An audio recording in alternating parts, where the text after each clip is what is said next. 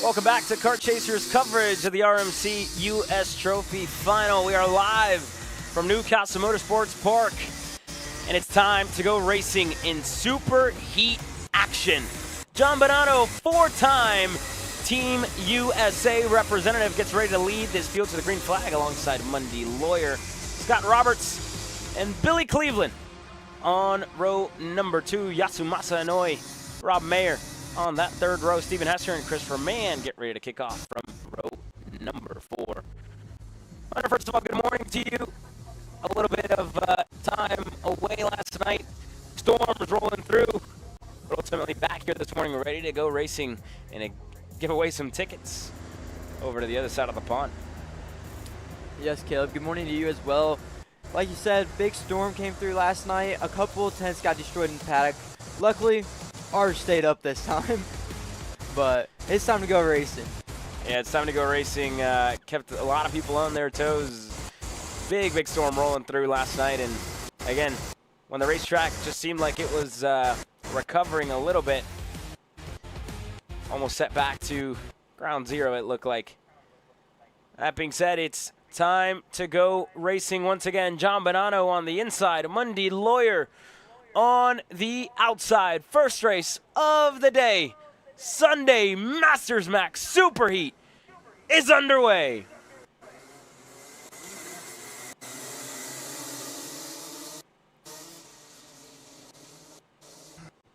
And John Bonanno gets the early lead over Scott Roberts. Monday Lawyer fell back to the third spot.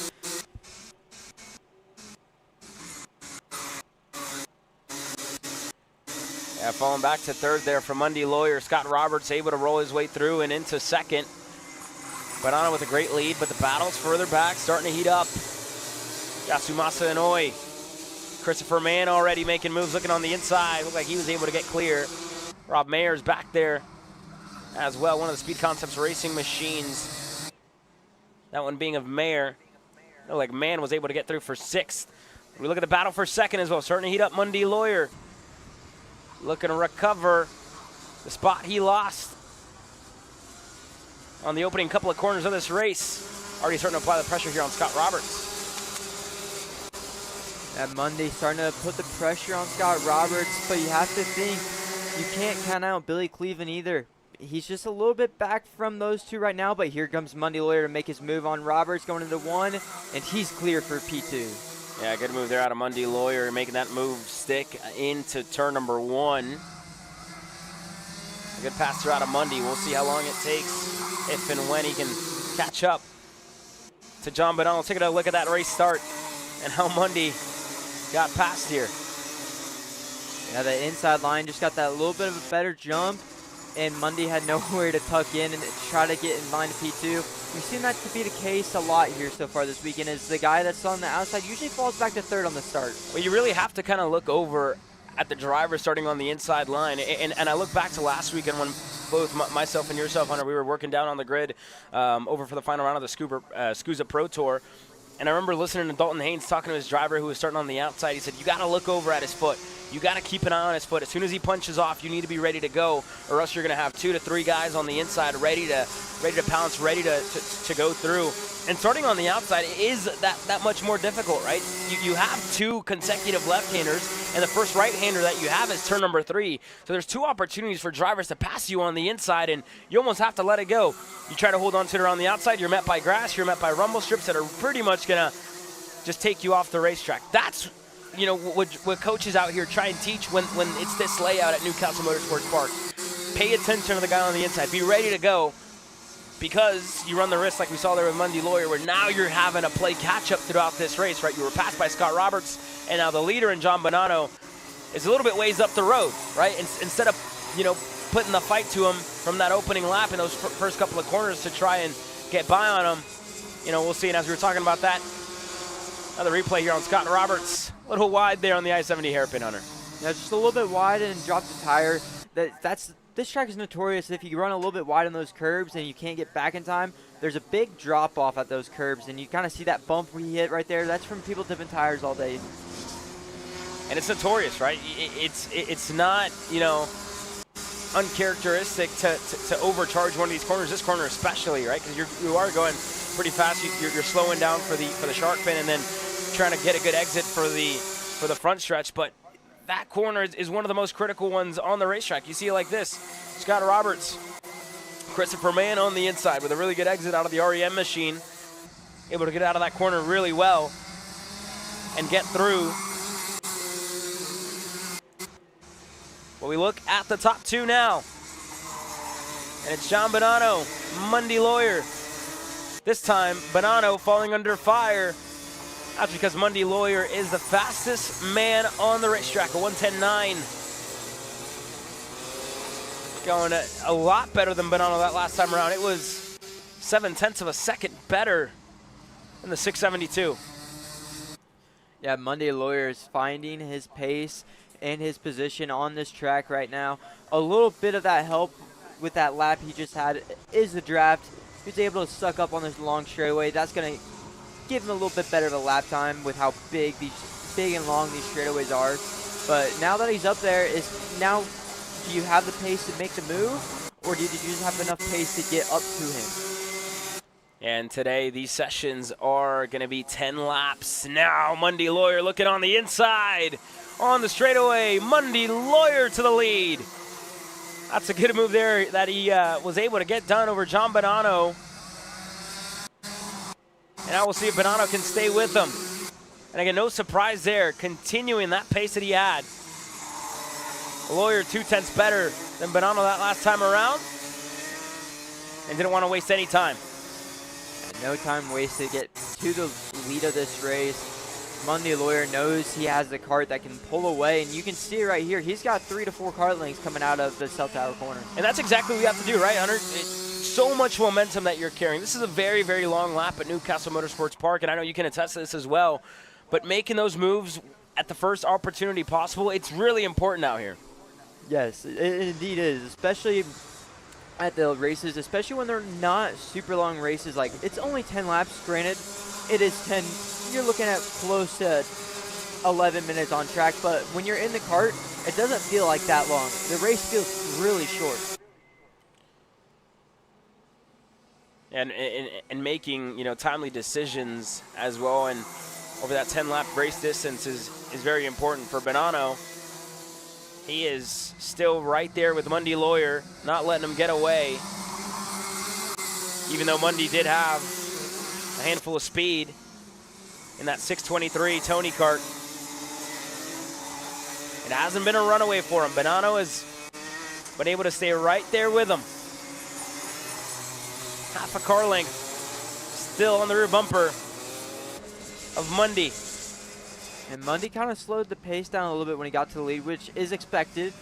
You're now breaking the wind, what we like to call it. You're leading, you have all the wind hitting you in the face. It's not the other way around anymore. Yeah, you're punching a hole through the air pretty much here for Mundy Lawyer, allowing Bonanno to stay there with him. For that as well. And it's also a little bit different, right? A lot of drivers say that you go faster when you have something to chase, somebody to get to a little bit of a reference in front of you, right? And now that was a really good exit there out of Mundy Lawyer in the I-70 hairpin. But, as quickly as the gap opened up, it closes on in for John Bonanno. Mundy looks really good out of the corners. Bonanno looking really good on that back straightaway. Or sorry, on the front straightaway, if you will. Now they're working their way through. Bonanno as close as he's been. Now looking on the inside, and at turn number 5, John Bonanno retakes the lead. There's a comparison as to what they were doing in between Mundy Lawyer and John Bonanno. The two of them kind of trading blows, going back and forth. You saw a difference there from when Bonanno was leading to when Mundy Lawyer was leading.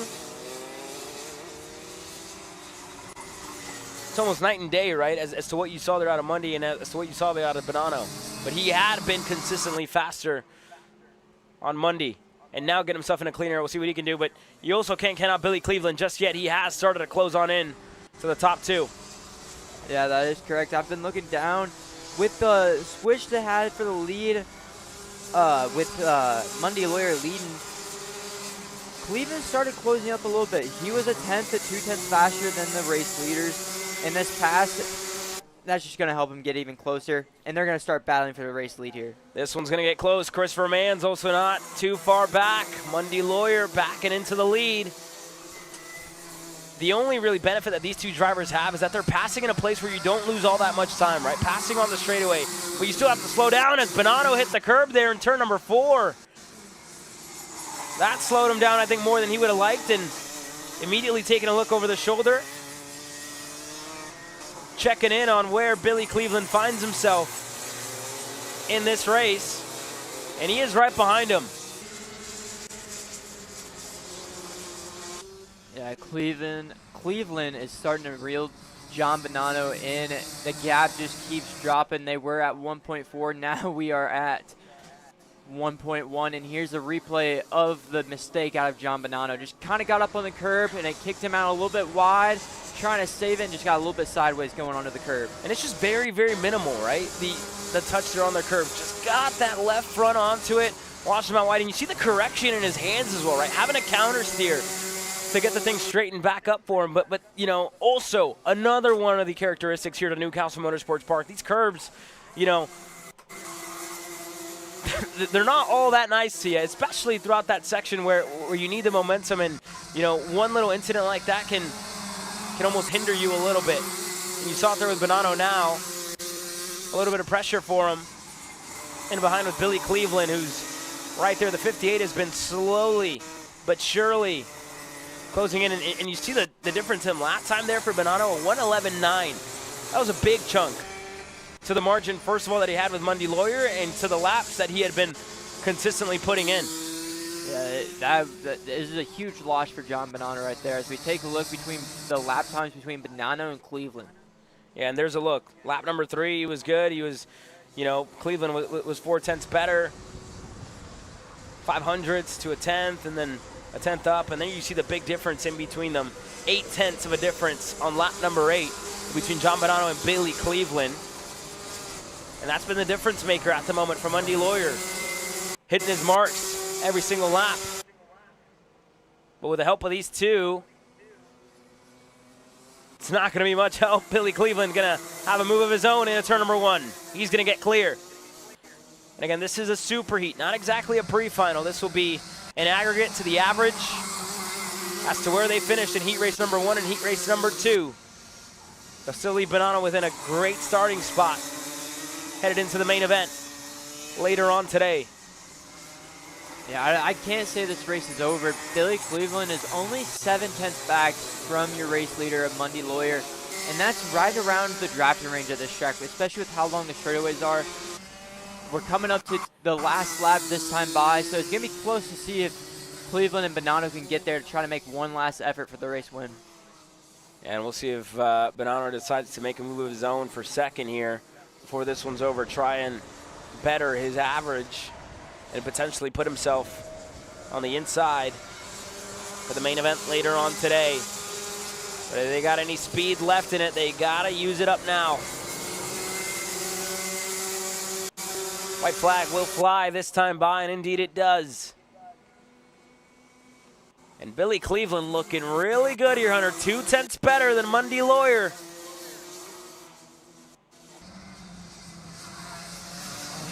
Billy Cleveland's going to be able to get there and making the effort to win this race, Caleb. He is closing the gap down tremendously this last couple laps. Billy Cleveland's car is coming to life in this later half. And it's visibly, you can see the gap starting to close down a little bit. Cleveland's reeling them in. It's on the exit where Mundy Lawyer is able to extend that gap here. Once again, it's going to be a long shot, I think, for Billy Cleveland into the green corner. He closes in on the entry, and it seems like the exit just not quite there. Lawyer able to stay ahead. But if this is anything that, you know, we're going to expect to see later on today, Billy Cleveland showing that REM machine looks pretty good on the long run. The pace is definitely there. And if this is any preview as to what we'll get to see, Cleveland running out of laps in the superheat. But in the main event, it'll be a different story with 16 laps. Mundy Lawyer will win the superheat. Cleveland chases him down with Bonanno finishing in 3rd. Christopher Mann as well, up 4 spots from the start of this race to finish 4th. Scott Roberts, Yasumasa Inouye across the line in 6th. Rob Mayer and Steven Hester, your 8 drivers here. The unofficial results for the Superheat. That was it for the first one of the day. In a couple of moments, Mini-Max hits the racetrack.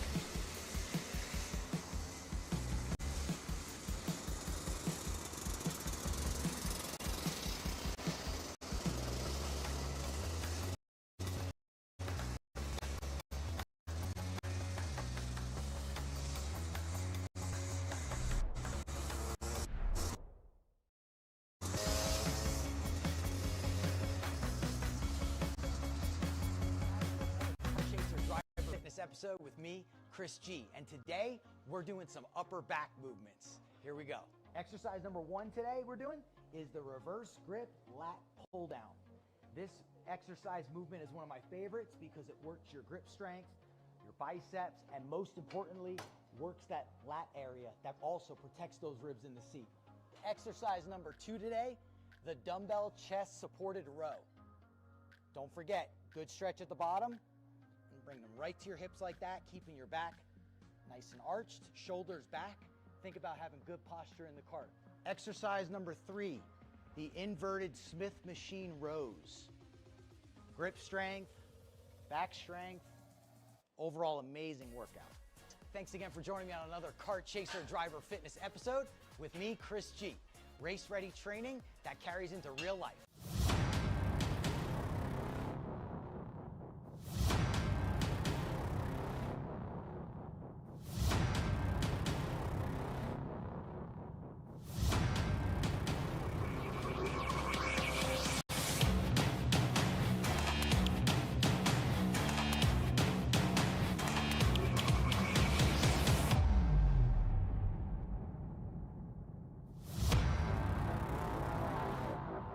Are you stuck with your kart racing?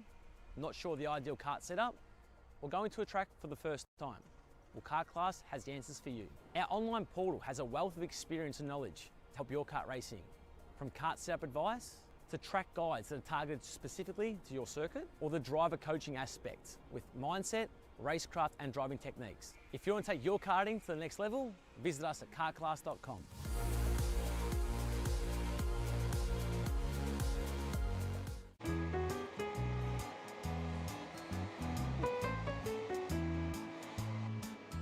Gee, looks like we're missing the engine. What the hell am I supposed to tag?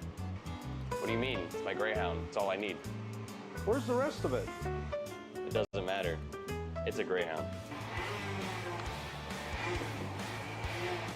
You gotta make way. Okay, you're good.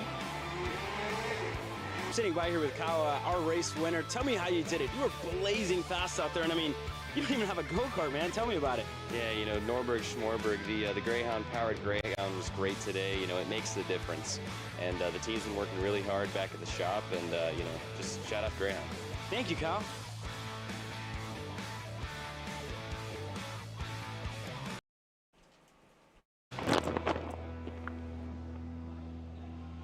How the f did you just win? Doesn't matter. It's a Greyhound.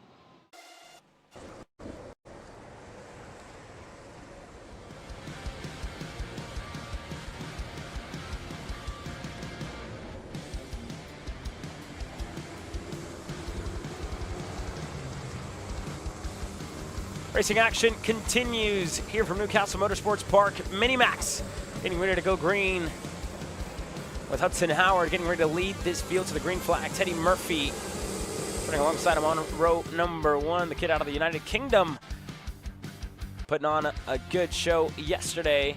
Charlie Page as well. Aiden Go starting alongside him on row number 2, Slate Harrell, Arthur Farrow. And here we go. Green flag flies. Mini-Max is underway. We did lose one there at the start into turn number 1. The driver further back in the field. Yusuf Adi started buried here, Hunter, back in 15th. Yeah, Yusuf did not have the greatest runs yesterday. Put him a little bit on the back foot going into the day. But we got a battle for the P2 spot right now as Aiden Go and Slate Harrow sends it up the inside of the Kart Republic. Can't quite see who that is. That's the one. That's it right behind. That's like. My apologies, Kutsukis, the driver running in 7th. But here's a look closer to the front. Teddy Murphy losing a couple here at the start of this race. Hudson Howard already putting a little bit of a gap back to 3rd. He's got Charlie Page right behind him. And now Teddy Murphy falling under fire. Slate Harrell looking on the inside. Clear on Teddy Murphy. Aiden Go. Looking for a move in turn 1 as well on Teddy Murphy. Just wasn't enough space for him to go, as we're going to have a battle for the lead going on now between Page and Howard. Yeah, Charlie Page already taking the fight here to Hudson Howard. And Charlie's had a good number of drives so far throughout this week, and a little bit of update for you guys as well. These sessions have changed a little bit as to how they were scored originally. It was supposed to be 10 laps in the main event, 16, with 14 for these mini drivers. But due to the weather conditions expected potentially throughout the day, the length of today's racing sessions have been amended. Superheats for all categories have been updated to 11 minutes plus 1 lap, and the finals for all categories, 18 minutes plus 1 lap. That's a lot of time. So we'll see what it gives us, but 11 minutes plus 1 lap is what we have here, and there's a look at the radar from about 30 minutes ago. And Charlie Page now into turn number 1. And out of 2, Hudson Howard's going to respond into 3. Hudson was passed into turn 1 by Charlie Page, quickly responded into 3, and now retakes the lead. Page not going to waste any time into turn number 5. There goes Charlie Page looking on the inside, and he retakes the lead. Yeah, you think after Hudson Howard lost the lead, he's going to go right back once again, though. You'd think he's going to realize Charlie Page wants to lead this race. He's going to start to defend, you would think, but he left the door open. Charlie sent it right back, but Hudson was able to find a hole, and now we're going to go to the white line. Yeah, Hudson Howard's going to put them all to the bottom. Here comes Slate Harrell. He had a little opportunity to try and go on the exit of the Cell Tower hairpin. He's looking to rip the high side. Slate Harrell. Charlie Page there as well. He's side by side with Page. Harrell up and into 2nd. Here comes Chavary, last year's winner here at the RMC US Trophy Final. Aiden goes right there. Then further back, Kutsukis, Arthur Farrow right there as well. And on the inside, looking, Charlie Page back up to 2nd. Yeah, we had some shuffling around this lap. Farrow and Audi both got by the 1-1-3, but here goes Audi on Farrow now going into turn number 1. Yeah, and Yusuf Audi into the inside of Arthur Farrow. He's able to get clear and up and into 6th. And this race has changed a whole lot, but, you know, that lap ago, you put yourself in a tricky situation, right? While you do want to make moves, while you don't want to waste any time and let Hudson Howard get away, you need to be careful with how much you want to fight behind Howard, with the possibility of him just being able to put a gap on the field and almost making it too big to close down before the end of this one. Luckily, they have 6.5 minutes to go, as Yusuf Adi continuing to make moves, already up 9 spots in this race. Fastest driver on the racetrack, and the Hart Charger puts himself behind Aiden Go. Yeah, this is a great run for Yusuf Adi. He's going to send up Aiden Go now. He's up another spot.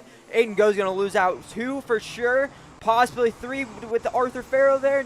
Arthur Farrow's going to have to back out of it. Yeah, and Kutsukis looking to take advantage as well. Looking on the inside of Arthur Farrow. He gets by.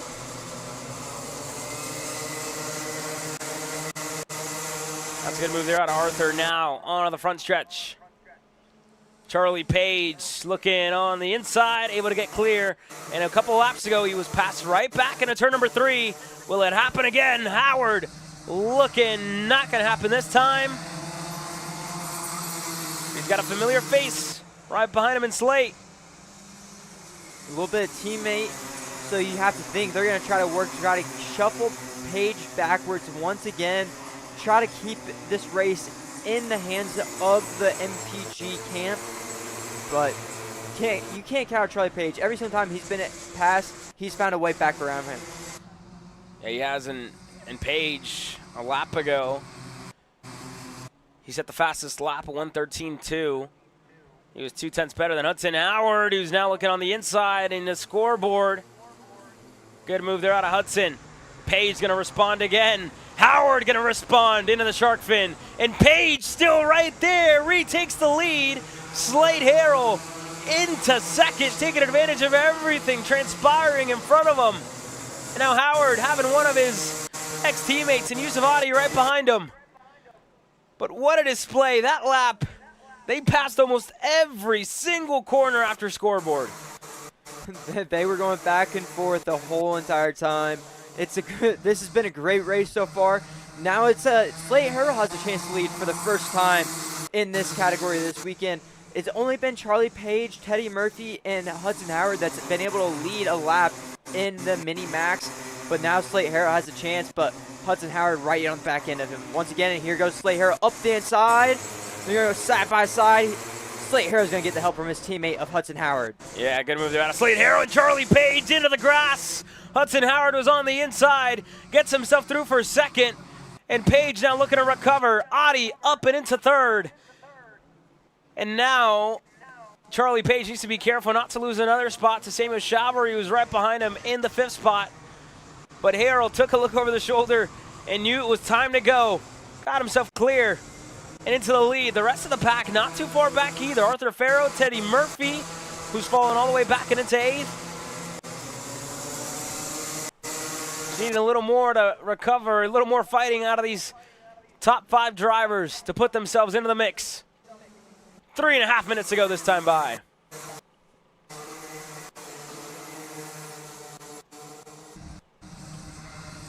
No moves being made between these front 3 right now. Hudson Howard being calm and being okay with pushing his teammate, trying to get him away, but Charlie Page closing right back in. He's pulling away from Chavarri, and he's closing right back into Adi.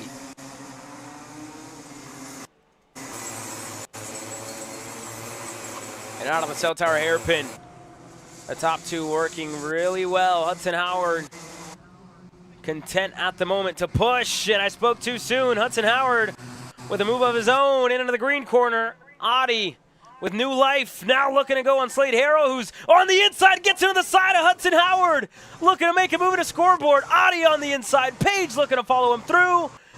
He's not clear. Charlie Page into third, but Slade Harrell holds on a second, and Hudson Howard still there in fourth. Here goes Page, there goes Howard, and Harrell's gonna make way. From going from the lead all the way back to fourth, and now you have Samuel Chavarri closing right in on you. You have to be worried not to lose any more. He's in the same boat Charlie Page was almost 2 laps ago. And Yusuf Adi now in the lead of this race. Last to first, 14 spots gained as Hudson Howard makes a move into turn number 3 on Charlie Page. Seems like Hudson Howard likes to make that move in turn number 3, and we've seen it twice now on Charlie Page. You have to think, what is Hudson Howard doing different through turn 2 to be able to get such a good run, to be able to make that move look so easy in the 3? I mean, he's got a lot of experience around this place, right? A lot of laps, a lot of time being out here running, practicing in a garage that him and his dad, Jay, used to have. I'm not sure they still have it. I would assume that they do, right? Putting in laps here week in, week out for Hudson Howard. And the experience, knowing this place, running multiple different layouts. This is a place that he's always been good at, very comfortable at. Growing up and learning how to just drive out here has been the biggest thing for Hudson Howard. So making that move into turn number 3, we talked about it yesterday, right? It's one of the places that, you know, hard to make that move, not impossible, but you need to be really good on the exit of turns 1 and 2, and then 3 to get that move done into turn 4. That little right-hander. Well, sorry, you need to be good in a turn 1 and 2 to make that move in the 3. So Howard's made it look easy so far in this race. Already made that move like 3 times, Hunter. And so far the fastest. But they got a little bit of time to make up to Yusuf Adi, and Charlie Page had a thought about it. Now he's gonna pay the price. Harrell goes through for 3rd. Charlie Page gonna go right back though into cell tower. We're just losing time to the front 2 right now. Charlie Page looking over the shoulder, trying to find out where Slade Harrell was on exit. He's able to hold on to it now, but now there's a big gap between the 1st and 2nd and 3rd and 4th.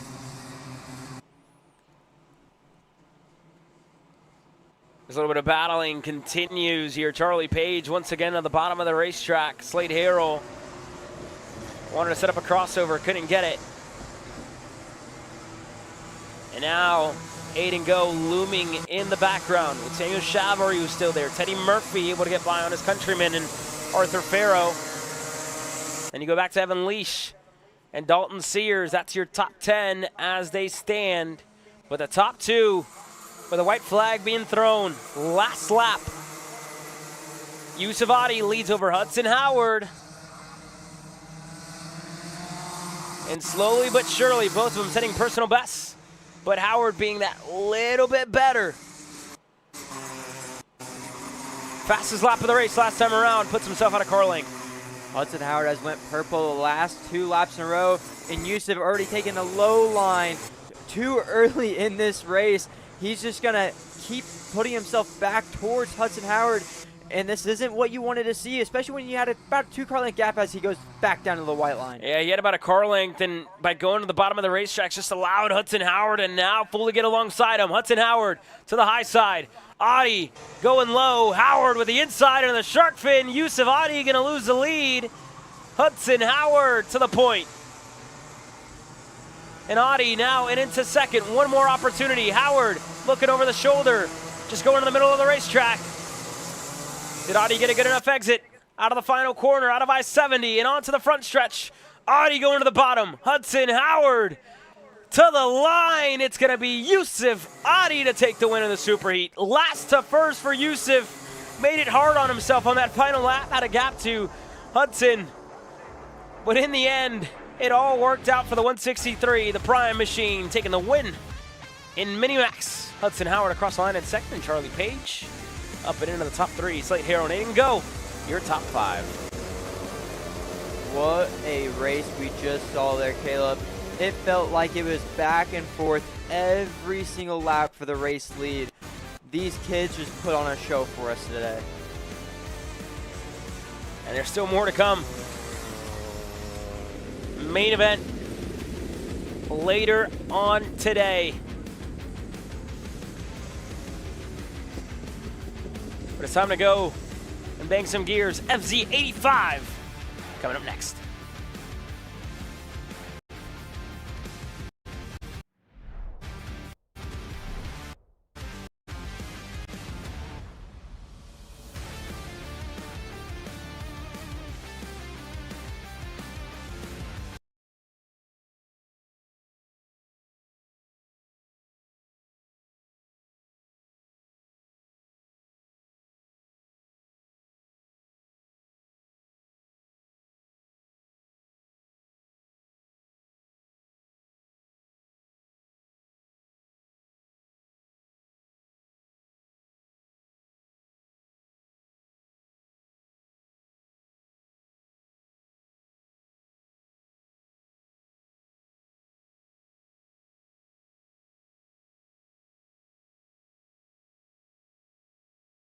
Our team masters driver coaching, data-driven analysis, and mechanical precision at every national event. Contact us today at BrandonJarskikRacing.com. Are you ready to get behind the wheel? From Formula One to NASCAR and IndyCar, all the pros start here.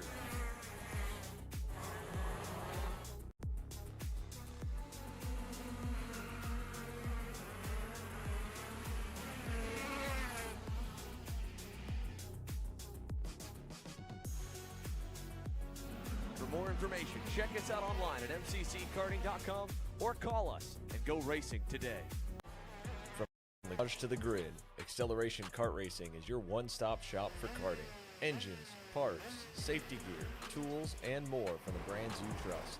Everything you need for race day starts at shopakr.com. Kyle, what are you doing? It's got my new Greyhound seat. You don't even have a cart. Doesn't matter. I have a Greyhound.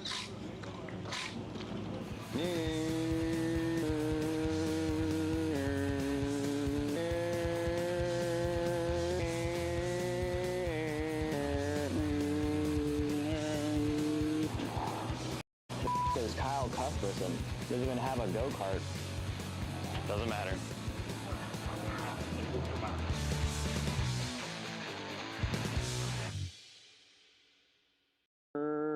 Cuthbertson through on Turney. Turney in the dirt. You know, I'm really excited about karting thing. Yeah, me too. Oh my gosh, can I show you this cute dress I just got? Yes, of course. Oh my goodness, it's so cute. I just love shopping. I love shopping too. Oh my gosh. Wait, did you guys say you like shopping? Of course. Well, dude, I have the perfect place to do that at. ShopPayCara.com. At ShopPayCara.com, you can get free shipping on orders $200 or more. You can get anything you want. MXC rims, gloves, rib vests, shoes, anything that you need. All at ShopPayCara.com.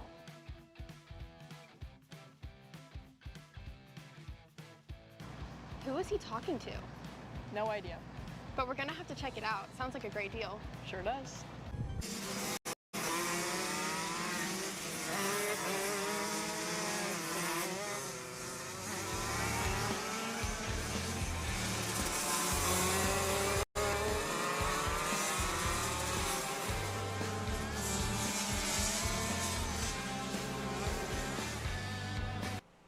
FZ85 Junior to the racetrack. Yesterday, Christopher Yautsy put up a good fight against Brandon Eng. Both of them trading blows throughout the heat races. Yautsy winning the first in drying conditions. Brandon Eng winning the second at a fully dry racetrack. Well, it was their first time on the slick set of tires. The super heat will be the second time that they will use the Avinco Blues this weekend. It'll be Yautsy getting ready to go green from the inside line. Brandon Eng on the outside. Wyatt Kroger on row number 2 with Liet Simonellic, Eli Furnish, and RJ Brown on row number 3. And Drake Williamson, an unfortunate day for him yesterday. He's getting ready to go green on his lonesome from row number 4, getting ready to start 7th. All good from the officials. Look over at Tristan McNeely giving us a green flag.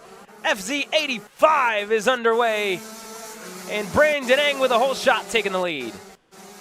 That seems to be a reoccurring thing. Brandon Eng just able to get off the line much better than Yautsy can. I think it's just due to the experience with Eng running almost every single race we've done in the FZ85 class so far this year. Yeah, Brandon Eng having already a good number of starts under his belt and being able to kind of practice that a little bit more often than Christopher Yautsy, which is this weekend being the first time that we've seen him race in the FZ85 junior division. Oh, and RJ Brown off the racetrack. He just passed for third. And he's able to get it back on. But a big moment there for RJ Brown going into the green corner.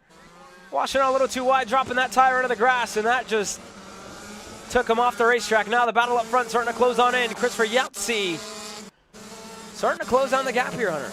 Yeah, Yautsy's starting to close down this gap early on in this race, and you just have to feel for RJ Brown. We saw him go off and not be able to finish there yesterday, and it was almost the same thing.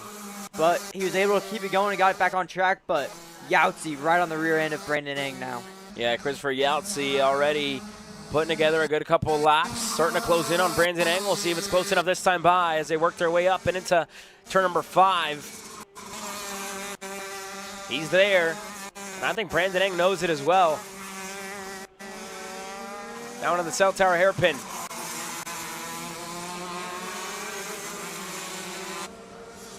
The two of them just look really even up to this point. It was 0.3 of a second last time around, but since Yautsy's gotten right behind Brandon Eng, he just hasn't moved all too much. A little bit of a close call there. Yautsy going a little bit lower, almost hit the rear bumper of Brandon Eng in the middle of the corner. Just carrying that a little bit more speed through the middle. Almost cost him right there, but he's able to avoid the contact, and now he's got to put his head back down, try to close back in. He's getting a good run right here down the front straight. Not quite close enough to make a move, though, here, Caleb. Yeah, nothing for Yautsy in a turn number 1. He's going to continue, just reset the fastest lap of the race. You see there, 1:11.2. And Eng was just about even. If anything, he was a couple of hundredths of a second. It was a 1:11.28, and it was a 1:11.20 for Yahtzee. So they're, you know, hundredths of a difference. Very, very minimal. Not going to be at, you know, half a second as to what you were to get on the gas a little bit later, sooner, or the way you took a corner. Now it's going to open up, and these two, it's going to be a little bit of an accordion effect here. They get close, they open back up. But Yahtzee, again, he's pushing, right, to stay right there with Brandon Eng, who's being quite patient. Now getting himself a little bit of an opportunity to cool everything back down.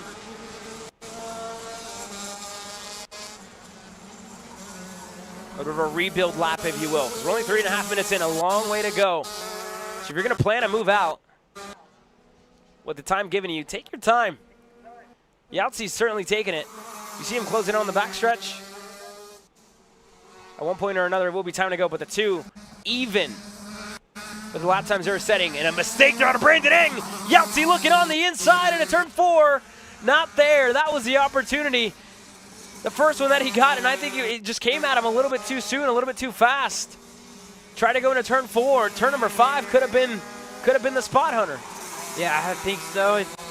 But at the same time, Christopher Yahtzee would have had to hit the brake a little bit just to check up, so that way he didn't run into Brandon Eng. So at the same time, you have to think maybe that was where he needed to try to make the move, but Brandon Eng able to turn down and just close the door off right in front of Yahtzee.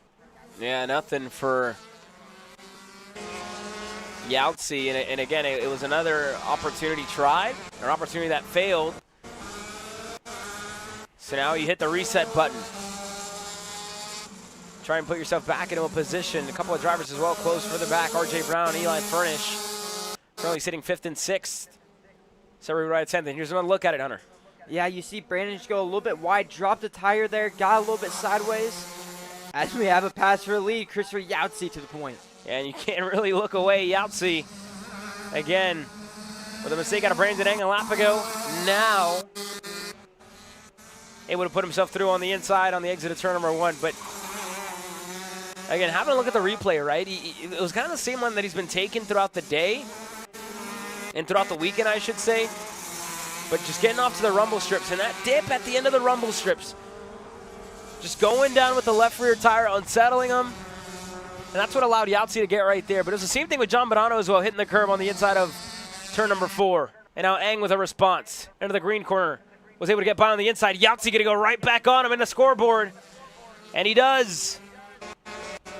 Yahtzee back to the lead. And now Eng, goodness gracious, Brandon Eng into the shark fin, Hunter. You stole it right out of my mouth, Caleb. As you were done talking, I saw Eng opening it up. He takes the lead right back, but Yahtzee still there. He's right on the rear bumper. We're going to have a drag race coming down the line, maybe. Yahtzee going to sit back and wait for now. Yeah, Brandon Eng tapped the back of his helmet there. Just asking Yahtzee to push a little bit. Boys have a 6.5 second gap back. Wyatt Kroger's just now coming into frame. You see him pass by there.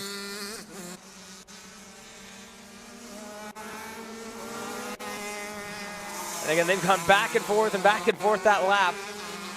Trading blows. And now I think Yahtzee's going to be content for now to push another one of the factory carts. Here's a battle further back. I think it's the incident at the start of the race with RJ Brown here, Hunter. Yeah.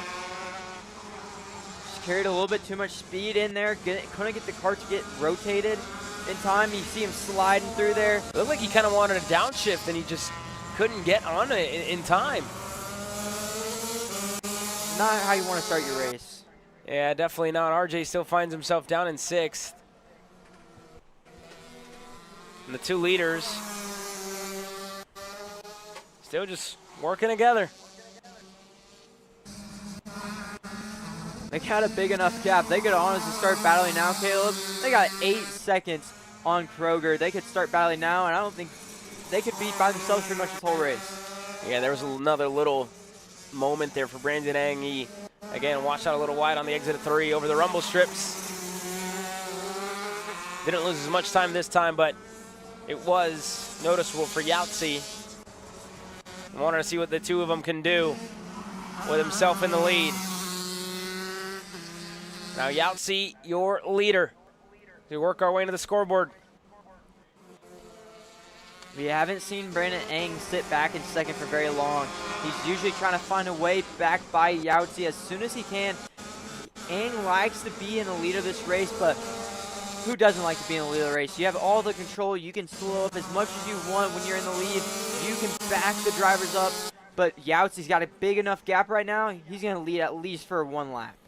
Yeah, and Yahtzee and Eng, they were very, very even when it came down to lap times. The mistake in the pass for, by Yahtzee slowed Eng a little bit more this time, but we'll see if he's able to close right back in. Now, this battle, this is the one we were talking about with RJ Brown and Liet Simonellic. The two of them going back and forth here. Trading blows as they work their way out of turn number 4. RJ Brown finally able to get by and get up in the P5 position in this race after the mistake he made on lap number 1. Looks like he's starting to pull a little bit of a gap from Simonellic. But it looks like we had a misshift out of RJ Brown, and something might be wrong with him. Yeah, RJ Brown slowing. It kind of looked like he did miss the shift there on the exit of the cell tower hairpin. Also took a little bit of a narrower line on the exit. And then Liet Simonellic just able to go around the outside and pass RJ with really no issue. Oh, and a mistake out of Simonellic now on the exit of the shark fin. As we look back in with our leaders here, Hunter. Eng able to close the gap down to Yahtzee. We're going to see a move going into the blue corner. Nothing yet. Eng going to sit back and push. This is where we saw Yahtzee make the move 2 laps ago. Nothing out of Eng still, though. Yeah, but again, like you mentioned, the fastest lap of the race a lap ago.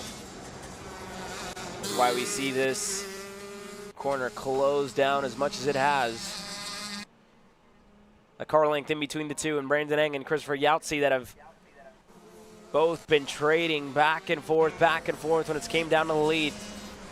When it came down as to who wants to be in front.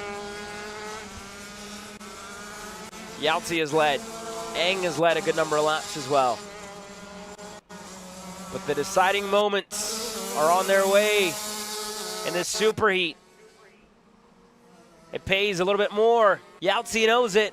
They're running out of time. 18 seconds left on the clock. 2 laps to go for Brandon Eng and Christopher Yahtzee to try and decide who's going to start on the pole position in the main event later on today. Who's going to start on the inside? Yahtzee checks the shoulder. Realizes he has a gap. Doesn't go defensive now quite yet. He's going to feel a little bit of a tap there through the double rights. He's going to go half a block right here into the cell tower. Brandon Eng not able to make anything out of it. And now they are going to work their way down into the green corner. Yahtzee to the middle of the racetrack. Brandon a little bit higher for Eng. Yahtzee going low again. And Brandon just right there with him. Brandon doing a great job, right? Put himself to the bottom, hasn't missed the gear, been right there. Very, very consistent. Not allowing Brandon to even see the daylight of putting himself to lead, and that's how close they've been. Every time they've crossed the line, less than a tenth in between them, just a sliver of daylight. White flag flies this time. White flag in the air. Brandon Eng needs to try to find a way around Yahtzee. We've seen Yahtzee be able to get really good runs out of the I-70 corner, and that's where he's been the best at so far between Brandon Eng and himself. So if you're Brandon Eng, you have to realize you have to find a way around him before to back him up in I-70. And now Yahtzee again putting it low in the cell tower. Now Eng with the inside, looking to go. He's through. In a green, Brandon Eng is going to lead. Yahtzee has been good on the exit of this corner. He already got Eng back in the scoreboard once today. It's not going to be this time. Eng to the bottom. He's going to close the door. And the shark fin's another opportunity for Yahtzee. He slows the corner down a little bit. Eng able to extend the gap, and now up and into the I-70 hairpin. Brandon Eng with one of the biggest gaps that we've seen over the last 2 laps. He's going to take it away from Christopher Yahtzee. The entrance into the green corner was the deciding factor into the superheat. Brandon Eng gets the win over the 531. And Wyatt Kroger will round out your top 3 finishers in this race. Eli Furnish able to get up to 4th in this one. And Simon Nellick will round out your top 5. RJ Brown in 6th. And Drake Williamson will be the final finisher with a DNF. Yeah, unfortunate there for Drake Williamson, the 509. Bad luck continuing for that young driver. Brandon Eng, victorious in the superheat. He'll put himself on the inside for the main event. Another superheat in the books. FZ 125. In a couple of moments, Theo Kakati getting ready to go to war with Gage Korn. The two of them are going to share that front row here, Hunter. And we saw some good battles between Gage Korn and Theo Kakati yesterday. Not really battles. Theo Kakati pulled away in Heat 1. Gage Korn was able to pull away in Heat 2 off of the mistake out of Theo Kakati in Heat number 2. Didn't quite get a good start, and that gave it to Gage Korn. I want to see them two battle it out in this one.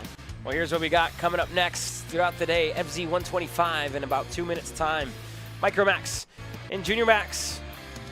FZ 65. And Senior Max hits the racetrack at 11:06 a.m. We had a lunch break. And on the other side, it's time to go main event racing. It's time to give away tickets over to Portugal. It all starts with Masters Max and Mini Max at about 12 p.m. Eastern Time. It's going to be a busy month of August for us here at Kart Chaser. 4 races this weekend. Next week, we head back to the Motorsports Club of Cincinnati on the national scene in 2-cycle racing action. The United States Pro Kart Series takes over the club. That'll be an event to watch. We'll have the Pro Shifter drivers out there as well as the Pro X30s. Hit the track. Let's head on down. Jerry Fandry. First of all, good morning to you. And he's got up with some of our drivers. Jerry? I'm here with Brandon Eng after his win here in the Superheat. Brandon, talk me through that race. Well, I got the early jump off the start, and then he was sticking behind me, so I made a couple mistakes. He got by me and then fought a little bit, then just stuck behind. Yeah, and how were the conditions there for that one? It was pretty good. We got some of the best times all weekend, so. Excited for the final? Yeah, definitely. Brandon Eng on pole for the final. Thank you very much to Jerry, and again, Brandon Eng feeling good about what the racetrack is feeling like, looking like, and as well what he's expected. Another good result in the main event later on today. A lot of experience for Brandon Eng, like we mentioned earlier on today, Hunter. He has, again, been at every single race this year. He's over in Tucson, over in Cincinnati. So we'll see what today gives us. It'll be interesting to see what Yahtzee and Eng do in the final later on today. But like you said, it is now time for the FZ 125 shifter category with Theo Kakati on the inside and Gage Korn on the outside front row.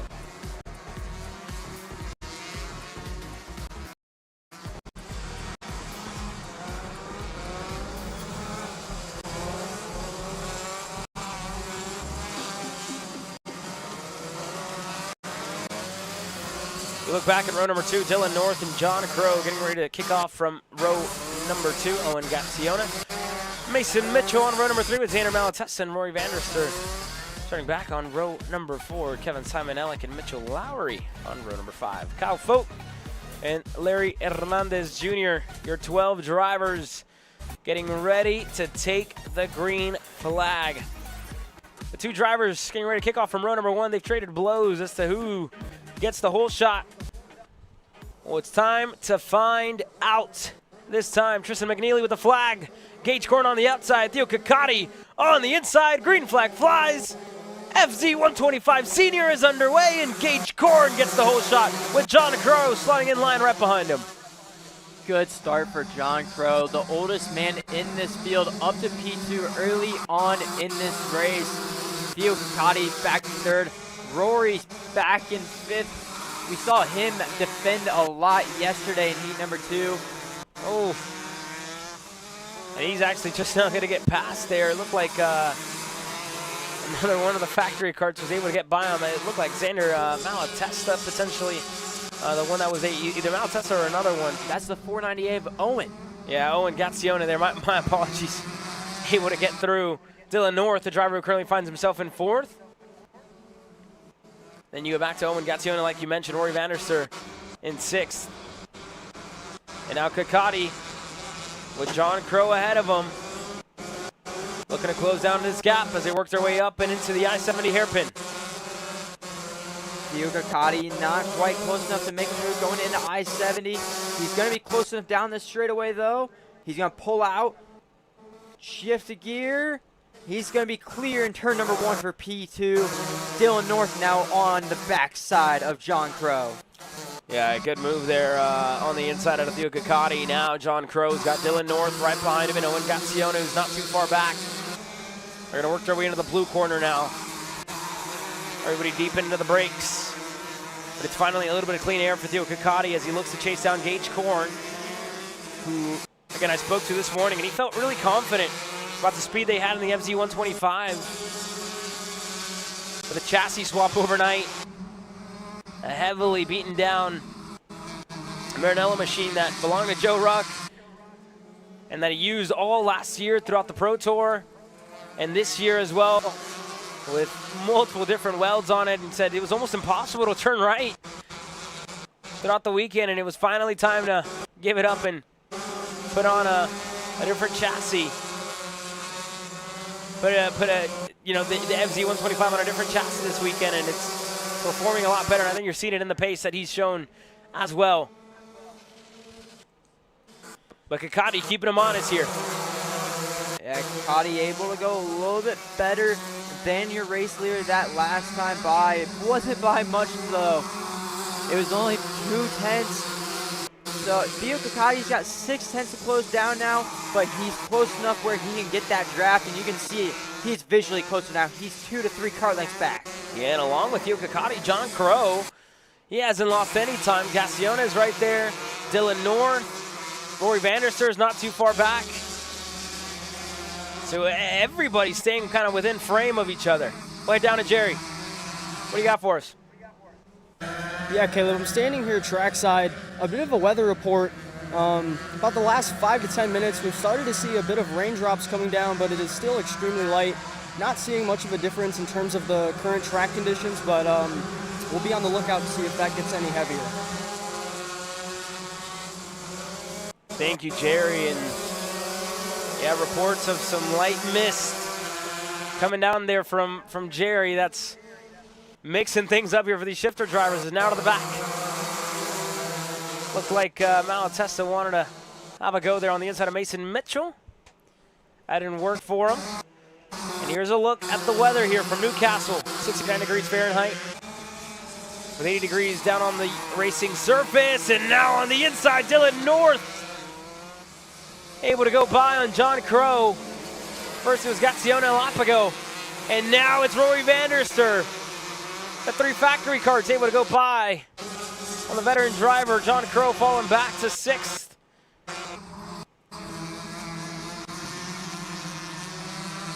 one thing I would like to note, Caleb, this is the closest we've had 8 of these FZ 125 drivers together. Last time by, they were all within 2 seconds of each other.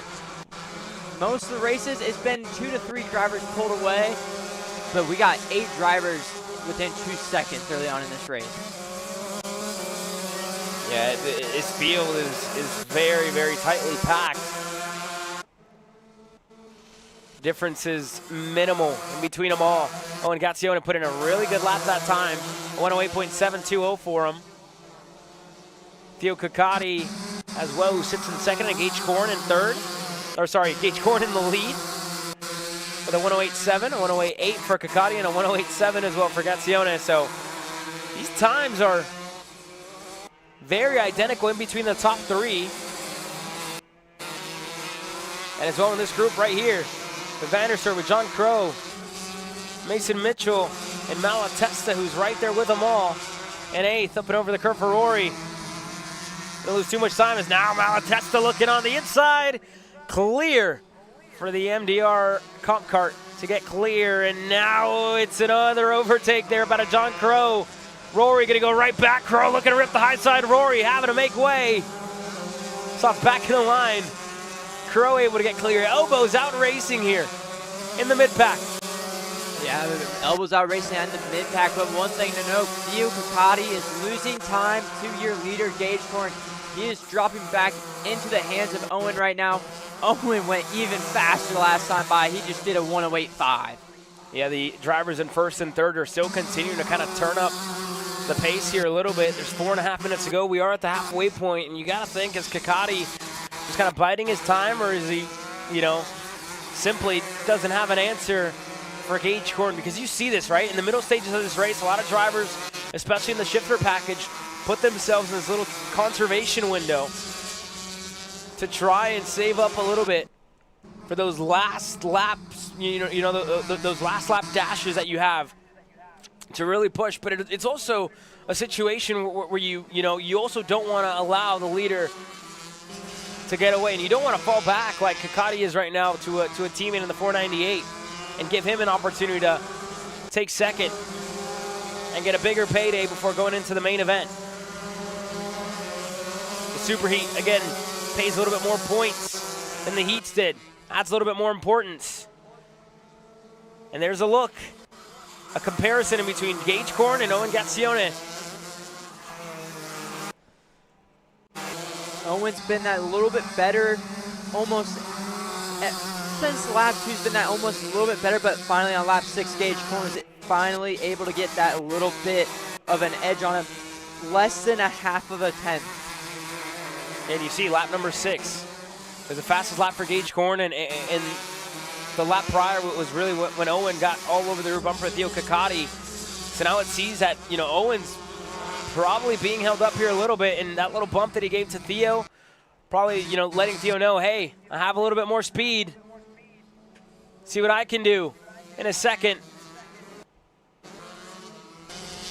And Theo's not going to fight it all too much.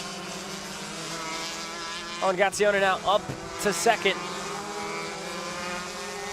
And we'll see what he's got with the remaining 3 minutes plus a lap.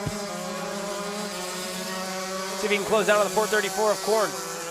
Yeah, then this next lap will be the real tester. See if Owen has the pace to try to reel in your leader of Gage Korn. But they have lost a little bit of time with that pass that Owen made. They were about 8/10 back. Now they're a second and a half back. They have they have a big gap to close down now as Gage Korn just set purple. Yeah, 2.5 minutes. Long time. Still left here. And the gap at a second and a half. So critical times for these two to be consistent. Or if they want to ride it out for the rest of it, also not a bad option. Still got a main event to come later on today. On the same set of tires.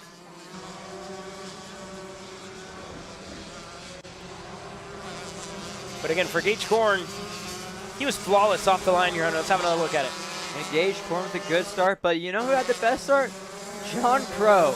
He got right to the back bumper of Gage Korn right off the start. He tried to make a move, Just wasn't enough space for him to get through there.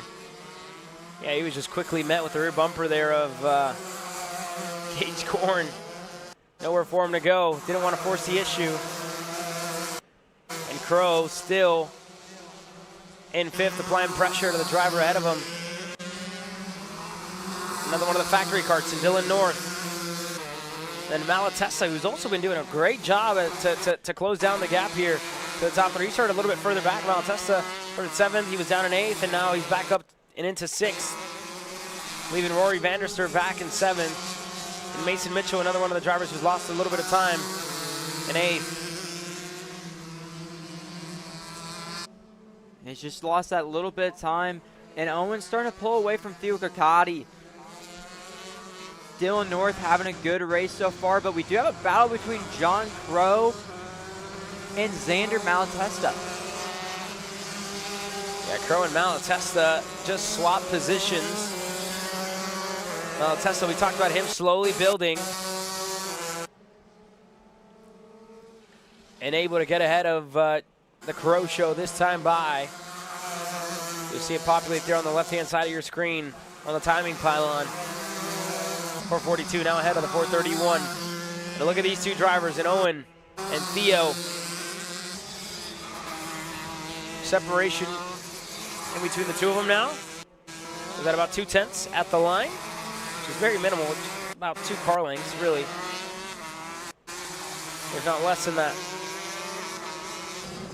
But the pace that Gage Korn has shown so far in this race, still going faster. Time just expiring, and Gage still setting in personal best lap times at the end of this race. Gage Korn just continues to get faster. It's a 108.7, 108.6, 108.5, 108.4, 108.3, and then a 108.1 on the last lap he just did. Gage Korn is not slowing down. That kart's just getting faster and faster and faster. Every lap better than the last. Every lap better than the one prior. And if that's a little bit of a preview as to what we're going to see later on today when we go racing in the main event, that's a good sign. That's a good sight for Gage Korn,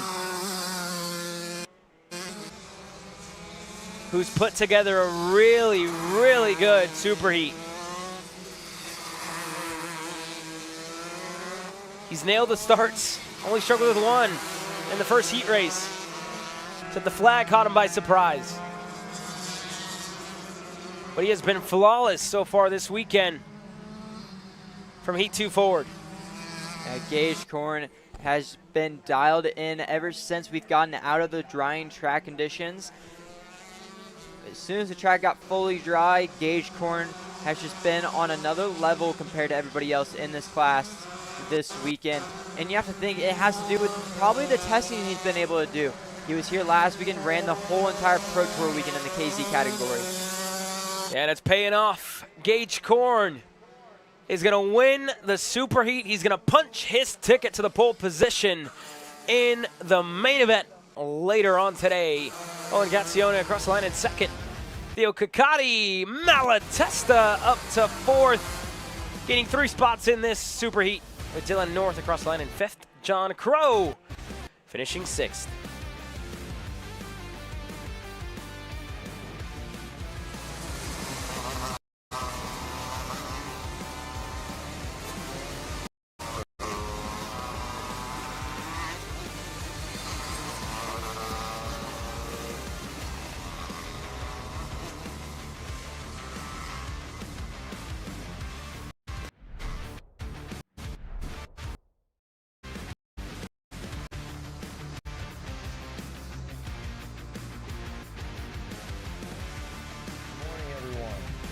Welcome to the Motorsport. Cut. You all right, man? You sound way off. What? I don't know. You sound like you're asleep still. Is the age finally getting to you? You're only how old? 42? Dude, I'm 27. I'm not even 3 years older than you. Well, that's pretty old. Well, that's 3 years away from Masters, dude. You need a little pick-me-up. Try a Perico. It's a healthy energy drink alternative. Do you walk around with these in your pockets? I actually do. Always two. One for me and clearly one for you. Whatever. Not that old, dude. Did it help, though? Yeah. Pericazo. and you are that old.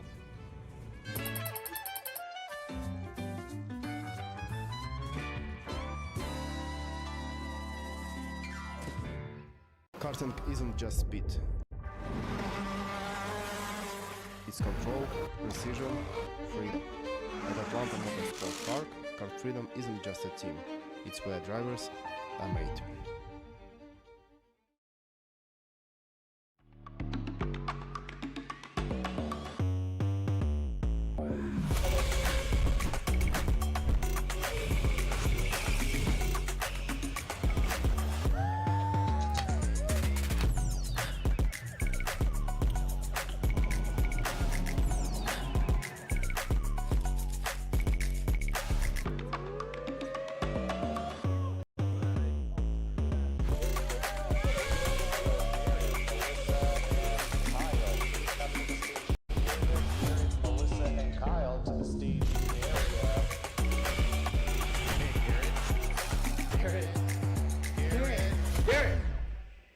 Let's go race. Come on, man.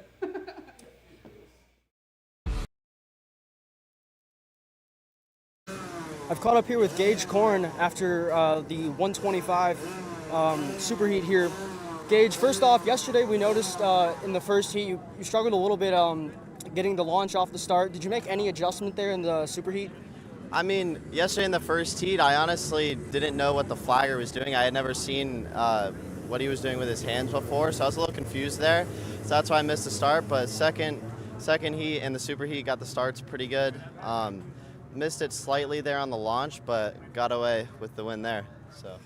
Yeah, and then about a couple laps into the superheat there, we noticed that it started to miss. You know, did that affect the track at all for you? I mean, just slightly. It got a little slick for about a lap, but honestly, it dried up pretty quick. It didn't keep raining, so I didn't notice it too much. And then once you were able to build the gap, you know, was it kind of just manage the tires from there, or were you still pushing to see if you could find any more? I mean, I was pushing about 90% the whole time. We have new tires for the finals, so might as well. But I can't thank the FC guys enough, Billy, Luca, everyone who puts this race on. It's an amazing package and it's super fun to drive. Can't thank Marinello, Carlos, Nathan, Brad, everyone for the amazing go-kart and amazing package they give me. Thank you to Race, my dad for all the hard work this week, and thank you to Foreman Heating and Cooling, Barney Development Partners, Molecule, Christie Coaching, and everyone back home. Gage Korn on the pole for the main event. Back up to the booth. Yeah, thank you very much there, Jerry, and great weekend up to this point for Gage Korn. As we get ready to go into Micromax racing action and issues once again for Baron Chen. Yesterday, he couldn't get fired. And the issues continue for Baron. Now we look for the green flag. Trey Sanders, Tristan Francisco, we're gonna get it. Micromax Superheat is underway. And Francisco out to the early lead. Trey Sanders going side by side through that turn right there with Arlo Gamble. Able to lose only one, it looks like, but Trey Sanders right back up the inside with the help of Dusty Schreier. Yeah, Dusty Schreier and Trey Sanders looking to make a couple of moves, try and get clear. Alessio Tossi, now the driver right behind him, is moves again. Gamble looking to recover a couple spots that he had lost initially, and now a pass on the inside by a couple, 3 wide as well. Grant Heckman working his way through this field. He started all the way back in 12th here, Hunter. Heckman already having to regain some of the spots lost from yesterday. Yeah, we saw how fast Heckman was able to be yesterday. You kind of expect to see the same thing as here. We have a replay of an incident. Cohen Scott and one other collide. Yeah, Cohen Scott getting together with one of the Tony Karts, and I'm not sure if that was Farrow potentially, the driver who he got together with. Is now Sanders looking on the inside of his teammate, and Tristan Francisco. Turn number 1 not going to happen. The 3 Nitro Karts are leading with Strayer in 3rd. And yeah, it looked like Farrow indeed was involved in that incident with Cohen Scott. The 2 of them got together, so Albert is down in 12th. Scott in 13th. Yeah, a moment there in between the two of them. And we see Grant Heckman making moves. He's up to P5 already in this race. As you have the 3 Nitro Karts just out front in their own world right now. They're all sitting back pushing. That's just going to make it a little bit harder on Grant Heckman to try to get up to the front, as he's already up 7 spots in this race, closing into Totsi.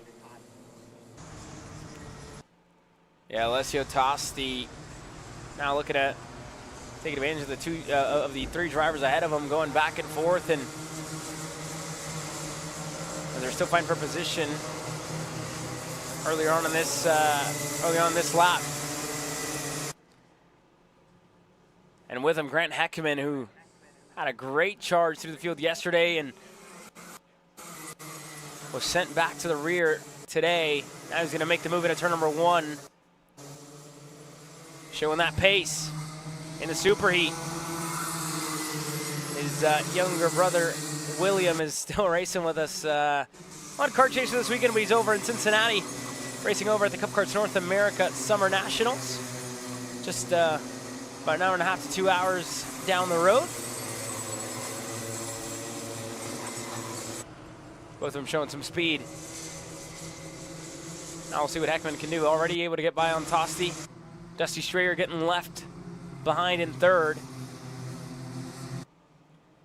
As the top 2 Ryan Perry Motorsports Nitro Karts able to pull away from the Speed Concepts.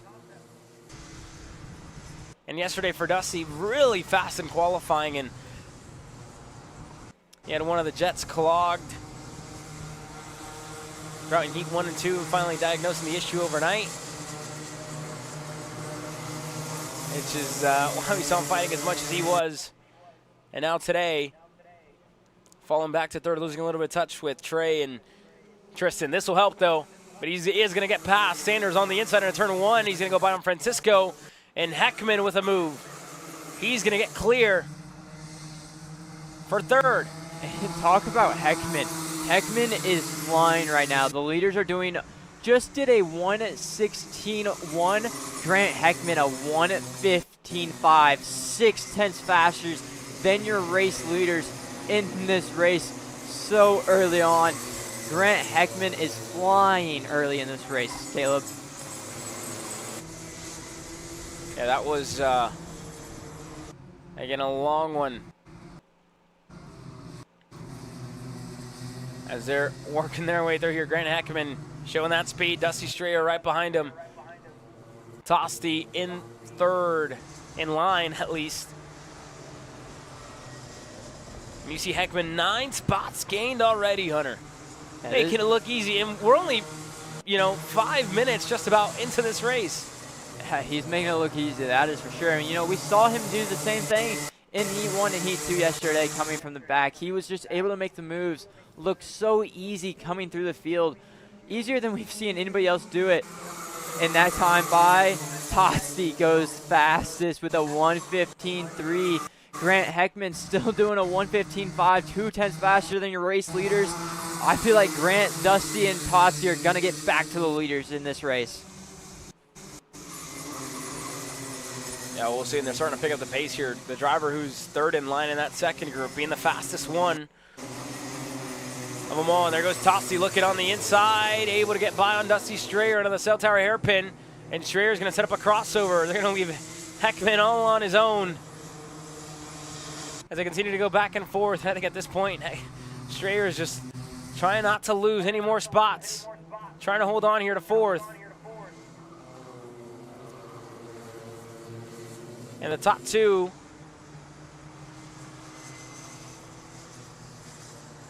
as much as I'd say that they're pulling away, they're really not. Here's a lap comparison in between Tristan Francisco and Grant Heckman.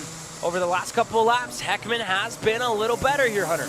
Yeah, the first lap, obviously, Heckman was a little bit slower, but the second lap, 5/10. Lap 3, 6/10. Last lap, 4/10. This lap, not near as much as what it was before, but he's still that little bit better than Francisco. Yeah, showing some really good pace here for Tristan Francisco in for Grant Heckman as well. And again, like you mentioned, lap number 5, it was better, but it wasn't, just enough. And here's a look at Trey Sanders and Grant Heckman. Heckman's still better than Trey. Himself and Francisco are putting in really identical lap times within each other, but you can tell lap number 2 was 6/10, 5/10, and then, so on and so forth. The top 2 being patient. The best case for them is just this, what they're doing, right? Heckman has been that little bit faster, but now he's almost kind of hit a wall a little bit, right? He hasn't been able to break through that much more than the other 2 drivers that find themselves ahead of him. Sanders and Francisco are the 2 drivers up at the front here with 3.5 minutes to go. Jerry, we'll send it on down to you. Yeah, I'm here on grid with Darren Kidd. A P4 and a P3 yesterday. Really not able just to get to the lead and stay there. What do you think you're looking for? Well, I'm just looking forward to kind of just stay calm in this race, really just get a good starting position for the final, and not really push too hard, and really just stay calm. But everything happens in the final, so I'm leaving it all for that final. Yeah, and you're in a good position here on the inside. What are your thoughts going into the start? I'm just going to stay calm. I'm definitely going to try to work together with the 2 front guys on the front row, try to get away from the field, and yeah, just get a good gap and then battle on the last lap. Darren Kidd's ready here for this super heat. Thank you very much, Jerry. And indeed, this is, again, another weekend where Darren Kidd is looking to put himself up at the top in a while, since MCC about a month ago when he got his first taste of national victories. So this weekend for Grant Heckman, it's been pretty long. He started 9th, or he qualified 9th in qualifying. Heat race number 1 was pretty good for him, but in post-race tech, he was DQ'd for a missing O-ring in the clutch, unfortunately. It's a very, very minor mistake. And in heat race number 2, put himself up to 2nd, and that's why we've seen him kind of work his way through the field to put himself up and into 9th. For the top 2, it's been a lot quieter, right? Well, very smooth sailing for Tristan and for Trey, which is why we see these 2 drivers running up at the front and starting up at the front as well. For Strayer, again, whatever issue that he has in that 21, it's not the same speed we saw out of him in qualifying yesterday. But luckily for him, they're starting to fight here because Tosti was able to go by on Heckman, who started to fall under fire. So he was passed. Heckman now the driver back in a 5th. Strayer in 4th. That second group has changed. So when we last saw it. Yeah, it's changed just that little bit. Last lap by Heckman had a little bit of a mistake out of him.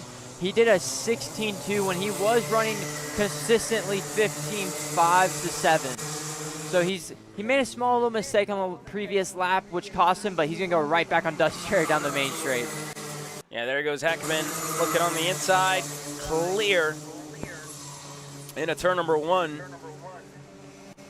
And still a little bit of time left, 2 laps to go. This time by, and Strayer looking on the inside of turn 4. Gets into the side of Heckman. Both of them in the grass. Both of them able to keep it running. Strayer looked for it in turn 4.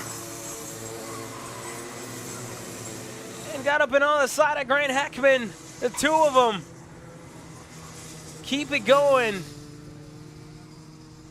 And this has given a huge gap to Alessio Tosti. Let's have another look at it here, Hunter. Yeah, you see Dusty go down to the bottom. Grant Heckman starts his turn in, and their side-by-side just wasn't enough room, and right over the top just goes Dusty Strayer over Grant. Yeah, it's just, space was there for Dusty. And the 2 of them already going into the corner.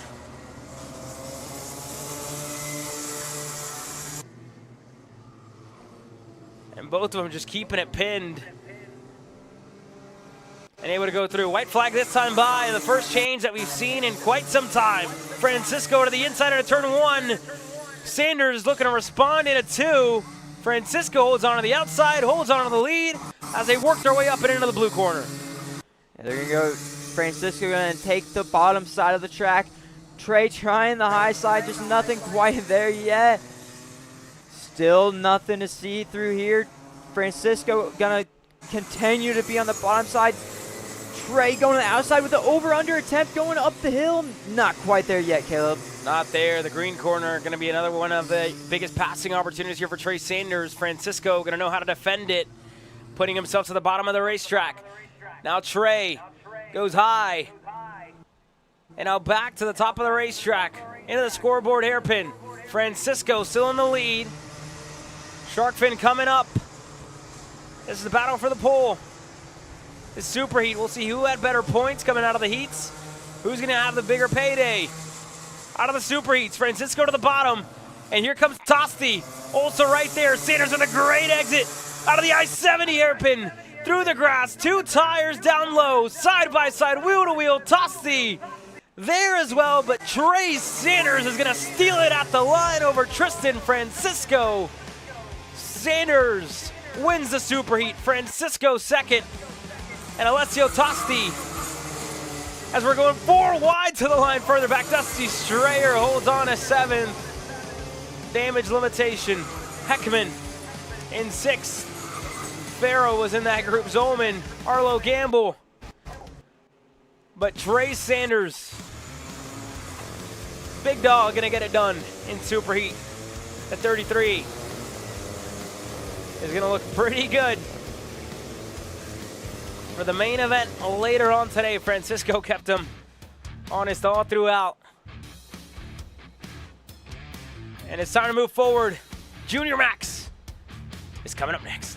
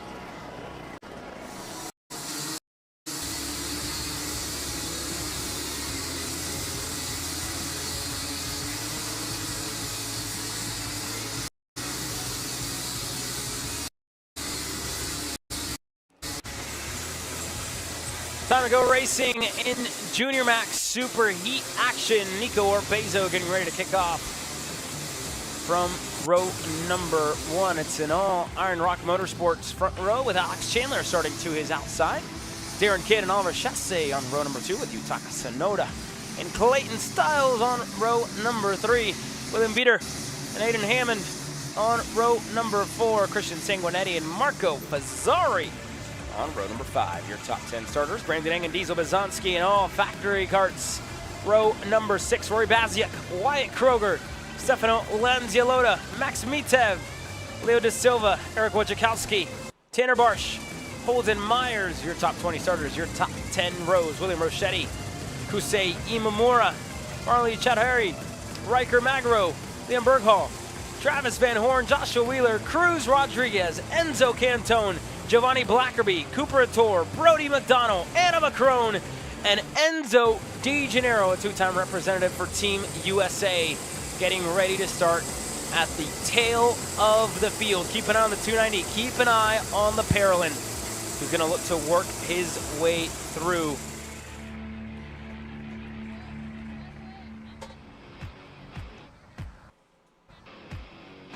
This one getting ready to go green. 3 races, all that's left for Superheat action, and then we head into the main events. But Junior Max is underway in Superheat racing action. Good start up front so far. Nico Orbezo into the lead with Darren Kidd slotting into second, and Alex Chandler back in third, defending hard from William Vitor off the start of this race, though, Caleb. Yeah, Vitor got a really good start already, up and into fourth. The pack all single file, and Chandler's going to take them all to the low side. But up at the front, Darren Kidd leading over Nico Orbezo. And you heard there from Darren Kidd earlier on in this race when he spoke to Jerry, right? Just needed to keep his head down, needed to put himself up at the front, as now they're fighting further back in this pack. Hammond is in there, Sanguinetti, Fazzari. Everybody already starting to trade blows.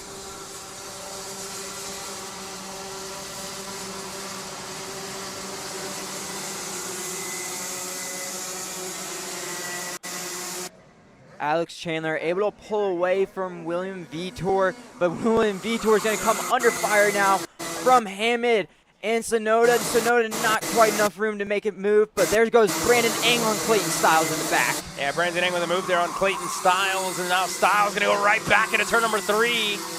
And now that's fed Brandon Eng right into his teammate and Diesel Bazanski behind him. Marco Fazzari, Wyatt Kroger, Lanzialotta, all stacked up, lined up. And now they're going for a couple of moves. Goes Yutaka Tsunoda. Looking on the inside. Can get that move done. Yeah, it just wasn't enough space for him to get a move done on Diesel Bazanski. Right there in the cell tower. As we go back up front to William Vitor and Hammond and Tsunoda. Yeah, that group has changed a whole lot. A lot of drivers kind of shuffling up, shuffling down the order. Darren Kidd, Nico Orbezo, they haven't changed. As now Diesel going to go a little wide there. He's going to fall under fire from Yutaka Tsunoda as they work their way onto the front stretch. Beater's got Hammond in front of him. Chasse right behind him. Brandon Eng is in that second group with Bazanski and Yutaka in the 233. Yutaka lost a couple of spots a couple of laps ago. And now Chandler turning up the pace here a little bit. Starting to close in on Nico and Darren. The 3 of them single file, and it's going to be time to go for Nico Orbezo here. And you have to think, Darren Kidd is not in the best spot right now. He's got 2 Iron Rock OTKs right behind him. Yesterday, he had a little bit of help with Enzo Di Gennaro being up there. That way, it wasn't just a 1v2. It was like 1v1v2 basically up front.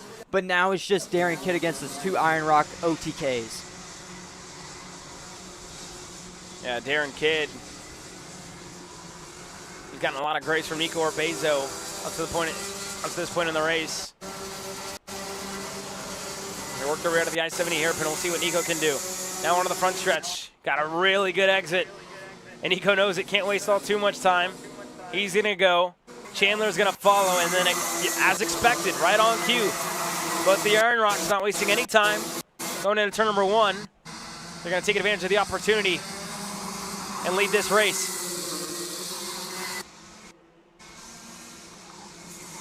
You saw a little bit in the background back there.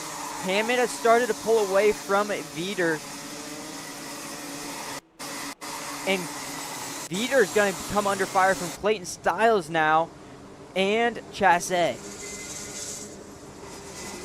Yeah, we'll see what the gap looks like for the drivers back and forth. You see it there. It's about 2 car lengths in between the drivers in fourth. Hammond starting to kind of separate himself here a little bit. And there's a look at the forecast that we had just about 30 minutes ago. That's probably just coming through right now. But all the kind of surrounding areas of the racetrack look, all surrounding clouds, I should say, look pretty menacing. Has a little slide on the exit of the I-70 hairpin there for Alex Chandler. He had to look back over his shoulder to check on Darren Kidd. And you go further back, Hammond. Veeder's been passed by Clayton Stiles. Another one of the Iron Rock machines who finds himself in 5th.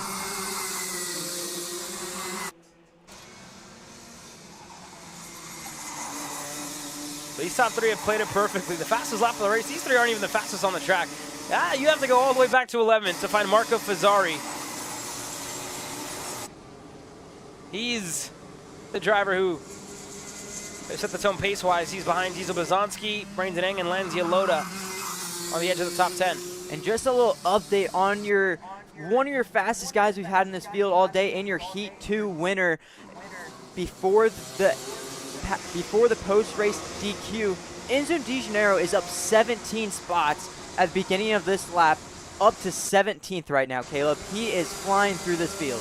Enzo Di Gennaro on the Team USA suit and on the Paralyn has been carving his way through this field, Hunter. And like you mentioned, right, just looking down the timing order to see where he finds himself. Chandler now wanting to take control of this race. Darren Kidd through as well. And Nico going to respond in a turn 2. Said if anyone's going to be in second, it's going to be me. Good response out of Nico. Trying to keep it a 1-2 Iron Rock. Trying to keep it in the team. Keep Darren Kidd back in the back, not letting them get split up. Because once Darren is able to split them up, that's when it can start to cause problems between the 2 teammates. And there's a look at the fastest lap of the race set by Kusei Imamura. We'll head on down to Jerry, standing by with a little bit more. Jerry? Yeah, I'm standing here trackside, Caleb. Something I've noticed, I noticed it yesterday as well with Darren Kidd, slightly taller driver in the seat. When he heads down from I-70 down to turn 1, he's kind of just creating a big hole in the air, and those shorter drivers are able to kind of get into the toe and just draft by him here. So if I'm Darren, I would definitely want to get into that P2 position here to, be able to attack here as we get towards the white flag. Thank you there, Jerry, and a very good point right there for Darren Kidd and how he finds himself. Enzo Di Gennaro finds himself all the way back here. He's behind this group right here that's currently going on. And there's the 211 of Riker Magro. He's got Kusei Imamura right behind him. Wyatt Kroger's in that group as well, and then Enzo Di Gennaro's a little bit further back. He's up 18 spots in this race. There you see Enzo Di Gennaro right there in the Team USA suit. Enzo is flying through this field. He hasn't had the fastest lap, but he is rolling. He's been running he just did a 110 flat last time by. The fastest lap of the race is a 109.9. The leaders are doing 110.3s. So that just shows you how much pace Enzo Di Gennaro has in that Paralyn kart right now, Caleb. And it's been a struggle, right? Both of the heat races, just minor mistakes. Let's come down to the engine package on the right-hand side, which is why he was set back to the back of the field. And he's got a lot of work to do now. And he's significantly better than Wyatt Kroger and than Riker Magro that are right ahead of him. You see him posing in there. I saw a little bit of blocking going on between this group, and there you see it again. They're blocking for the position. That's just helped Enzo Di Gennaro close up. Enzo has a good chance to get at least 3 more spots in this race, Caleb. Yeah, he's got to be mindful of how he's going to get them. Going to pushback bumper can also set you all the way down the order. A mistake for avoidable contact or incident responsibility, whatever you want to call it, right? Stuff that you can't afford at this stage of the race. Enzo Di Gennaro, with how hard the superheat's already been, even starting at the back. Nico Orbezo's gone. Yeah, Nico, we've lost Orbezo. He's down the order. He's behind Diesel Bizanski. And this happened this lap. He's in 9th now, Caleb. And here's a look as to what happened. Oh, he's getting passed. He's getting passed there by Hammond. And Orbezo stuck on the outside through the grass. Shuffles in a line behind Diesel Bizanski. The 271 caught him, past Nico, and Nico stuck on the outside. No room for him. Got sent into the grass. Now that was a bit of a lifesaver for Darren Kidd right there. Now he only has 1 Iron Rock OTK to worry about, but now you have to worry about Hammond and Styles closing in. If Styles gets up there, that's back to 2 Iron Rock OTKs up front. But Darren Kidd just set the fastest lap of the race with a 109.8. Yeah, that was a great catch there by our camera crew. To see what happened to a driver who has been up at the front more often than not this weekend. This is the first time that we have seen him this far. This is as far back as he's been all weekend long, Hunter. And for these top 2, Darren Kidd, Alex Chandler. Got about a car length and a half in between the 2 of them. And there's a look at the comparison in between the 2. And now Alex Chandler, you can see him subtly better lap after lap in comparison to Darren Kidd. And you see it, that lap was half a second better, and he couldn't afford to waste any time. Turn number 1 was time to go. Alex Chandler in the lead, Darren Kidd in second, and Hammond in the 271 with the fastest lap of the race a lap ago. Starts to close in on the top 2. Yeah, and here goes Darren Kidd right back to the lead. He looked back, saw Hammond closing. As Hammond's going to under Alex Chandler, and Clayton Styles is going to get by on his teammate as well. Clayton Styles up to 3rd now, Caleb. Yeah, Clayton Styles with the move in a 3rd. And Darren Kidd, again, you were spot on there, Hunter. Saw that Hammond was right behind him, saw that he was closing, knew that it was time to go. Hammond now falling under fire with Clayton Styles, who is looking for 2nd. Not going to happen there for Styles. And they have given a massive gap to Darren Kidd with a lap to go this time by. Now on the inside goes Styles. And now Hammond stuck on the outside. He's going to get freight train. Chandler's by. William Beater's just about to go by as well to turn number 1. And Hammond fighting for 2nd, paying the price, falling back to 5th. Yeah, they just handed this race to Darren Kidd. Now we have a fight on for 2nd between Veeder and Chandler and Styles. And Veeder made a small mistake. Veeder up the inside going to the blue corner. Hammond also gets by. Now they have to close right back down to Styles. But Styles has gotten a little bit of gap. And Veeder going to open the door, and Hammond sends it right into the cell tower. And William Veeder looked for the crossover. Didn't work for him. But all the battling there for 2nd has benefited nobody more than the 213 of William. Now looking on the inside on the green corner. He's through on Chandler. He's going to continue to defend to try and hold position over Chandler. A difference in points. That's all that they're fighting for at the moment. Could be a difference in a position, difference in a row.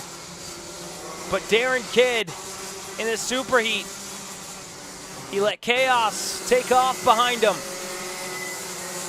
He's going to win it in quiet fashion these last 2 laps. You had to work for it, though. Darren Kidd is the winner in the superheat. Clayton Styles, best result for him on the weekend to finish 2nd. Aiden Hammond in 3rd to Alex Chandler. Orbezo all the way down to 10th at the end of this race.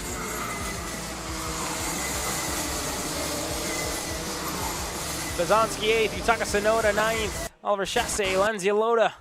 There's a look at your top 15, how they ended up. Enzo Di Gennaro, 22 spots gained to get himself up to 12th. What a drive out of Enzo.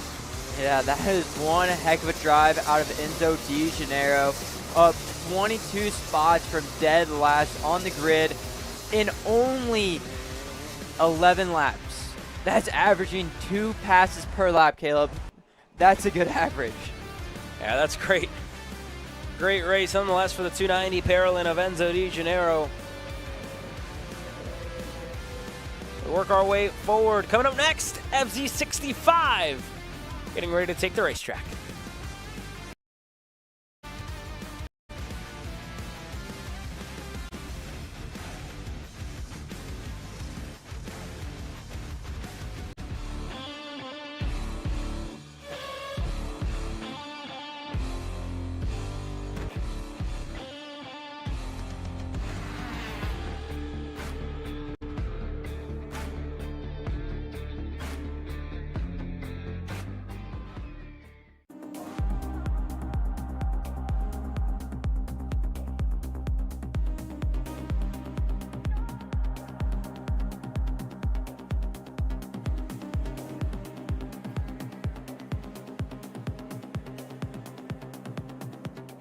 Welcome to the future of kart race preparation, Kart Sim Pro North America.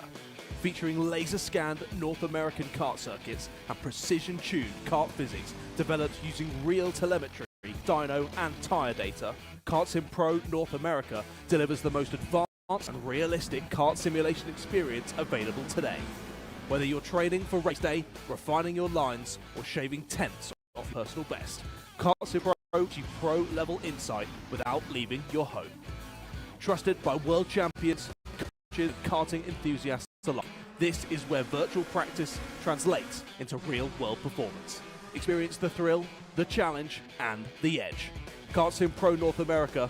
Use code CHASER20 to get 20% off today.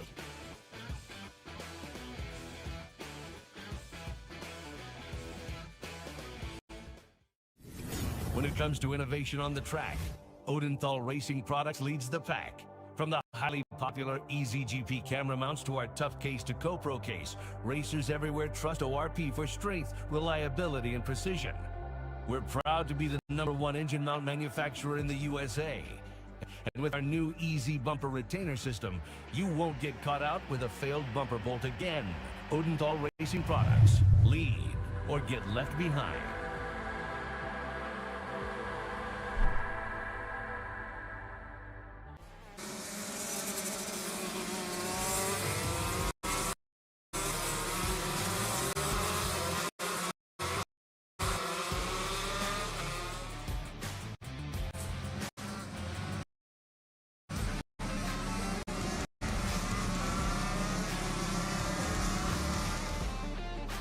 FZ65 Mini is getting ready to go green for their super heat. Slate Harrell, a great day for Slate yesterday. Struggled at the starts, must be said, but made it a little hard on himself. Was able to carve through this field with no issue. He's getting ready to kick off from row number 1 alongside Chase Dixon. Ryan Crow and Asher Bazanski on row number 2 with Cole Harris and Liam 4 on row number 3. Lincoln Wiley and Leland Diagonal on row number 4, Anakin Hernandez and Kuiper Nelson on row number 5. Your top 10 starters, Evan Leash and Titus Ross. Your 12 drivers, 6 rows of FZ65 Minis getting ready to take. They're going to look to get him refired. Luckily, there's plenty of room up ahead of him, and I think one more with issues as well.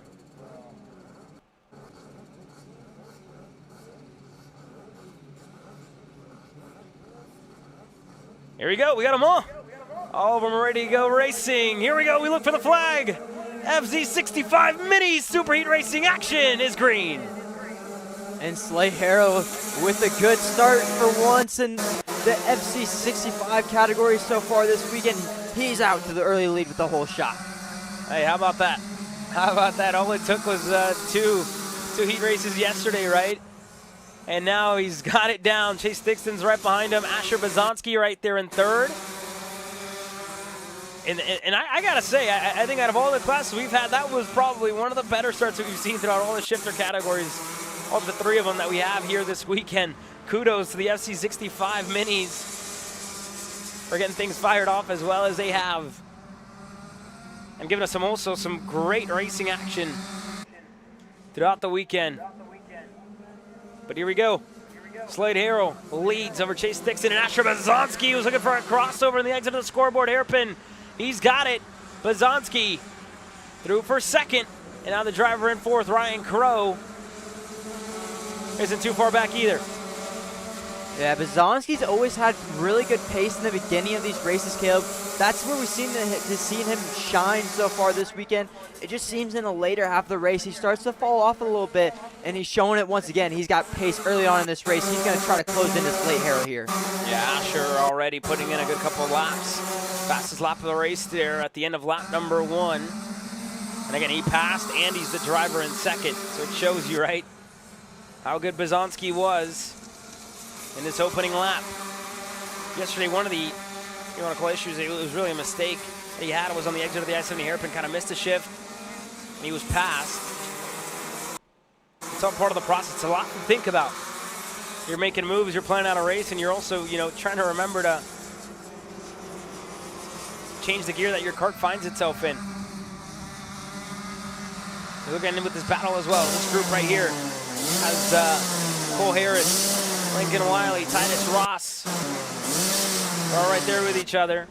Chase, that was Lincoln Wiley, my apologies. Is in there Evan Leash. Not too far back either.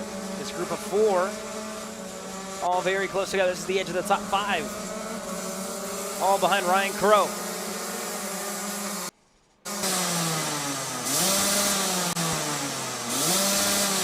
Slate Harrell just set purple. Slate Harrell starting to pick up pace as Wiley's about to come under fire from Titus Ross, but he's also about to go under. He's about to make some moves himself on Cole, on Cole Harris. My apologies there, Caleb.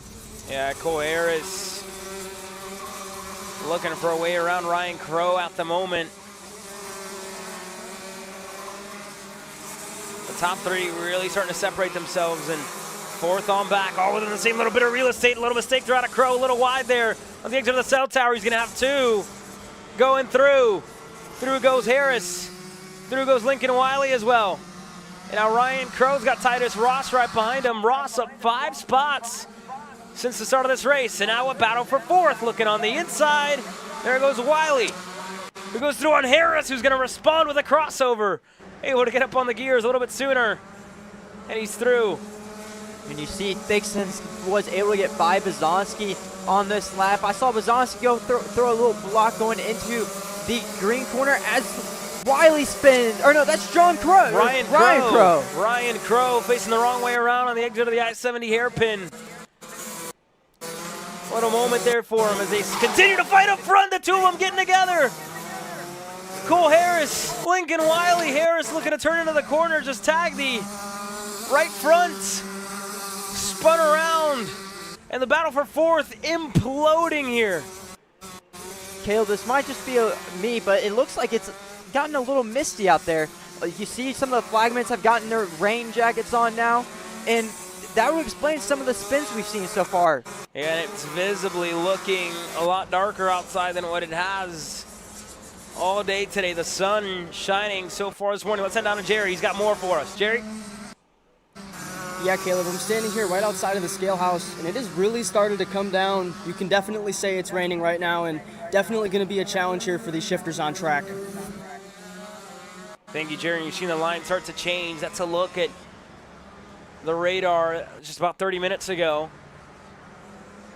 So we got weather already above us. You see there's a couple of cells. It's probably just hitting us now. Hopefully it doesn't last too long, but you see these drivers are starting to feel it on the racetrack. The line's also starting to change. And you see Tisa Bazonsky, he has it figured out. He's already closed up to Slate Harrell here, Caleb. We're going to have a race for the lead. Yeah, Asher really starting to close on in.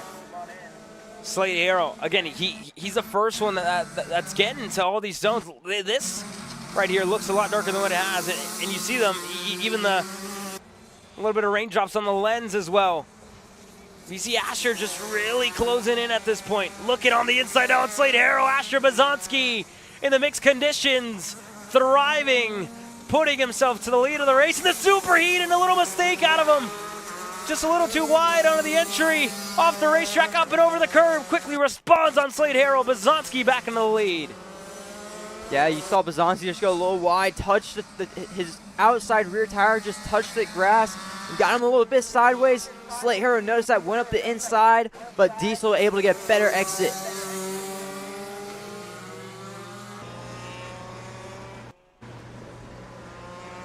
Yeah, a little bit of cut through there in the track that pretty much caught Asher by surprise. They continue to work their way through here. Slade Harrell, again, like I mentioned earlier, he was the first one arriving all these corners, right? The first one encountering this racetrack with you know, the continuously changing conditions for him.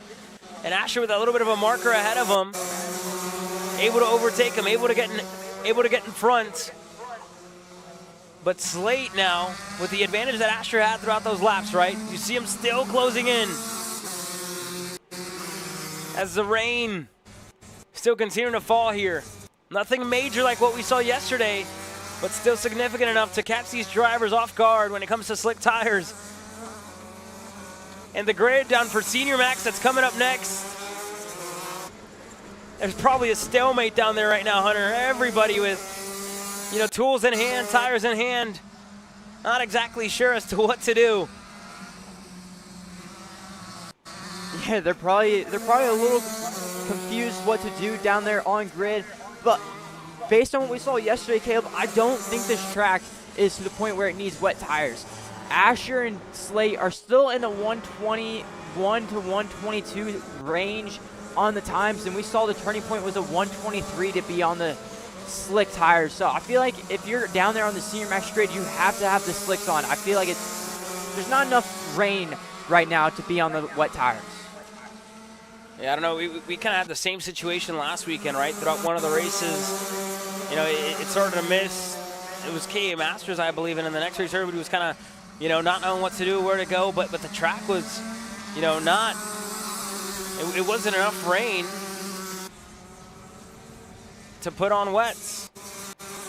And who knows, if you want to take a gamble, if you think there's more on the way, we'll see. But here's another look back at the incident that decided the battle for fourth here, Hunter. Yeah, they turned in and the car just pushed. It wouldn't rotate due to the wetness that was coming down in turn number one. Yeah, it also seemed like Cole Harris caught another gear. There's that moment by Asher Bazanski. He went a little wide into the cell tower hairpin, dropped the tire off the edge of the racetrack, caught him off guard, and if anything, going wide and Slade Harrell going low almost helped him. And here's the look with Liam Florin as well. It looked like that could have been the number 8 there of Lincoln Wiley or Titus Ross with issues, but Ryan Crow going to be out. Liam Floor also going to be out here this weekend. Yeah, early end to the superheat, but one thing to note, this track is slowly picking the speed back up. Their fastest lap of the race so far was a 1:13.4. They're already back down to the 1:14 flats, Caleb.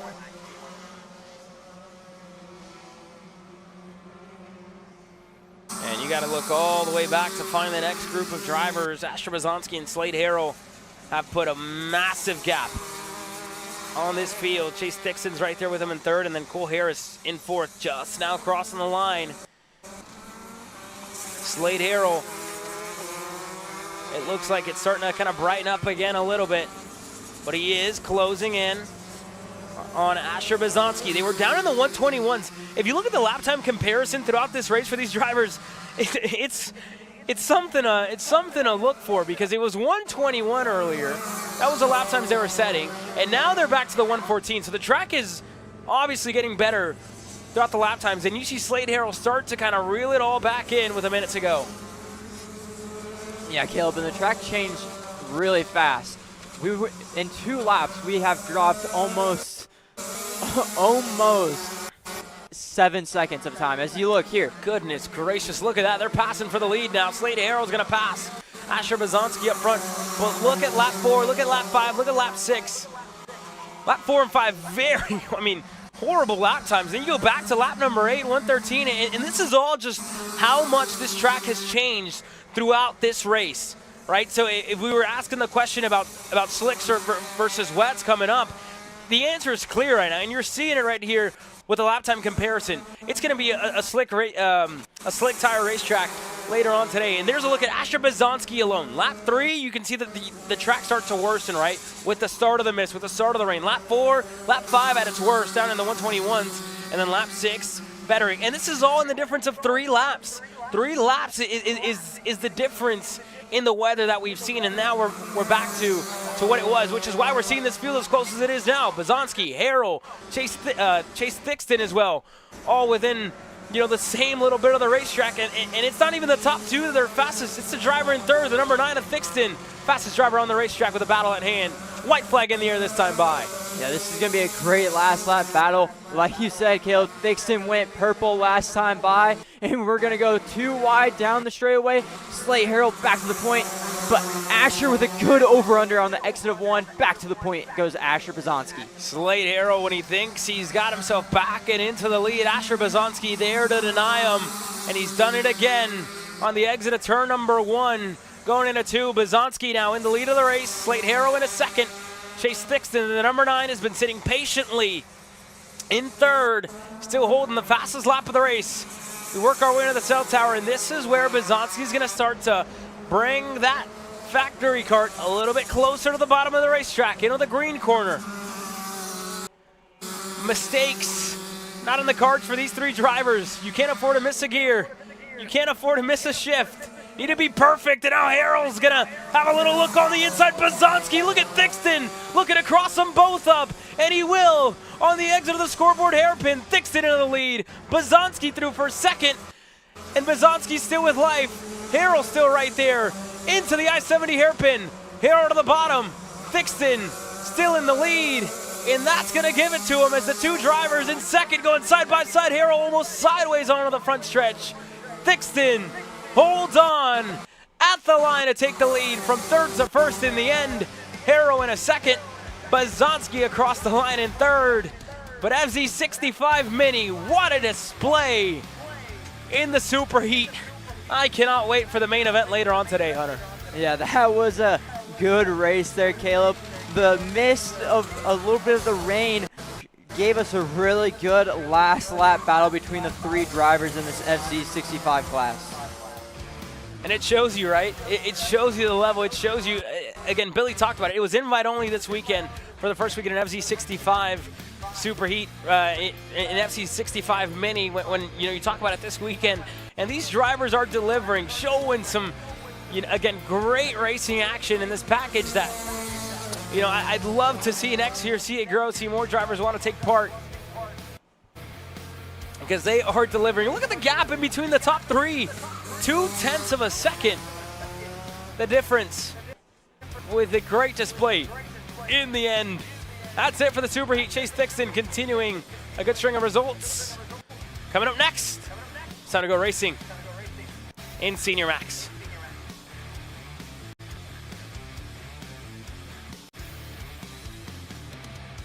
From the garage to the grid, Acceleration Kart Racing is your one-stop shop for kart engines, parts, safety gear, tools, and more from the brands you trust. The race day starts at shopakr.com.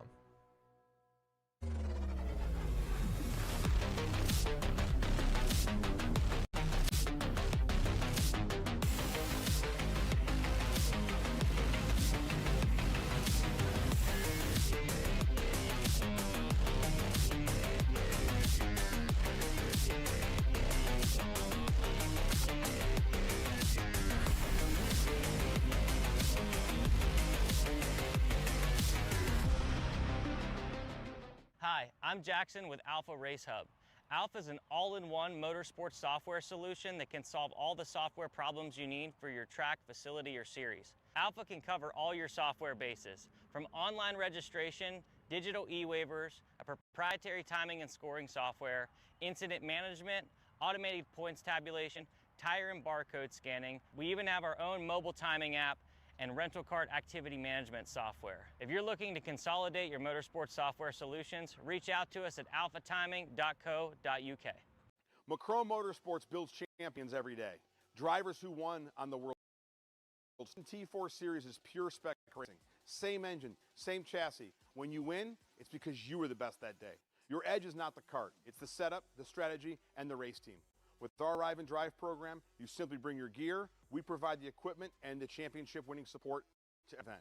Stop wrenching, start racing. Your path to the T4 Nations Cup in Spain starts with us. For more information, contact us at macronmotorsports.net.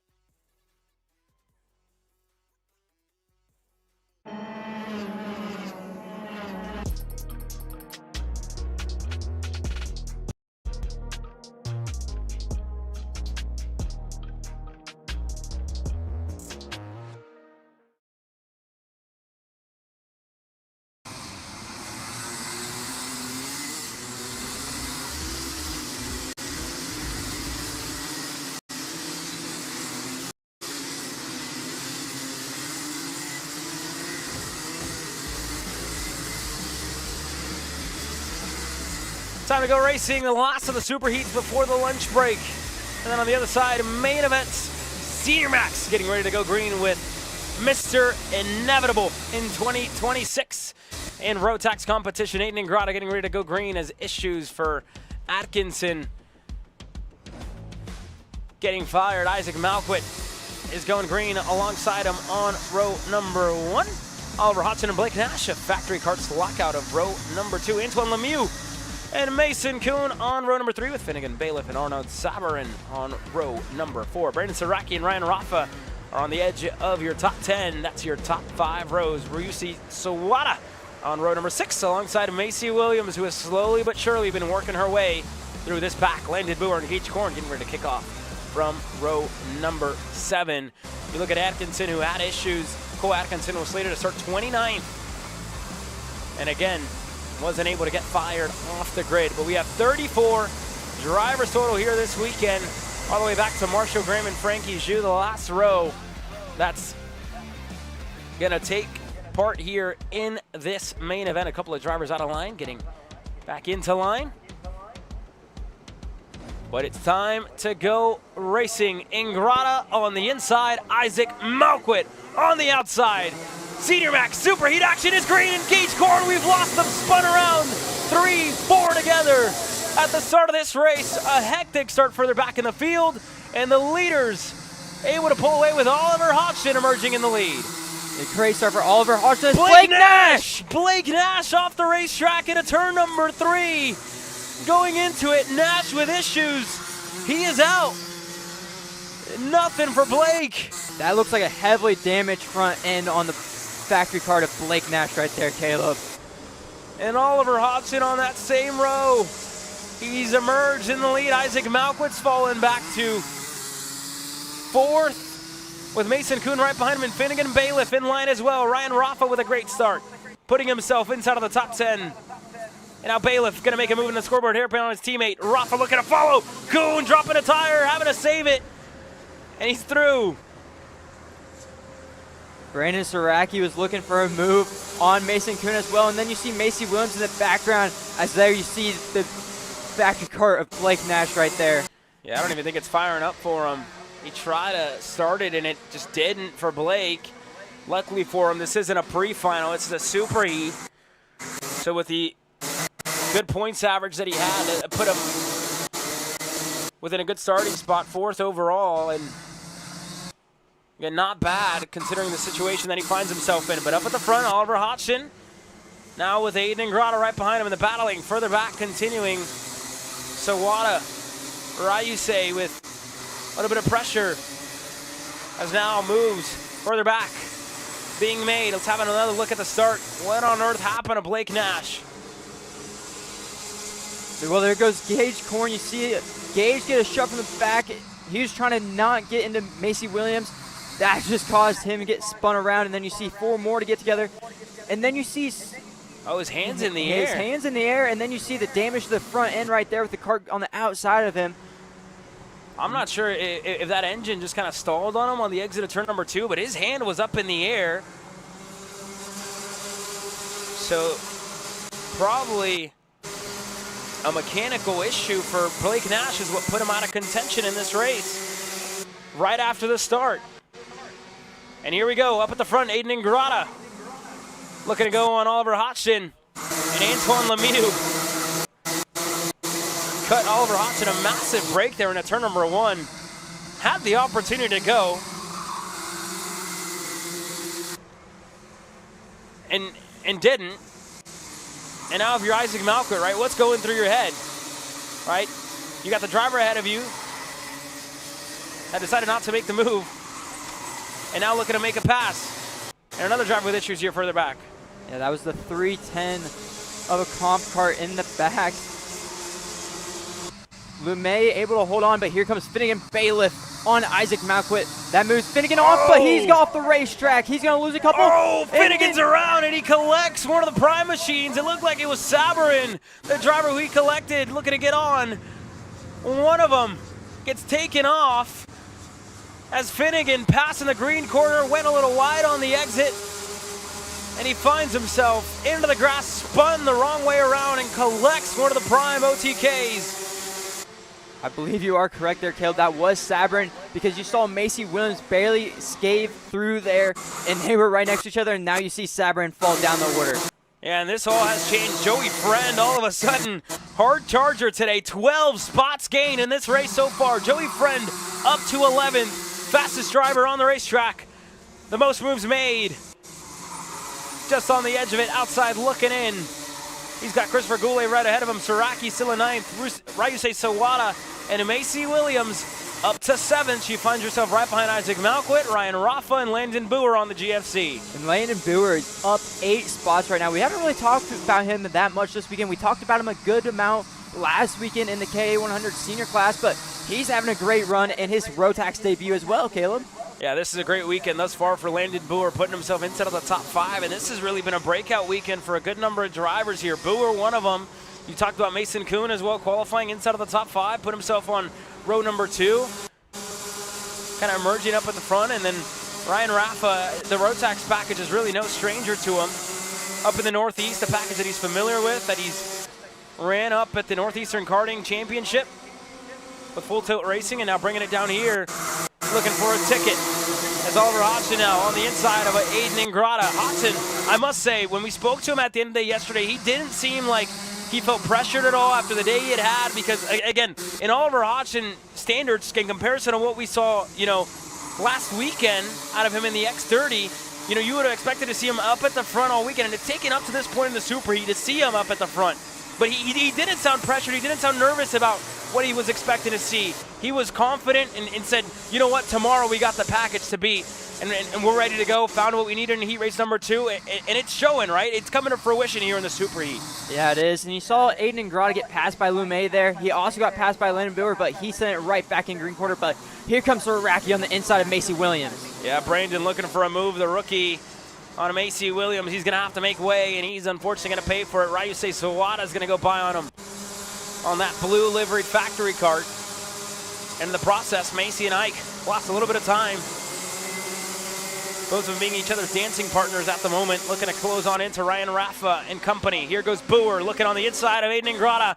Landon Boer on the GFC, getting himself clear on the RMC America's Trophy champion, who's now slotted back to 5th. And it's got Ryan Rafa right behind him. So this is a different look inside of the top 5. And here's going to look at that incident for Finnegan Bailiff. It just carried a little bit too much speed in and just wasn't able to keep it on track on the exit. And then you just see him try to lock up the brakes, spins it around, and then you see there's Sabrin just nowhere to go. Arnold Sabrin nowhere to go for him. As Finnegan Bailiff, really good speed up to this point. And again, just a little bit over the limit in the green corner off the racetrack. And up front, Aiden Ingrata, after being passed by Landon Boer in turn number 1, quickly responding, putting himself back up and into 3rd. And here's a look at Antoine Lemieux and Oliver Hodgson over the entirety of this race. They've been running almost identical lap times since lap 3. They've been within a tenth since lap 3. And here goes Lumet to the lead. He's going to bring in Grata, and Boer's going to try to go with Hodgson, able to hold it around. Yeah, nowhere to go for Antoine Lemieux, and he's being really respectful with Oliver Hodgson now into turn number 3. Looking for the move. He's got it. Felt a lot better about it. Going into turn 3. Didn't think twice this time. Antoine Lemieux to the point. The Canadian driver repping his country's flag on the suit. Puts himself to the front of the field. Landon Boer now back in 5th, and there goes Ingrata looking to go on Oliver Hodgson. He's clear for 2nd. Good move there out of Aiden Ingrata. That was a good move out of Aiden Ingrata to get back up. But you kind of saw Hodgson look a little low there, but it wasn't quite there. But now he's got to defend from Rafa. Yeah, Ryan Rafa down, the driver who's right behind him. Landon Boer not too far back in line. Macy Williams, Isaac Malquit, Ryusei Sawada, Brandon Taraki, Joey Frendon's out of the top 10, and Finnegan Bailiff getting close up there. But again, this is why I love watching Rotax. Look at how even this field is inside of the top 10. You have 10 drivers well in contention, well in the mix, who have had, you know, all types of incidents throughout the weekend, but in the superheat, delivering a great race. Mason Kuhn is the driver who's currently in 11th. My apologies. Finnegan Bailiff is outside of the top 20 at the moment. But this is what Rotax is all about. This is why we love coming to Newcastle Motorsports Park year in, year out. Antoine Lemieux, the driver in the lead, and they're all stacked up, looking for any margin, looking for anything. Rafa hand in the air. Landon Boer's right behind him. Wanted to have a go. Is it going to be the green corner? It's not. Boer on the inside correcting. And Macy Williams, you know she's going to want to go. She can't wait around all too long behind Boer, who's going to start to defend here. Yeah, Boer going to the low side. He's noted he made a mistake. He went to try to pass Rafa, just didn't get on the brakes late enough to try to complete that move. But Hodgson looking for a move now on Lumet. Not quite close enough. And Grata go to the low side now. I mean, everybody's looking for something, right? Everybody's stacked up. Everybody's really even. So you have to try and look for something else. Antoine's starting to point forward at his countryman and Aiden Ingrata. And you see Rafa has a thought about it. Everybody's just kind of held in this stalemate at the moment. And something's got to give at some point. It's going to give now for 2nd. Oliver Hodgson tired of waiting behind Antoine here for 3rd. If he's going to just push Ingrata to the end of this race, and there was Macy Williams. She did a half spin there, Caleb. Macy Williams, who was running in 6th. Again, just everybody so close to each other. There's nowhere to go for anybody. No passes being able to make. And again, I mentioned something's got to give, right? There was an analogy said earlier on, right? Two's a party, three's a crowd, and we have 10 of them. At some point, it's going to turn into a disaster for somebody. Yeah, and it's starting to turn. Everyone's starting to space out a little bit now. Aiden Grata's got a bit of gap, but Landon Boer blocked from Malquit now. This is going to turn into a mess back here, Caleb, for the P5 spot on track. And again, for these drivers, you got to remind yourself, this is just the superheat. This is the superheat. You got the main event later on today, right? You don't want to throw it all away for a couple of points. This time, by the way, you get 2 laps to go, and this is what they look like. Aiden Ingrata, Oliver Hodgson fighting with everything that they've got. And again, Macy Williams and Landon Boer, who just moved to the high side, gone on the side of her. Sensor way offline and everything on the exit there of turn number 4. With the amount of lateral load that they have here, you have marbles just flying off the carts. Very dirty, everything offline there at turn number 4. Right here in the scale house corner. And again, it would have taken Macy a good bit to clean those tires off. She's going again here in 12th, but losing touch with the top 10. And you look at the lap time comparison between Oliver Hodgson and Aiden Ingrata. The two of them were kind of trading blows, but Ingrata really coming in his own here with clean air and a little bit of room behind as well. Just able to stretch his legs. Is now Malquit goes by on Mason Kuhn. Saraki also looking for a move on Kuhn. Going into the shark fin. He was able to get clear as well there, Caleb. And here we go. White flag will fly this time by for Aiden Ingrata and company. Oliver Hodgson, Antoine Lemieux, 2nd and 3rd. Spent a little too much time deciding who was going to be the driver in 2nd. That time, Hodgson a tenth better than Ingrata. We'll see if he's got enough on this final lap to try and challenge for the superheat win. Hodgson putting his head down. He realized he reeled Ingrata in just that tiny little bit, but he needs a little bit of help from LeMay here. LeMay is going to continue to push. He's not going to try to pass him quite yet, but you have to be careful because Ryan Rafa and Landon Boer are right behind, and you know they want to keep moving forward as well there, Caleb. Yeah, this time by into the green corner. I think Hodgson's just going to run out of laps. Just going to run out of time here with Aiden Ingrata, who hasn't put a foot wrong all year in Rotax competition. It's going to be Ingrata superheat, but Hodgson, if it's anything, it's a little consolation prize for him to what they looked like yesterday. Looking a lot better here in the superheat, but he's going to have to fight to the line. It's going to be Ingrata to win the superheat. Hodgson with Antoine Lemieux to the line. Hodgson's going to hold on. Lemieux in third. Ryan Rafa to Landon Boer, your top five. Ryusei Sawada in sixth. Isaac Malquit, Brendan Saraki, Joey Friend into the top 10. 14 spots gained for the MSO Racing CRG. And Macy Williams recovering to put herself into 10th. When it was all said and done, Mason Kuhn and Christopher Goulet 11th and 12th. With Aiden Galloway and Tyler Colshorn 14th. Gage Corn recovering up to 15th after that spin at the start of the race. A couple of notables that are out. Blake Nash, Cole Atkinson, Jacob Kowalski, Toby Lean. Blake Nash again, hand in the air on the exit of turn number 2. Didn't even get a chance. Finnegan Bailiff finished 25th. Lost 18 spots in that incident in the green corner. What a race here, Hunter. A lot happened, and it shows you decisions that much more critical before we go into the main event. Yeah, you needed to play this one smart.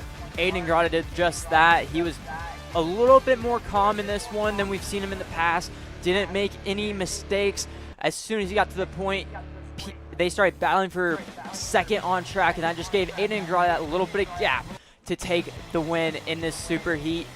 But yeah, like you said, Oliver Hodgson was able to find what he was missing yesterday in that factory kart, and he was able to stay with him today. Yeah, there was just a couple of moments in that race, right, where, again, they're all stacked up, and you had about 10 of them within the same little bit of the racetrack, and you have to pick and choose where you're going to pass, how you want to pass, and doing so without losing that much time, because that's pretty much what gave it to Aiden Ingrata, right? The battle for second, Antoine Lemieux, Oliver Hodgson, both of them wanted to be there with an opportunity to win, and unfortunately they both lost it before the end of the race. That being said, great showing out of the Senior Max drivers. Very, very even headed into the main event. And realistically, we got 10 drivers. If the cards fall into their hands, if everything goes their way in the main event, it could be anybody's day here at the RMC US Trophy Final. Here's what we got for the day. We'll be back after the lunch break at 12:25 p.m. local time. That's in about an hour from wherever you may be watching here Eastern Time. Minimax, FZ85 Junior, FZ125, Micromax, Junior Max, FZ65, and at the end of the day, it'll be Senior Max to put a close on things. Waiting here with some of our drivers.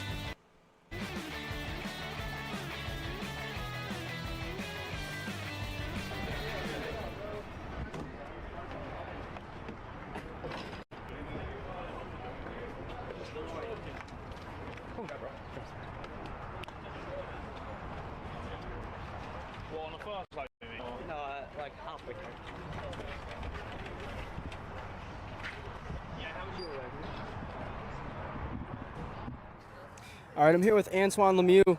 Over the course of the weekend, we've seen you really trying to grind to get up there into that P1 position.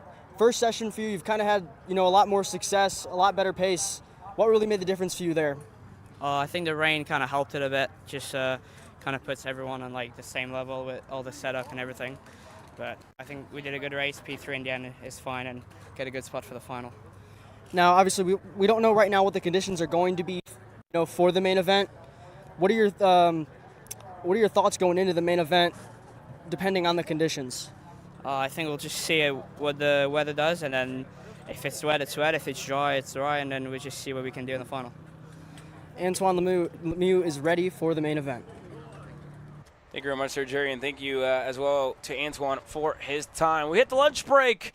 On the other side, it's time to give some tickets away to Portimao, to Portugal. For myself, Caleb Yes, from Hunter Bolton, and from Jerry Fandry, everybody at Road Tax, everybody at Kart Chaser. We'll see you in about an hour's time for some main event racing action.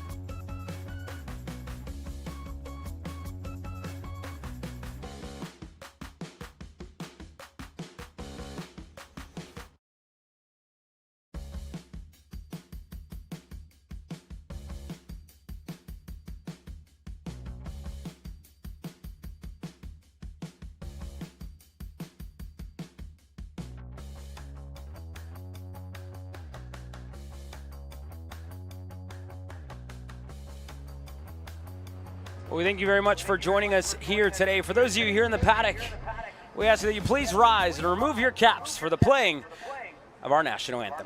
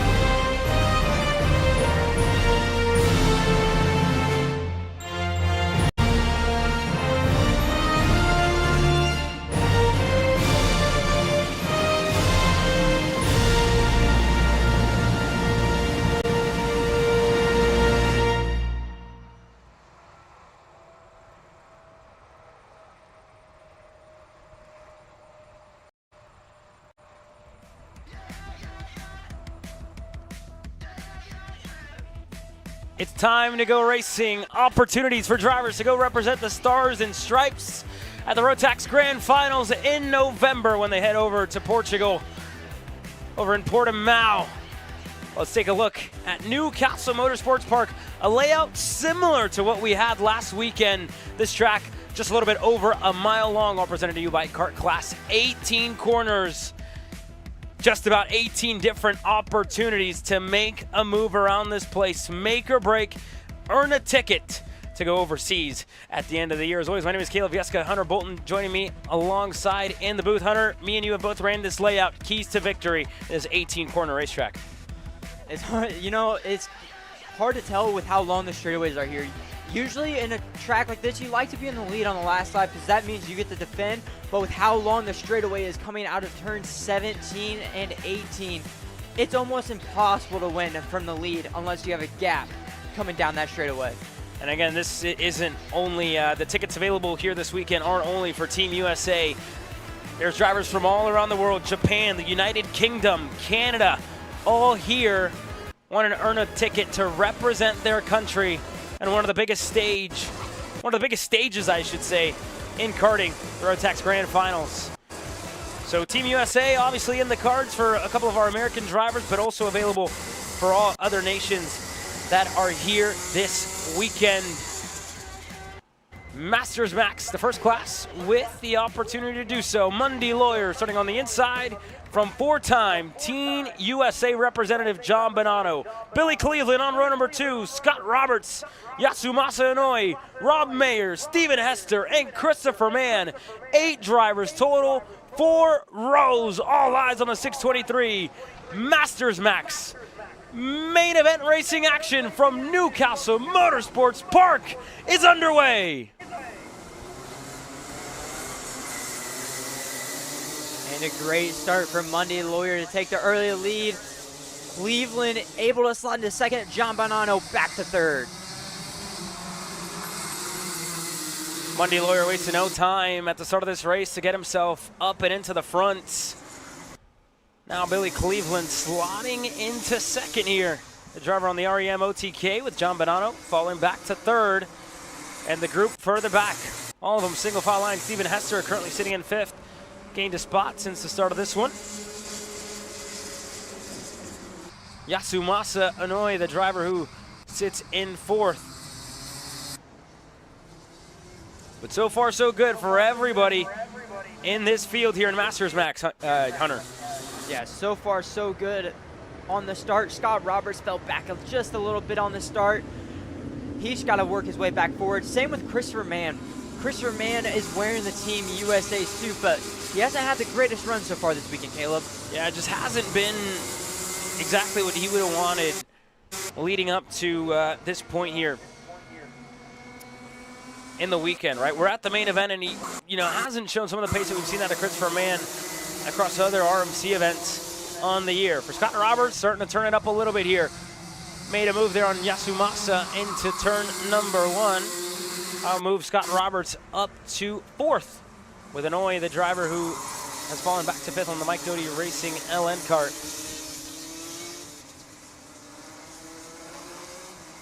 This will be, again, a race of very fine margins for the top 3, Billy Cleveland, John Bonanno. Mundy Lawyer is Billy Cleveland's off the racetrack. Billy Cleveland exits of the cell tower hairpin off the racetrack.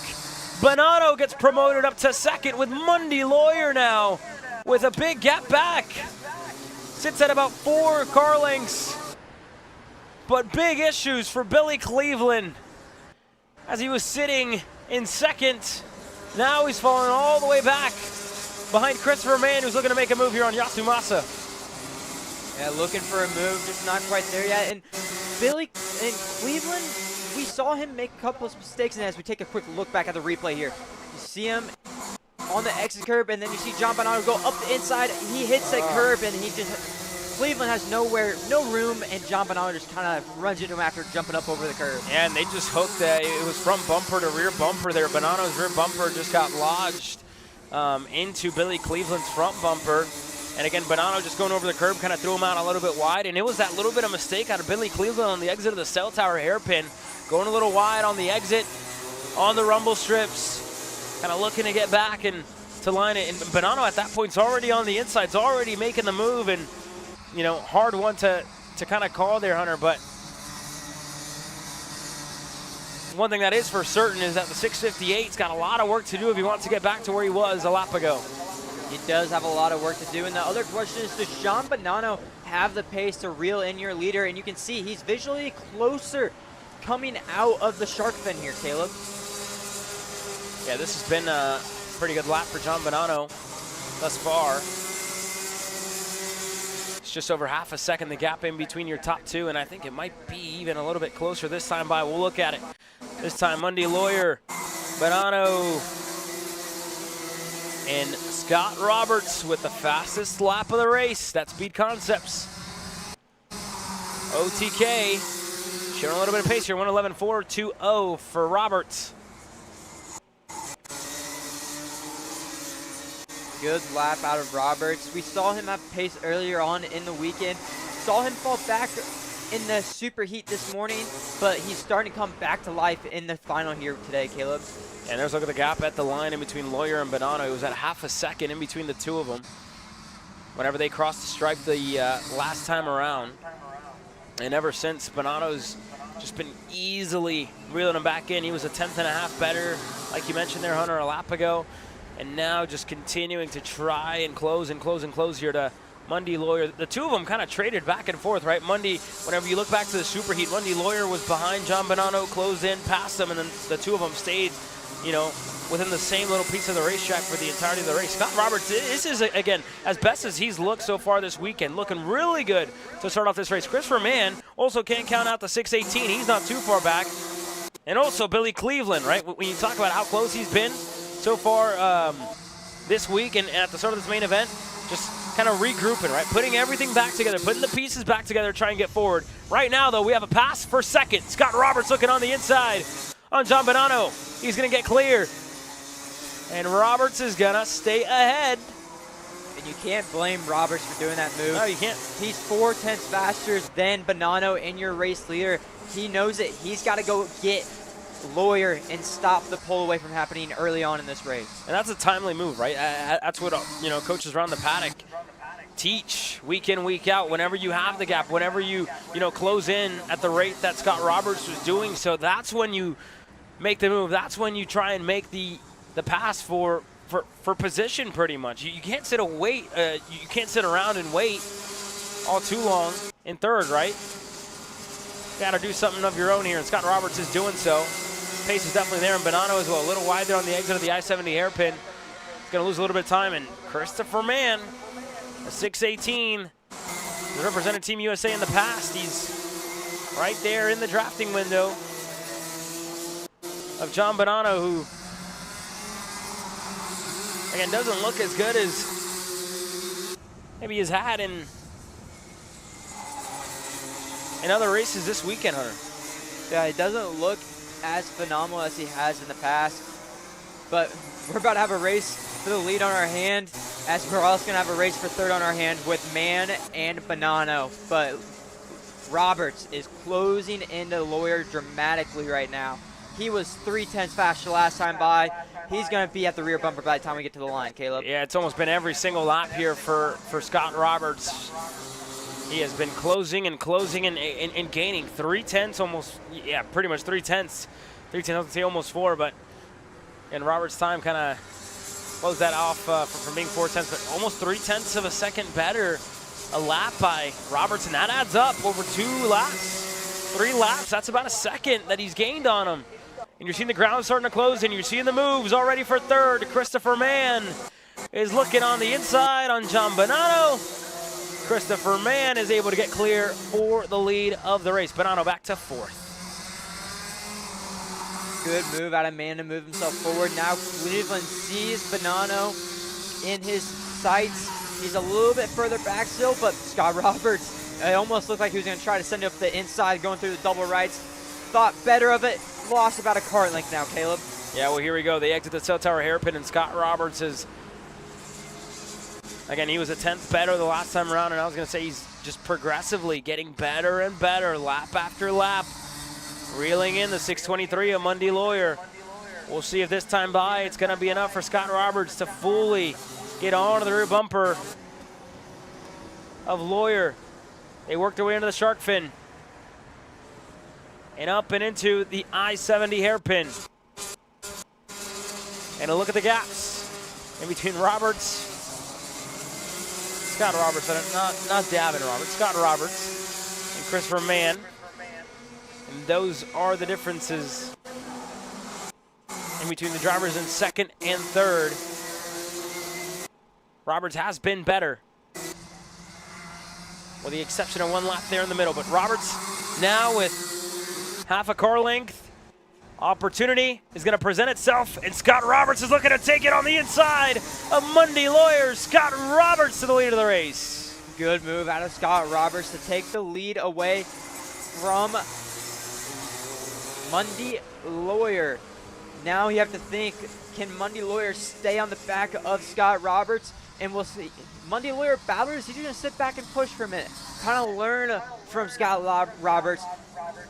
Or is he going to start battling and let Mann get right back into this battle? And we're going to go, he's going to cross him up coming out of the scoreboard. And Mundy Lawyer back to the lead into the shark fin. Yeah, Mundy, a driver who wants to go back and represent Peru on the biggest stage. He's got Roberts on the inside looking for the move. Roberts is back clear. Here comes Christopher Mann as well. Mann starting to close on in as they work their way onto the front stretch. Roberts will look over the shoulder. Mundy Lawyer looking to the bottom. Scott Roberts on the outside, able to take the preferred line and stay in the lead. But here goes Christopher Mann. He's all over the back of Mundy Lawyer at the moment, Hunter. Yeah, that was a close one going into turn 1 there, Caleb.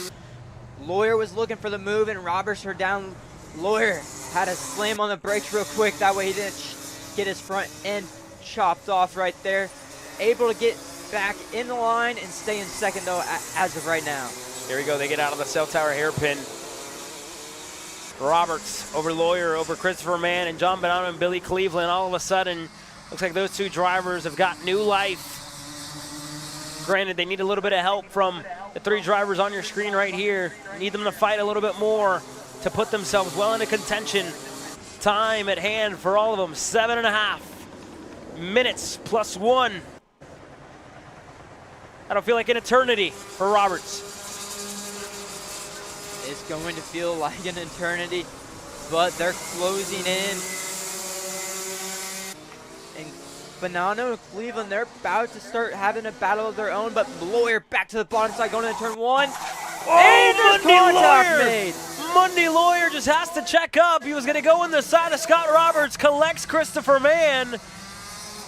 John Bonanno and Billy Cleveland are right there as well. The opportunity that Mundy Lawyer had, he wanted to take it, and that's going to end his race. That's going to end his hopes for a ticket to represent Peru. on one of the biggest stages in world karting. Let's have another look at it here, Hunter. Yeah, you see Lawyer go to the bottom. They're kind of side by side, and then you see Lawyer starts to get on the brake because he sees he's full Roberts lock. coming down, and there's just nothing he could do there. I mean, he's full lock. If you have another look at it, he's in the corner. You see him hit the brakes. Roberts already turning in, and Monday Lawyer just full lock on the brakes. You see him correcting it on the wheel. Touches Roberts, and Christopher Mann nowhere to go for him. And now we have a battle between Cleveland and Bonanno for the P3 spot. Cleveland looking. He's not going to take it in one. He's going to wait a couple more turns as you see Bonanno drop a tire on that exit of turn number 1. Now Mann needs to find something in the go-kart to catch back up to your race leader. He was a second slower last lap by, but that was with the incident that happened on the exit of turn number 1. Well, now, Hunter, again, you just mentioned the lap times there in between these drivers, and 5 minutes is the time for Scott Roberts to win this main event at the RMC US Trophy Final. Christopher Mann with Bonanno in tow, with Billy Cleveland as well. These top 3, I should say top 4, second, third, and fourth. Needing a whole lot, and Bonanno's looking over. He's got a problem. Bonanno's not happy with something. I think Bonanno's losing power. You saw how easy it was for Cleveland to get past him down that straightaway, and he kind of looked over at the engine package and then just kind of shrugged his hands right there. I almost think he has an engine problem there, Caleb. Yeah, that was strange out of John Bonanno. Again, he took the exit of the I-70 hairpin, and looked like all the time he had gained to Christopher Mann just kind of opened up, and Billy Cleveland almost blew the doors off of that factory kart machine. Strange little moment there. That's for sure.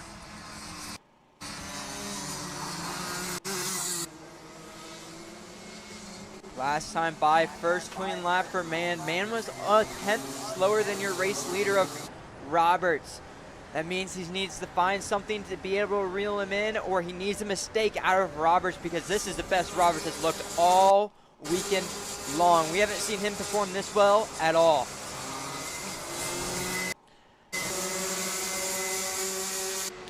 Last year it was John Bonanno who took the win in the main event over John Crow, and Scott Roberts finished third in that one.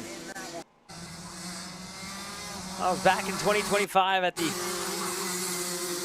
RMC US Trophy Final.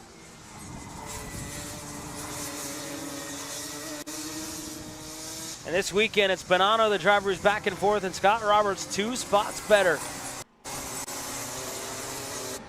in the lead of this race. What a great weekend this could be. What a great end to it all for the 628 that's been up and down all throughout. Just has to hold on for 3 minutes and one more lap, Hunter. We'll send it down to Jerry. Jerry, what do you got for us? Thanks, Caleb. I'm standing here trackside, just seeing how this race has kind of unfolded. I think it's probably in, Christopher Mann and Billy Cleveland's best interest to probably work together here, to try to make up that gap, slowly closing in. But, the real thing here is down that straightaway that they are currently on, they need to get those bumpers connected. They need to start to close that gap. And, I was able to go on a track walk during the lunch break. The grip is still down, even though we had quite a bit of misting earlier. Didn't seem to change the level of grip that much, but definitely in their best interest to start to get those bumpers connected.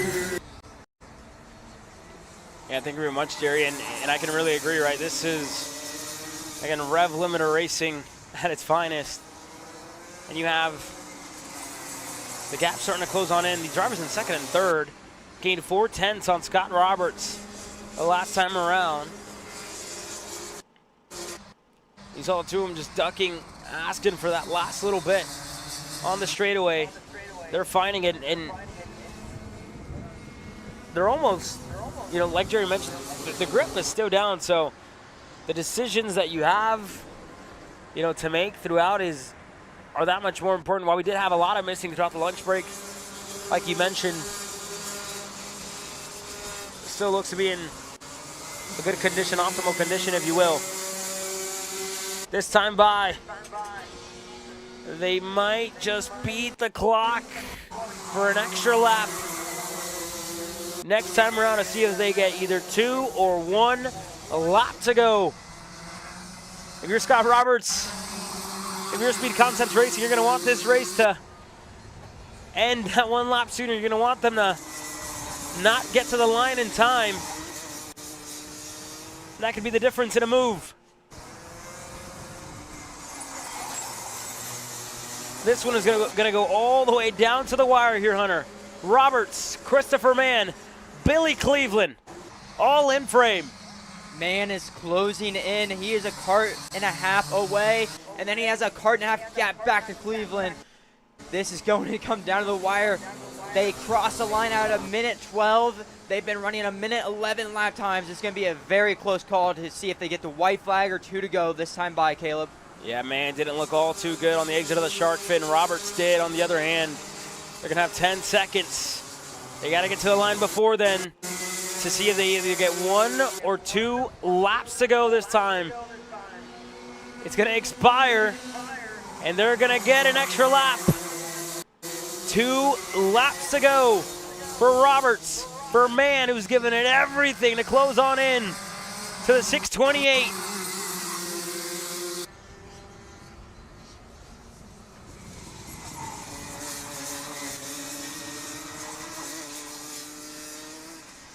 Mann needs to close the gap down. He needs a little bit of help from Cleveland, but Cleveland's just a little bit too far back. And even with that drop tire that Roberts just had right there on the exit in the cell tower, he still pulled away from Mann on the exit. This is not what you want to see if you're Mann, but this is exactly what you want to see if you're under that Speed Concept tent. This time around, it's going to be 1 lap to go here. Roberts, Mann in Cleveland, looking for more. Mann, again, not looking good. They're out on the shark fin. This is best case scenario for Scott Roberts, who is withheld these two. He's held them both at bay. Now it's Billy Cleveland making the move for second. Feeling like he's got a little bit more left in the tank. It's going to be a Hail Mary for Billy Cleveland to try and deny Scott Roberts from earning that coveted ticket. Lap and a half to go here. The gap's just too big, in my opinion, to get there, Caleb. He's got 8 tenths to close down in this lap. He really needs a mistake out of Scott Roberts to have a chance to get the ticket to go to the Rotax Grand Finals later on in this year during November. But Scott Roberts has been flawless this race. He hasn't made a single mistake yet. Scott Roberts just needs to be great out on the shark fin. He's done so as this race has continued to close down. Last year, it was a 3rd place for Scott Roberts here at Newcastle Motorsports Park at the RMC US Trophy Final.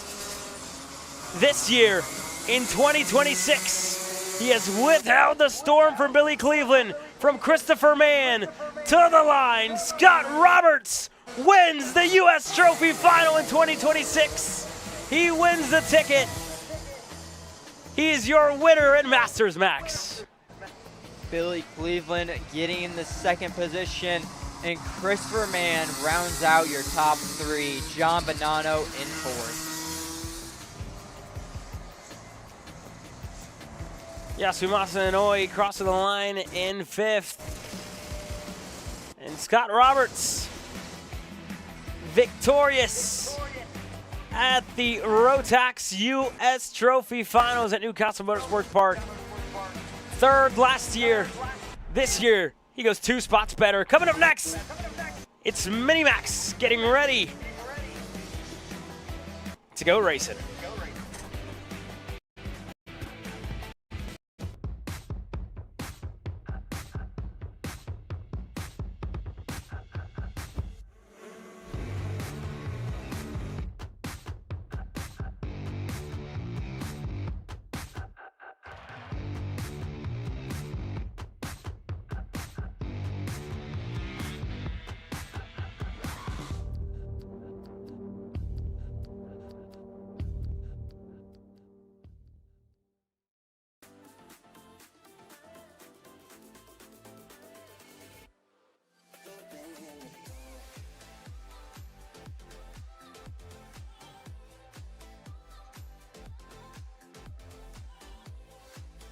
Are you looking to take the next step in your racing journey? Well, look no further than PitFit. With 2 locations in Charlotte, North Carolina and Indianapolis, Indiana, PitFit trains drivers all the way from grassroots level karting to IndyCar and NASCAR with top-of-the-line personalized coaching to improve physical and cognitive fitness. For more information on programs, check out PitFit on Instagram or Facebook today. Hey guys, another Kart Chaser driver fitness episode with me, Chris G. And today we're doing some upper back movements. Here we go. Exercise number 1 today we're doing is the reverse grip lat pull down. This exercise movement is one of my favorites because it works your grip strength, your biceps, and most importantly, works that lat area that also protects those ribs in the seat. Exercise number 2 today, the dumbbell chest supported row. Don't forget, good stretch at the bottom, and bring them right to your hips like that, keeping your back nice and arched, shoulders back. Think about having good posture in the cart. Exercise number 3, the inverted Smith machine rows. Grip strength, back strength, overall amazing workout. Thanks again for joining me on another Kart Chaser driver fitness episode with me, Chris G. Race ready training that carries into real life.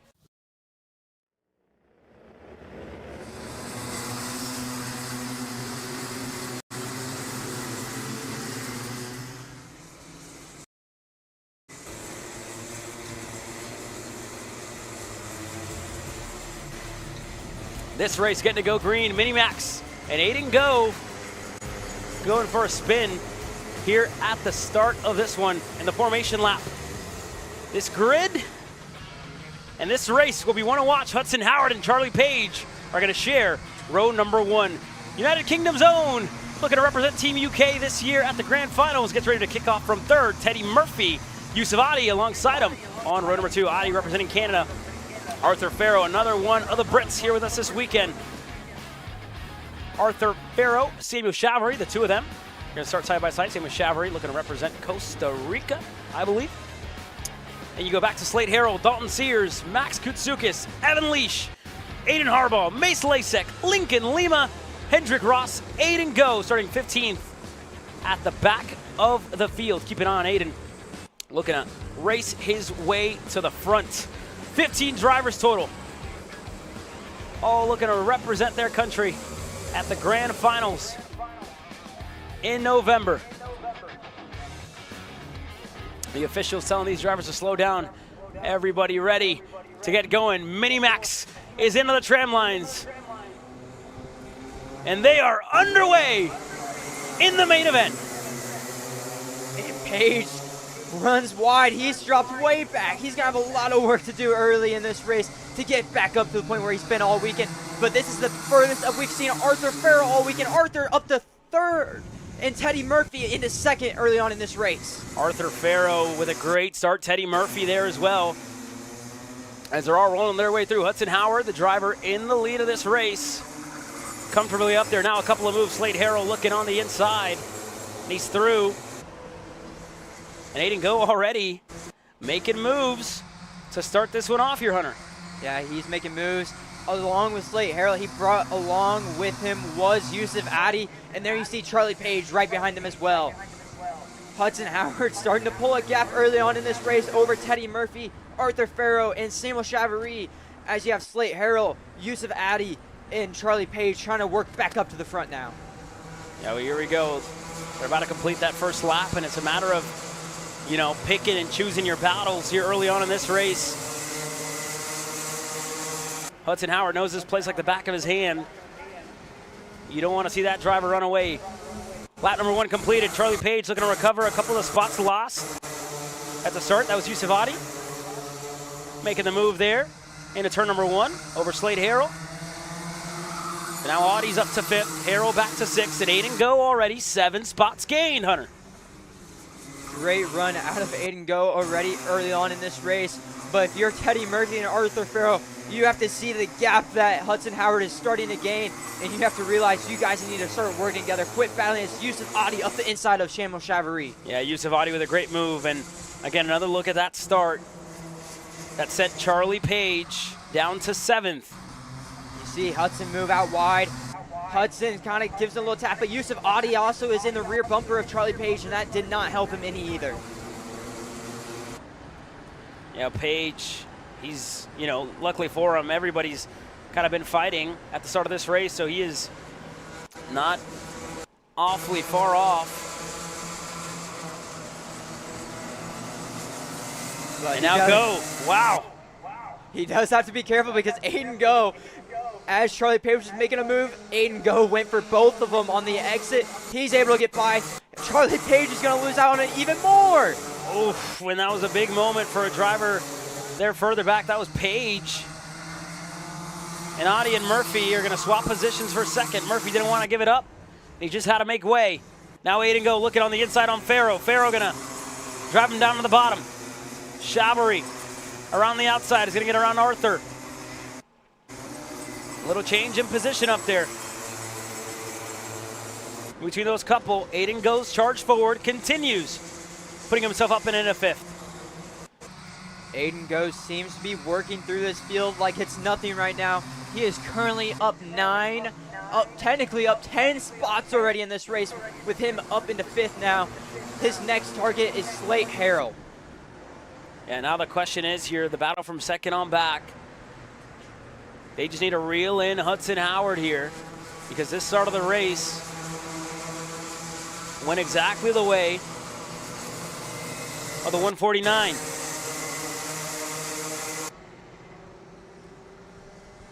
Coming to the line, we see what Hudson Howard can do. He does a 113.2.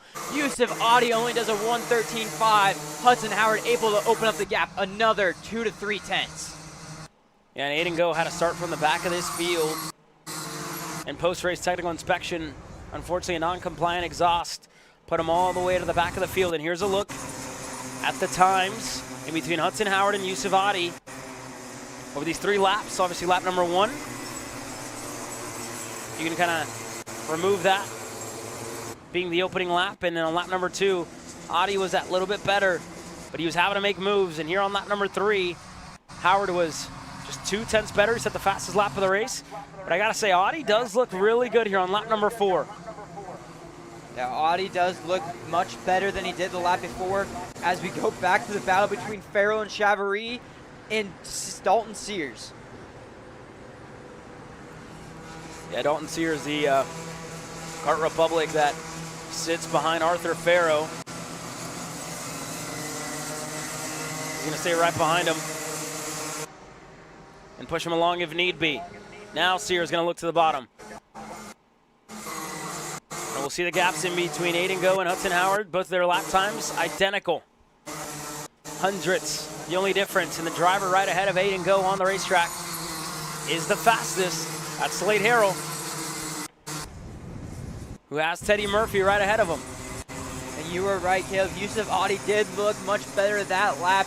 He closed it down by 2 tenths last time by, so Yusuf Adi just has to continue to put these consistent laps down to be able to reel in your race leader, Hudson Howard. Yeah, and the track temperature, again, dropping down in comparison to what it was throughout the superheats. It was up in the 80s. Now it's down in the high 70s, 76 degrees Fahrenheit currently. The temperature on the asphalt. It'll only continue to rise, I'm sure, as more and more of these main events continue.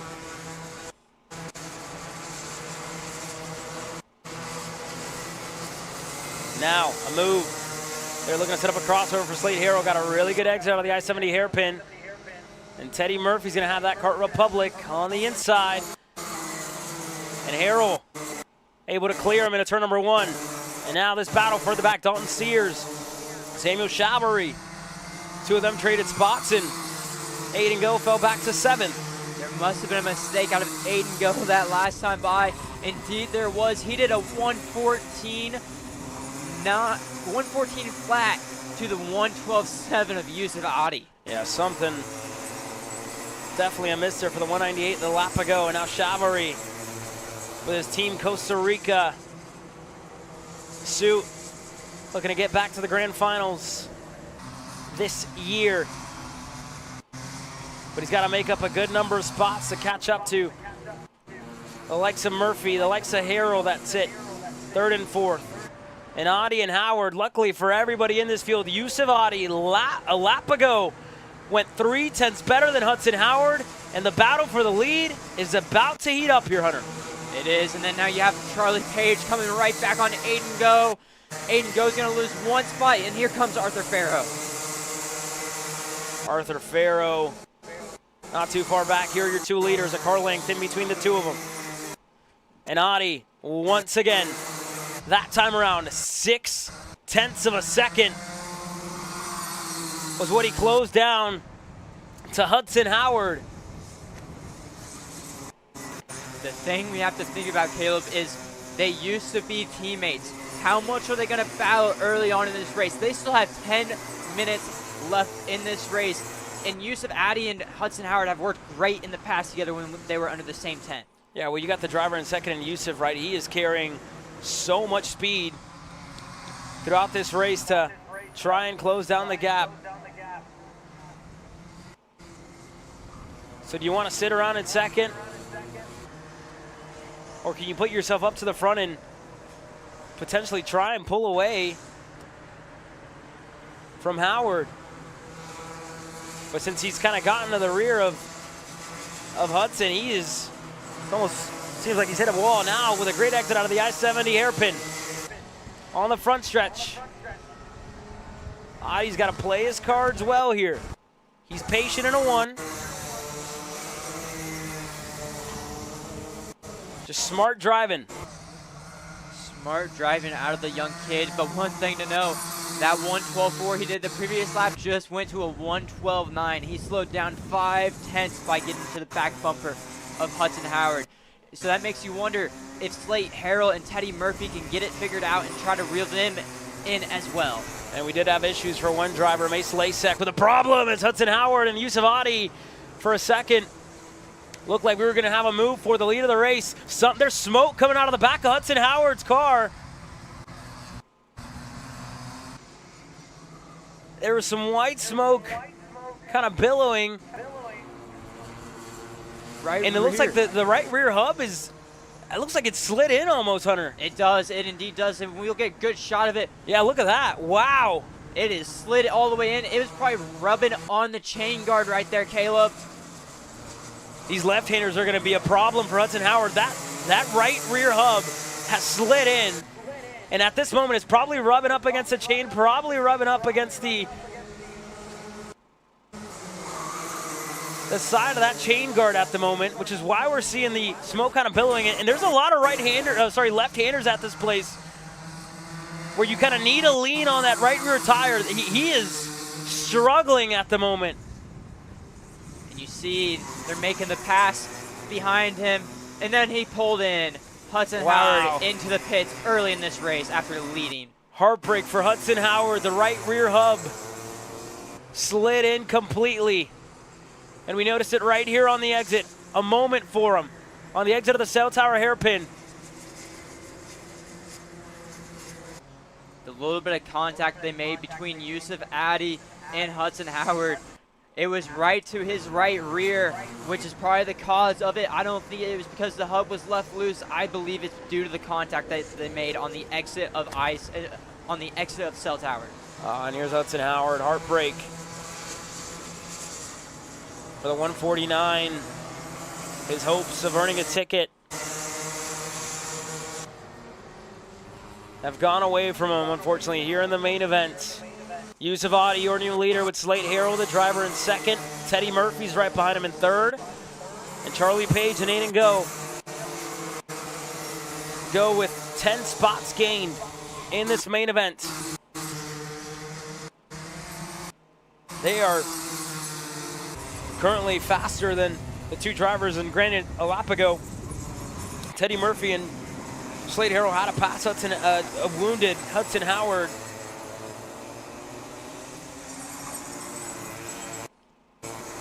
So that was the cause of them losing that time, but still they are a tenth better than Adi. If they want to get themselves in the conversation, if they want to get themselves in the picture, they're going to need Harrow and Teddy Murphy to rattle Yusuf Adi here a little bit before the end of it. They're going to need to get up there and a whole lot of fighting to bring these 2 drivers back in. They're going to need a lot of battling, but the real question is if Slate Harrell and Teddy Murphy can. We did see the pass they had to make going into blue corner on Hudson Howard, but that last time by, Yusuf was a 10th better. This time, Yusuf 2/10 better. I don't see Slate Harrell and Teddy Murphy closing in. I think the chances of them getting to the lead is gone. This is Yusuf's race to win at this point unless he makes a mistake. Yeah, Yusuf is,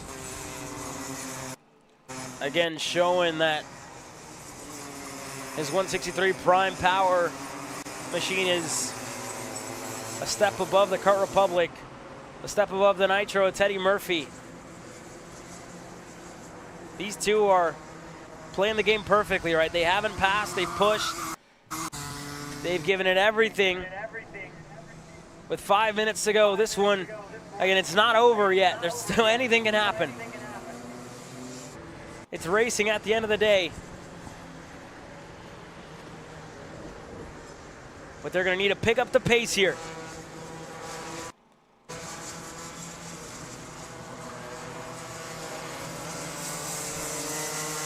See what they can do this lap.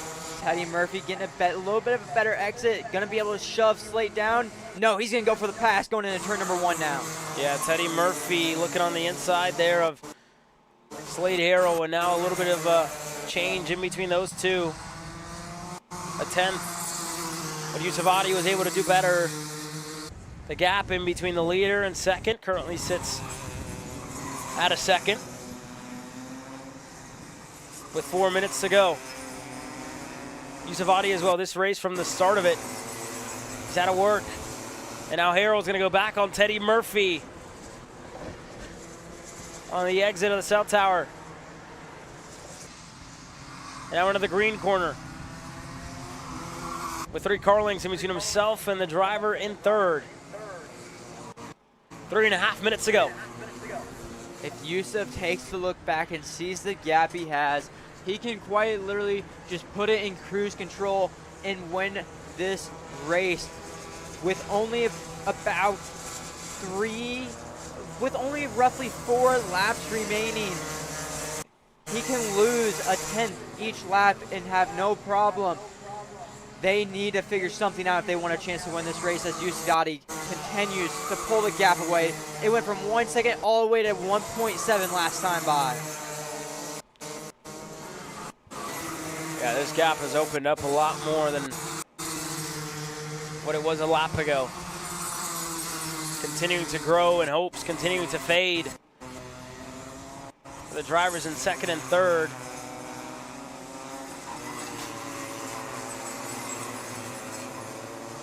With the addition of the Minimax class, the Super Nationals in Las Vegas, Nevada, the drivers in second and third will be awarded entries over the Supernats at the Las Vegas Motor Speedway in November. And they'll go side by side with the Rotax Grand Final, so that'll be a ticket for Harrell and a ticket for Murphy if they decide to take it.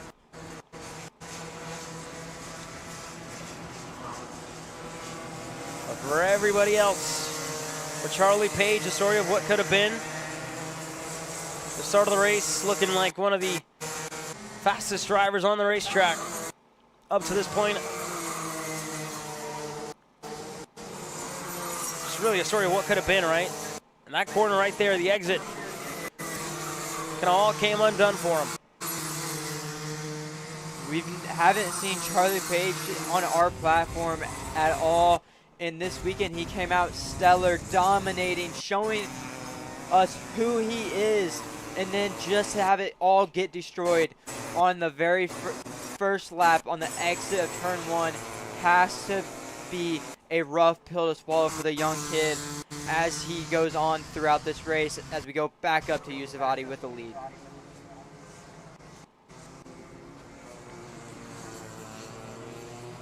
And we talked about how difficult it was to start on the outside line throughout various different races here, and this one being kind of another factor of it. For Yusufati, you know, what a weekend for him. This year he's had a couple of good results. Back in July, July 24th when he was racing over in the Mini-Max division at the Canadian Open.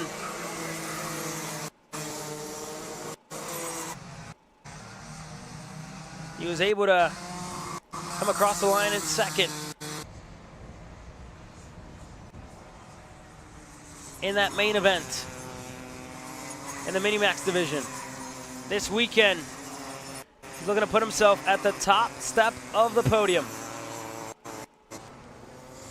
He's been very busy racing all over in Ontario, in Montreal, at the Coupe de Montreal when we were just at the start of the summer.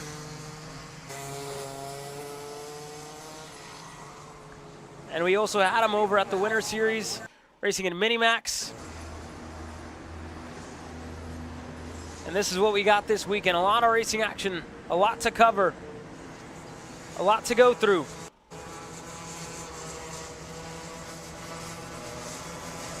But for this young man in Yusuf Adi, you look back to the years that he's had racing here in Mini-Max. You know, last year finishing in 8th in the main event. And a year removed from that 8th place finish, he comes back a year later. And he puts 2.5 seconds on this field with half a lap to go here, Hunter. Half a lap to go for this young kid. And like you said, Caleb, we've seen him all over from the Rotax side to the Mini Swiss side and even all the way into the brake side. We've seen him almost week in and week out wherever we have gone.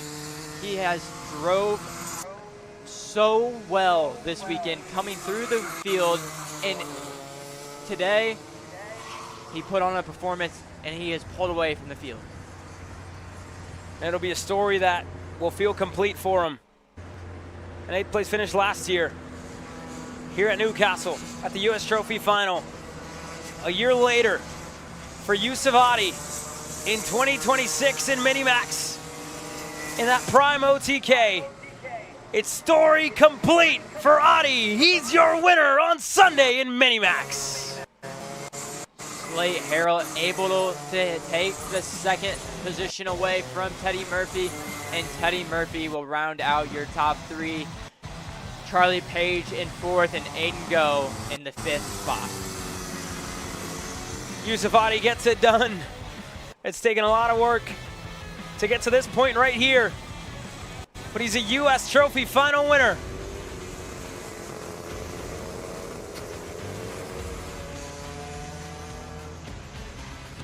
What a drive, and what a way to complete the story for the 163. The Canadian victorious on Sunday.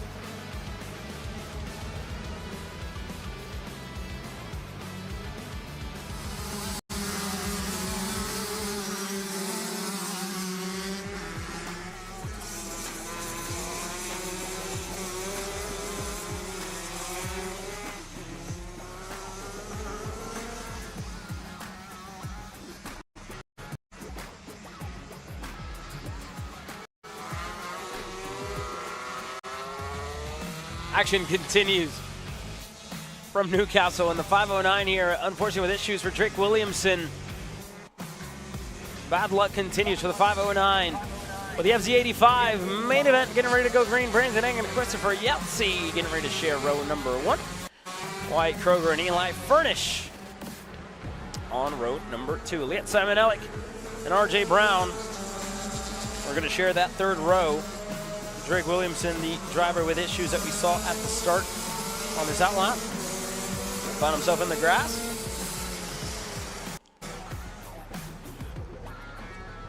Well, this one getting ready to go green. Eng on the inside. He has nailed down every single one of the starts up to this point. Yeltsin has struggled, but this is the one that matters. FZ85 Juniors, visors down. We look for the flag. Green flag's out. We are underway in FZ85, and Brandon Eng, a lot like what we've seen so far this weekend. Flawless off the line. Yeah, great start for Brandon Eng, and a good start for RJ Brown into third. We saw Christopher Yeltsin struggle to get off the line again, but are we going to see the same thing we saw in the superheat earlier this morning, where Yeltsin was able to close the gap down in a matter of 2 laps, and then we had a pretty good race the rest of the time. Yeltsin and Eng went back and forth basically the whole entire race. And we're going to send it down to Jerry. I'm here with your U.S. Trophy final winner here in Minimax, Yusuf Adi. Yusuf, talk me through that race. At the start, I kind of had a bad start, so I fell down to like 7th. Kept my head down, kept overtaking people, and once I got to the lead, I just went and never looked back. And how happy are you to be back on top of the box? I'm very excited and very grateful. And who do you got to thank for this big win? God, my mom, my dad, Prime Power Team, Danny from Orem, Ken, Trevor, and my mechanic, John Luca. Yusuf Adi is your winner here in Minimax. Thank you very much, sir, to Yusuf. Thank you to Jerry as well. And again, Yusuf Adi representing Canada, your winner here at the U.S. Trophy Final. But as we look back in with the drivers in this field, Brandon Eng, while he did get a great start, Yeltsin has been reeling him right back in. Looking on the inside on Cell Tower, Brandon Eng responds quickly with a crossover, and along with him, RJ Brown is right there. 3 drivers in the fight for the lead here. Yeah, this is the first time we've seen 3 drivers battle it out for the lead in the FZ85 class. We've seen Eng and Yeltsin battle it out, but we haven't seen Brown in the mix up front yet. So this is going to be a new person in the front, someone that Yeltsin and Eng haven't had to deal with yet. So this could be interesting here, Caleb. Yeah, and just an update for the weekend on RJ Brown. He had a DNF yesterday throughout the heats. Earlier on today, he had a massive off-track excursion on the run into the green corner. And now he puts himself with everything going right and everything going his way. RJ Brown finds himself in third with the 2 leaders right ahead of him. As the 2 leaders and Yeltsin and Brandon Eng continue to trade blows. Yeltsin in turn 1 past him, but a mistake there out of Brandon opened up the gap, as there is something flailing off the left-hand side of Brandon Eng's machine there. That looks like it's duct tape that he tried pulling off the radiator. It is. It is the duct tape that he had on the radiator there, Caleb. That's a good sign that it's that and not the hose that's connected to the top of the radiator. Because that's originally what it kind of looked like. So just the duct tape they had, and again, he was looking to tear off, that just got stuck to the top of the radiator. That being said, this race continues, and Yeltsin and Eng are, again, very similar to what we saw in the superheat. They are right there with each other. But Yeltsin, again, the starts aren't great, but after that opening lap, it's almost like Yeltsin shooting himself out of a cannon and, able to really reel in Brandon Eng. And then, when Eng gets behind him, he's able to stay right there with him. We spoke to Eng earlier on today as well after the superheat on how his weekend's been up to this point, and, fighting with Yeltsin and just being able to get the better of him. Now roles reversed. Yahtzee showing a little bit of an upper hand as far as pace goes. We kind of saw the same thing happen in the superheat, Caleb. Yahtzee was really fast at the beginning, was able to take the lead, and then Aang kind of came back into it after a couple laps. And you have to think, this is a long race. Aang might have went a little bit too low on tire pressures, and he's struggling for a little bit of grip right now. But in the later run of this race, Aang could be faster. Yeah, we'll wait and see what this race gives us. It's a long way to go. A lot of concentration needed. Keep yourself in this position as well. Again, mistakes really not in the cards either. Can't afford them. The top two, as RJ Brown continues to improve, they've been able to separate themselves away from the driver in third. The 577 of RJ continuing to improve. He's up 3 spots from the start of this race, but the 577 at the moment, he's setting personal best, but his personal best is 0.3 back from what Yahtzee's setting and what Brandon Eng is setting. So the two really on a level playing field as far as lap times go. RJ still needing a little bit more. Needed to gain that little bit more time. And this could be a good learning experience for RJ Brown, who has been struggling to finish the races, and then when he does finish, it seems he has made a mistake, and then he doesn't get to see what the front runners are doing. And this could be a great learning experience for RJ Brown to see what Yahtzee and Brandon Eng are doing on this track right now, Caleb.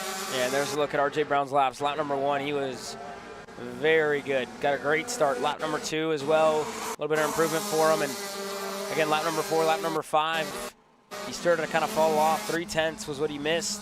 That time by it was over half a second. What Brandon Eng was better than RJ Brown. So there you see, you know, kind of what he needs to do to try and pick up the pace here a little bit, Hunter.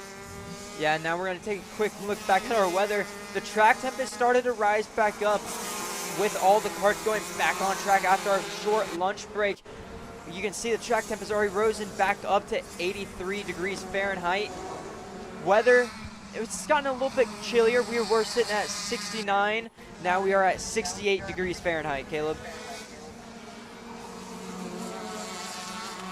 Yeah, not bad. And again, with the continuation of all these races, all of them going back to back with the allotted time that's now been given to them, 18 minutes plus 1 lap. Full race distances. That allows the asphalt to heat up, kind of like it was earlier on in the weekend. As we look in with a couple of other drivers, here's RJ Brown rolling on through in third. And back and forth with Wyatt Kroger, driver of the 520. He's been sitting there in fourth. Hasn't really been able to make too much headway on RJ. Or actually, I should say he has.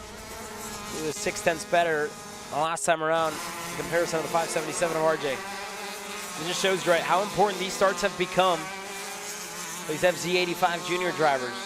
With the experience with time, that's really what's been one of the biggest difference makers as to, you know, what to expect out of these races.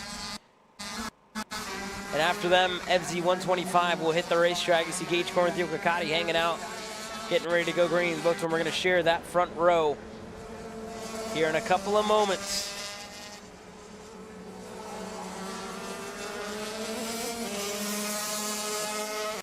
Following along with Wyatt Kroger still here. See what he can compare and do against the RJ Brown as Brandon Eng goes even faster than Christopher Yahtzee once again.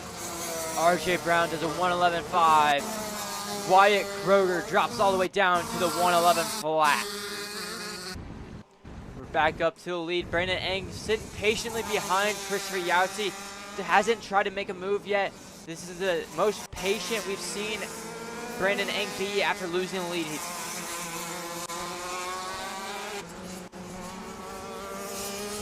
Yeah, we saw it there in the superheat. Whenever Yahtzee and Eng traded blows there for a little bit. Yahtzee passed, and Brandon Eng quickly went right back on him.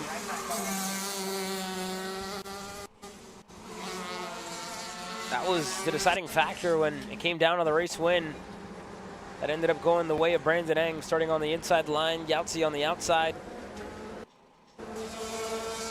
But the two have been really, really even so far this weekend. They worked their way onto the front stretch.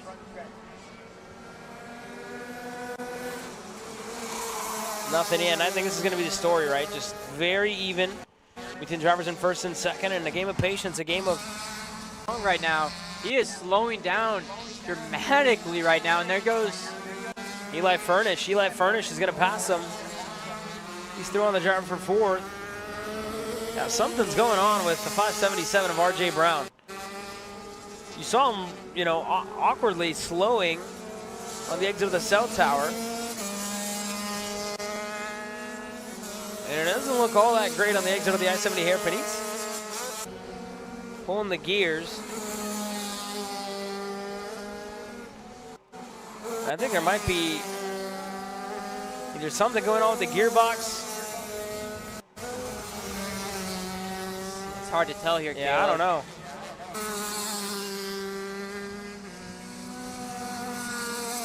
I would say you're right. I don't think it's shifting the greatest right now, because the way he was screaming through the corner and hands up, he's pulling in. Yeah, it looked like something potentially with the gearbox. He was, you know, aggressively pulling on it, on the shifter, and looked like something wouldn't go. Even on the downshift, so you could see him, you know, aggressively kind of pushing it down. Regardless of that, it's going to end his race early. It's a shame to see RJ go out early, especially after being inside the top three and running with the two on our screen we had right here early on in this race. Brandon Eng and Christopher Yahtzee continue to push away, though.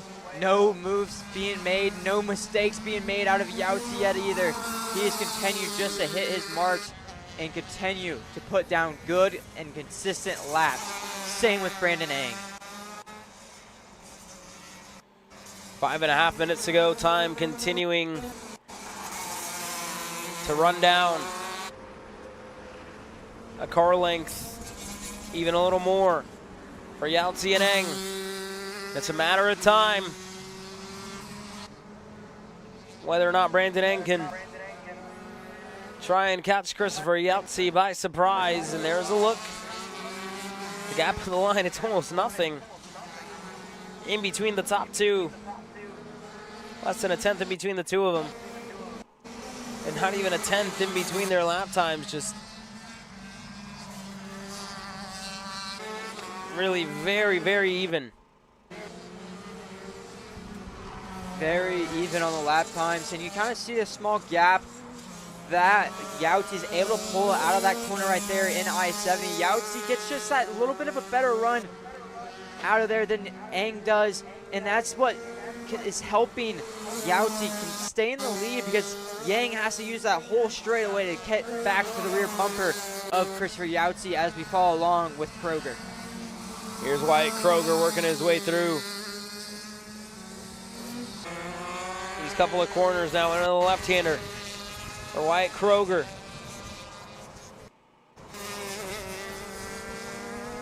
Who's been sitting really well in this third spot.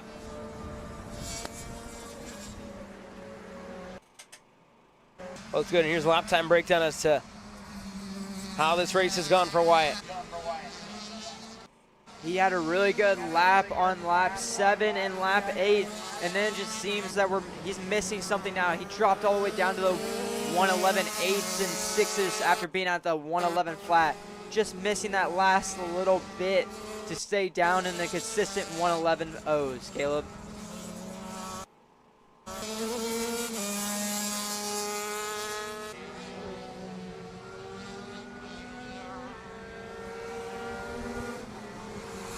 .111.5, 8.7 for Wyatt Kroger. This time around, it'll be a great finish for him. Eli Furnish is the driver back in fourth. We got Simon Ellick Drake Williamson has been able to go through this race. I believe he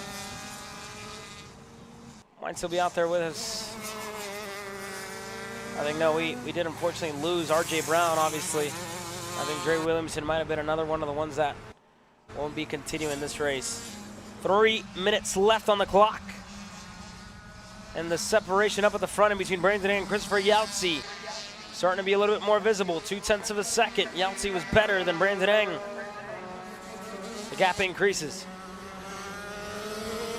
The gap just got that little bit bigger for your race leader, Christopher Yautze, too. It's been at that 0.3 and stayed at 0.3 again. As we go back to Eli Furnish now, Eli Furnish is having a little bit, he's kind of stayed in the same spot. The only person up a position in this race is Drake Williams. He's up 1. Brandon Ng is down 1, and Christopher Yautze is up 1. The leaders are the closest to on track. Wyatt Kroger's kind of in a world of his own. Same with Eli Furnish, and then same with Simon Nellick. He's just kind of off on his own, as Drake Williamson is also out of this race early. Yeah, we mentioned that. Unfortunately, Drake Williamson is out. R.J. Brown is also out.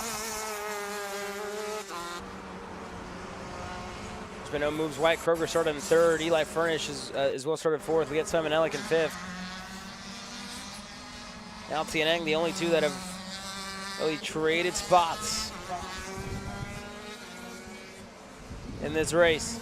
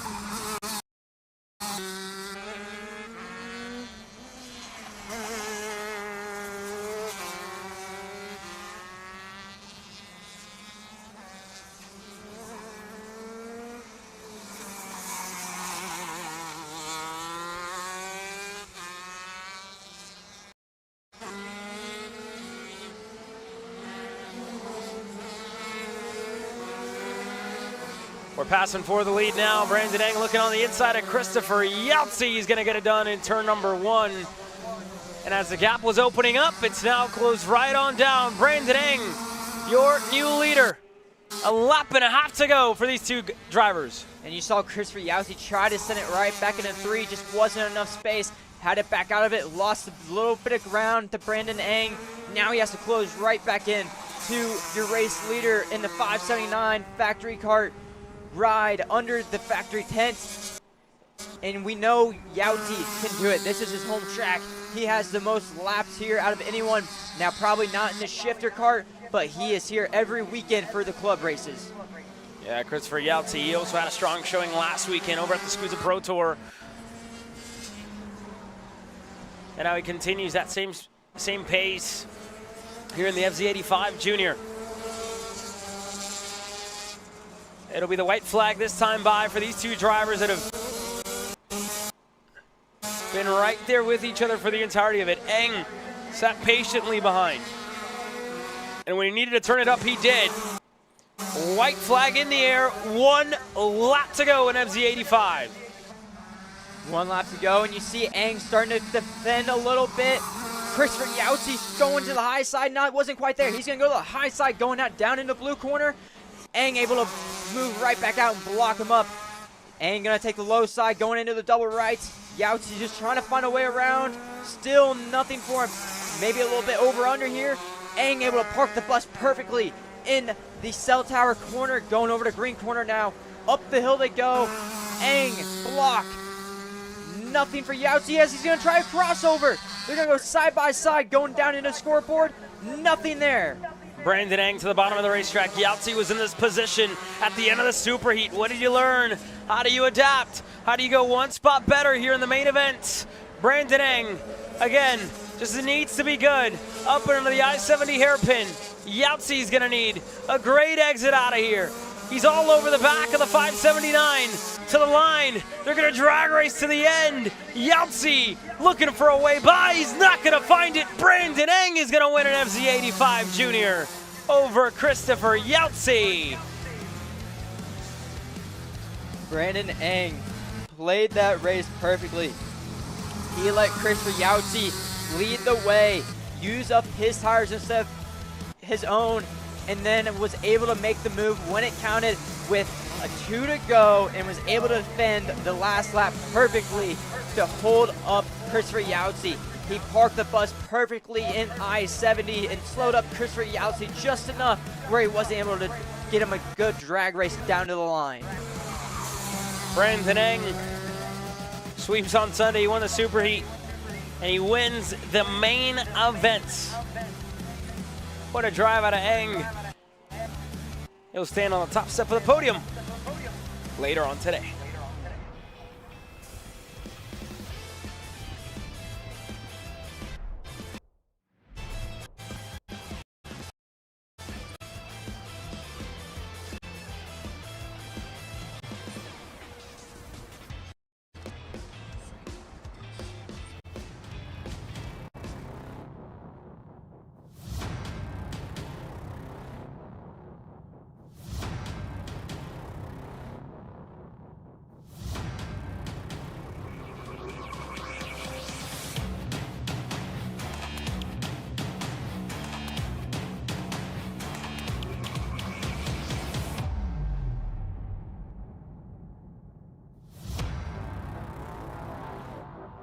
Are you stuck with your kart racing?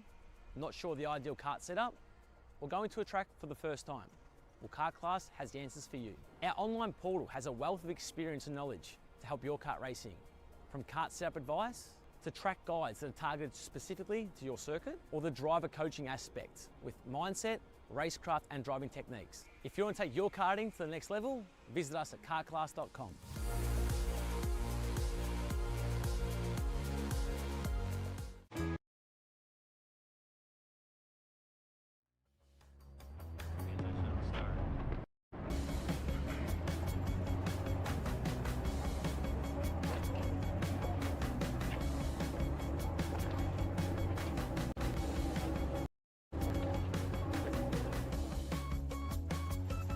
Action continues here from the RMC US Trophy Final.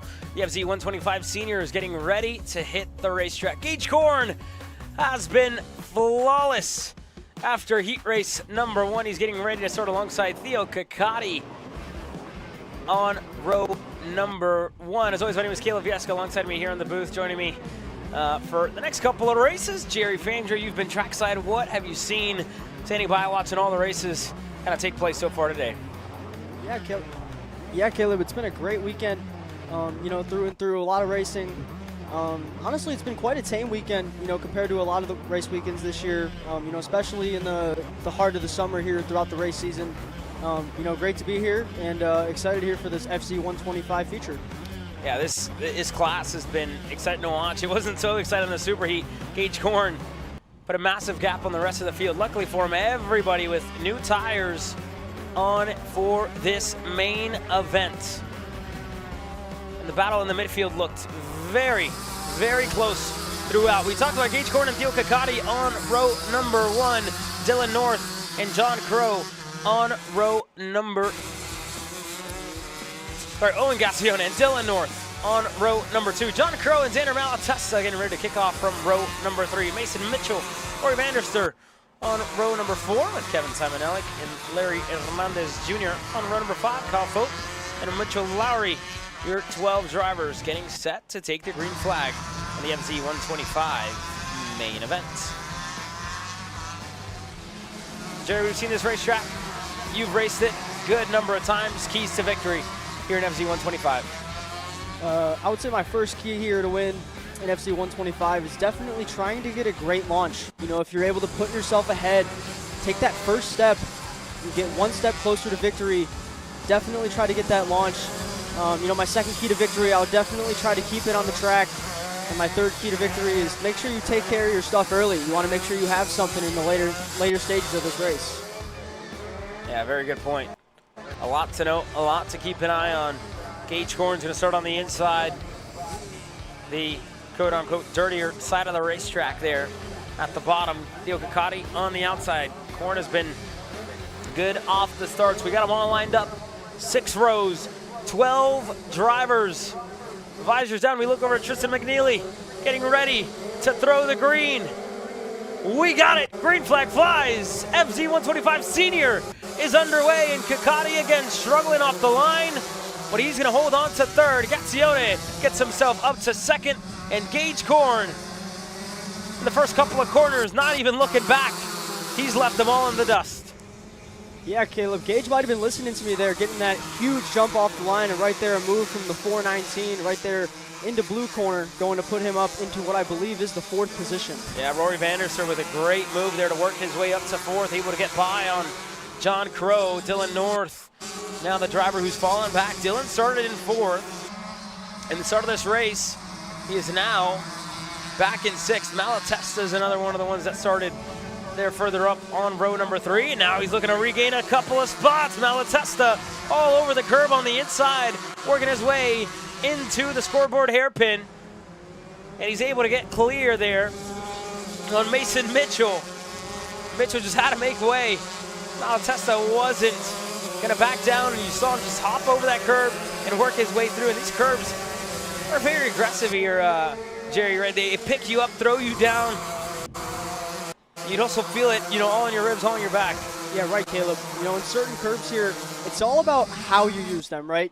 You can still use those yellow curves on the inside of the corners. You just have to make sure that you are positioning the front end of your go-kart correctly, because if you hit a curve, you know, too early on the front side of it, you might end up throwing yourself off the racetrack. But right here, right behind Gage Korn, we have Owen Gaccione and Theo Kakati, 2 drivers that have been chasing down Gage Korn what feels like all of today, Caleb. Yeah, it's definitely been the case, right? Gage Korn, you know, whenever you look at heat race number 2, and as well the super heat, I mean, he's just been flawless off the line, which you know, we kind of talked about in FZ85 Junior as well. That's been one of the difference makers, right? Don't make it harder on yourself to try and go chase somebody down. We saw it with Yahtzee as well, as he was chasing down Brandon Eng throughout the day. It's just a matter of getting off the line perfectly, and Gage has done so, right? He kind of talked to you, said he was kind of confused with the start procedure, with the flag procedure for heat race number 1, and since then he's nailed them all right down. And you know, it's really shown when he's out there on the racetrack. Now, for the case of Owen and for the case of Theo, they're starting to turn up the pace here a little bit. Theo Kakati is the fastest on the racetrack, putting together, you know, a good second lap here, but he doesn't have clean air in front of him. He's gonna look for it now, inside into the blue corner. Theo Kakati's gonna get clear for second. Yeah, and for Theo here, taking the quickest time of the race, he needs to get out that notepad. He needs to start taking notes on what Gage Korn is doing differently here. He needs to try to make those adjustments, try to find some more pace, because right now he's got a bit of a gap to make up. And again, if you look back to that interview you had with him, Gage talked about, you know, not really leaving anything out there, and we saw it on the times whenever we were breaking down the lap times. Lap after lap, Gage Korn continued to improve. His personal best, the fastest lap of the race, was in the second to last lap. And he was extremely consistent too, Caleb. Looking at the lap times, just about every lap, you know, was within 2 or 3 tenths. You know, not a lot of mistakes, really managing that tire temperature, keeping that go-kart underneath him from lap 1 to the feature here. As now a move here is Andrew Malatesta looking on the inside of Rory Vanderster. They're both working their way into turn number 1. This is the battle for 4th. And Malatesta still stuck behind Rory, who's going to go a little wide there on the exit of 3. Now into the blue corner. Malatesta's been applying the pressure here.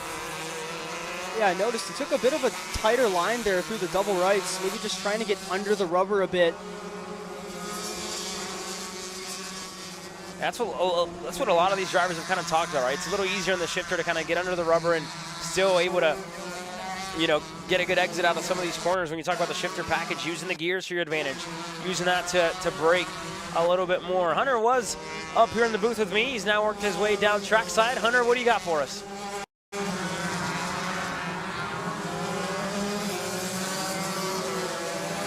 Thank you, Caleb. I'm standing down on basically by scales, and I caught up with our race winner in the previous race, Brandon Eng. He was given a blocking penalty on the last lap, which would give the win to Christopher Yahtzee. Back up to you guys in the booth. Thank you very much there, Hunter. So that's a look back to the main event in FZ85 Junior. Brandon Eng, unfortunately, receiving a blocking penalty in that race. And he has, again, unfortunately, given up the race win. It's gone now the way of Christopher Yahtzee. So a little change there in the results in FZ85, and again, all results provisional, pending the protest window available to these drivers. That being said, for the last couple laps, we continue to follow Rory Vanderster and Xander Malatesta. Those two drivers continuing to battle. And Malatesta's been the one looking for a way by. Jerry hasn't yet found it. Yeah, not yet. We've seen him look there through the double rights before cell tower. Right now, about a kart length back, going down into turn one.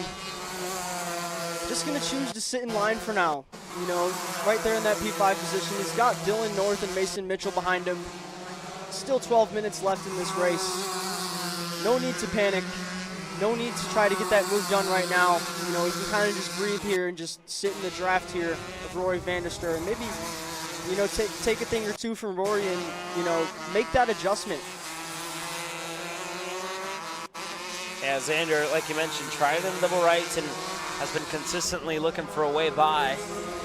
Dylan North and Mason Mitchell looking for an opportunity as we have John Crow issues, and he's just going to drive it into the pits. John Crow out of this race early. Mitchell Lowry as well. Didn't even take the green. As a move there, Mason Mitchell able to get ahead of Dylan North. That's the battle for sixth. As the battle for fifth continues here. Fifth for Malatesta, fourth for Rory Vanderster. And so no way by for Malatesta as they work their way onto the front stretch. A good exit there for the comp cart. Still no way by, and looks like a black flag there for somebody. And I think that might have been for the 419. Yep, the 419. Black flagged off the racetrack for Rory Vanderster. Unfortunate end to his day there, Caleb. As we see another move there for what is now the P4 position. Sorry, the P5 position.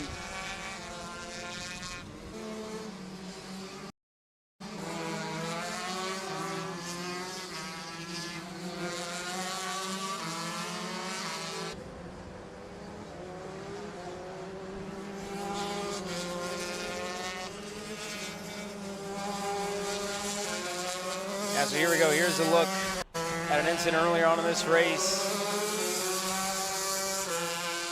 Yeah, and I think the officials might have deemed something here on the front straightaway. Rory Vanderster, maybe a little bit too much movement for their liking. That being said, the racing action continues. Gage Korn has put almost 4 seconds on this field, and this is the battle for second with Owen Gassione and Theo Ciccotti. On a package that's pretty new for Theo.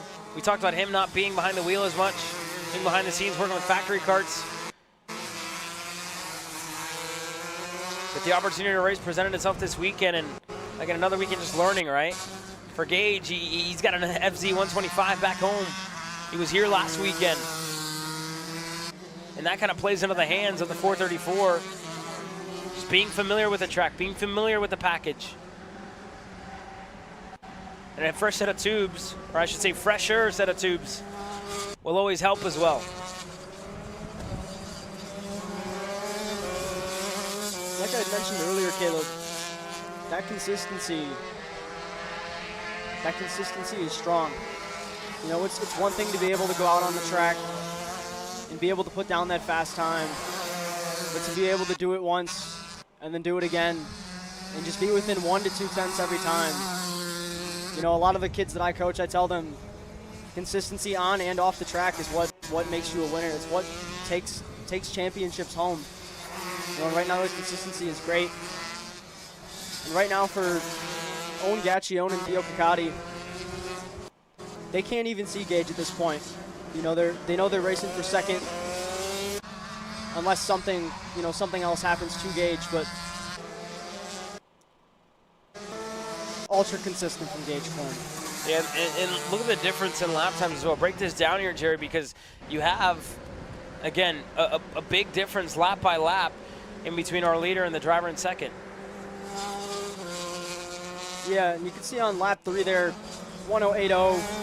Gaccione 6 tenths slower than that. 1074 going purple on lap 4. 9 tenths back from Gaccione. And on lap 5 through 8, 4 tenths, 3 tenths, half a second, 4 tenths. They just don't have the same pace that Gage Corn does right now. Yeah, not even close there. You know, lap number 9, it was almost a second back. That was because the battle for second the second spot has swapped hands here. Theo Ciccotti, now the driver who sits in second place, himself and Owen Gaccione going back and forth, and their gap now sits at 5 seconds. You see Gage rolling on through the cell tower, down into the green corner. But there you see the difference between those two that now started to fight, and Theo now putting himself ahead on the 498 of Owen.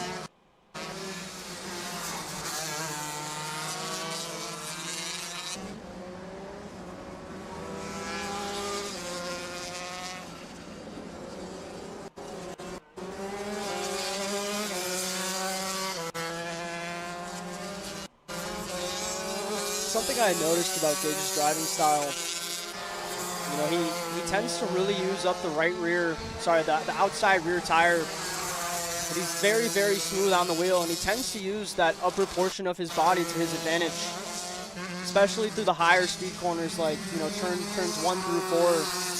He really tends to use that upper body, to his advantage. I know I've told him before, he's got a shifter build for sure. Right now he's putting it to use. 5 seconds to gap. Yeah, Gage Corn, again, he is one of the taller drivers in this field, right? He outgrew the junior division quite quickly. I mean, being as tall as he is, way taller than myself and yourself, Jerry, but, you know, that being said, part of it, right? Exactly what he kind of needs to do to move around in the seat. Using it to his advantage. You've seen it kind of work out for him. He's been really able to separate himself. As we look in, Ciccotti working his way through, starting to extend his gap over Gaccione, and then Tanner Malatesta, and a couple of others. This time by just over 5 minutes to go left in this main event.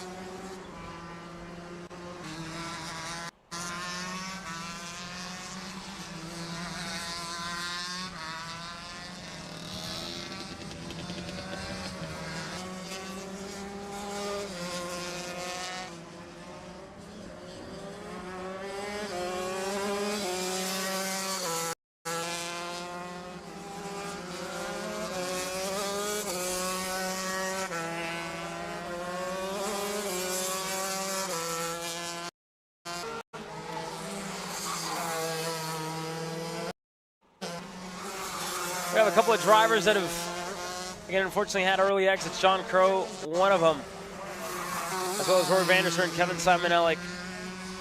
Hunter, I know you're down over trackside. What do you got for us?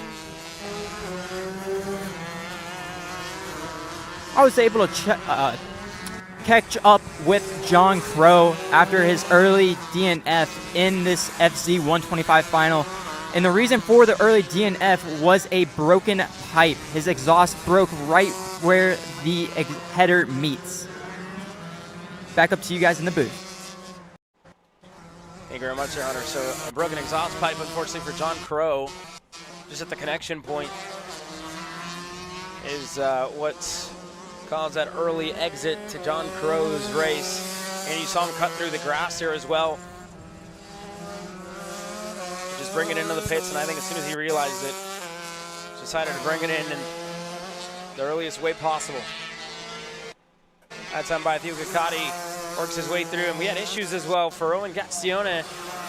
Well, I think he might be into the pits because the 498 is in,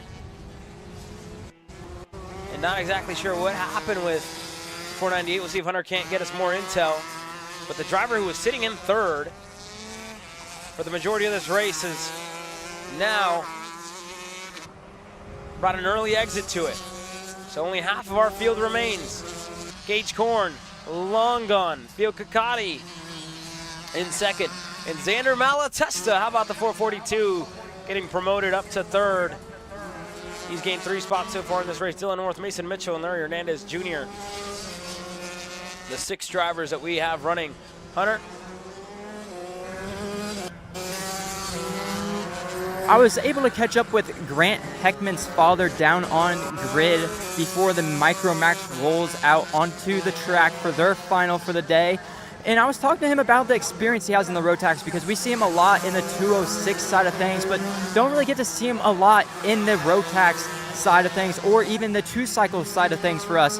And this is his 3rd ever event in the Rotax. He raced down in New Caney, Texas in January, and then he raced in MCC earlier, about 2 months ago, for the Rotax race over there, Caleb.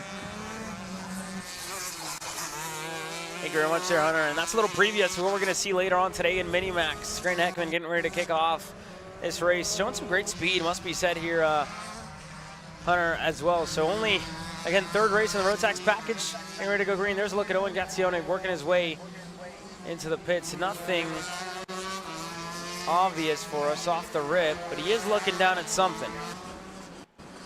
Yeah, definitely taking a look down what seemed to be the right front of the cart there. An unfortunate end there for the driver that was in the P3 position. The gap now from Gage Korn to Theo Kakati. 7 seconds. Xander Malatesta there on the comp cart. On your screen, up 3 positions. Currently in that P3 position. 35 seconds on the clock. I think we lost Dylan North as well. Dylan North was that driver that we saw pull in as well. So the 426 is out. Gazione is out. Kyle Fote is out. Vanderster out. Simon Ellick, Crow out. Mitchell Lowry did not take the start. That's promoted Larry Hernandez Jr. up to 5th. 5 spots gained for Larry in the 477. In time, getting ready to expire. The white flag will fly this time by. It'll be 1 lap to go for Gage Korn. So just bring it on home, just to cruise his way to the checkered flag.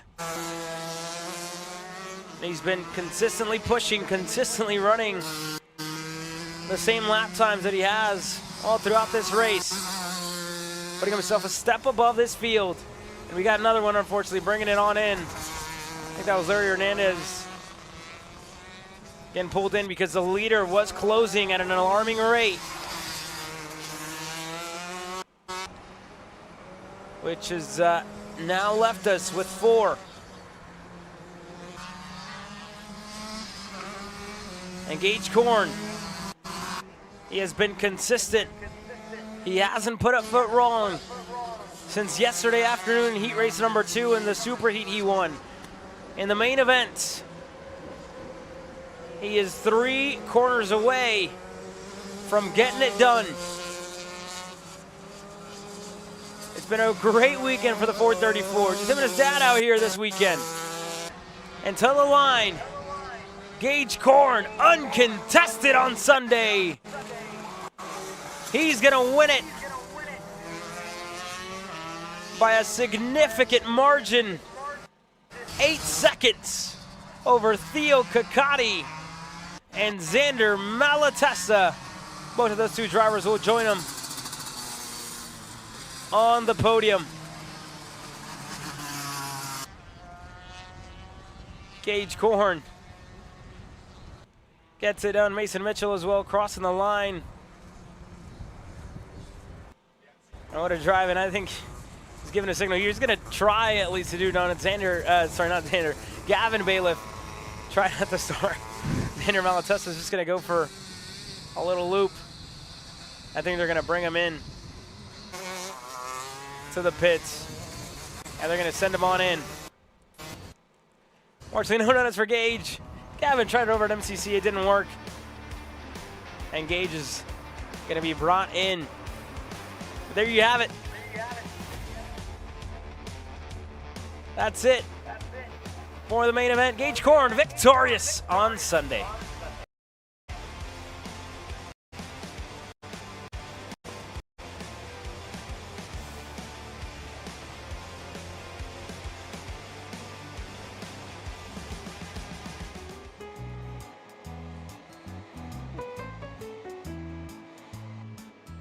Gee, looks like we're missing an engine. What the hell am I supposed to tag? What do you mean? It's my Greyhound. It's all I need. Where's the rest of it? It doesn't matter. It's a Greyhound. You gotta make way. Okay, you're good.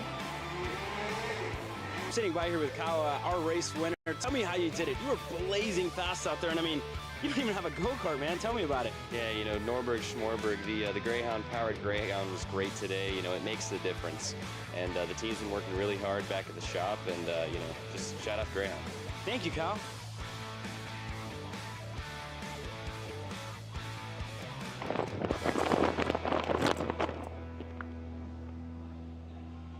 How the f did you just win? Doesn't matter. It's a Greyhound.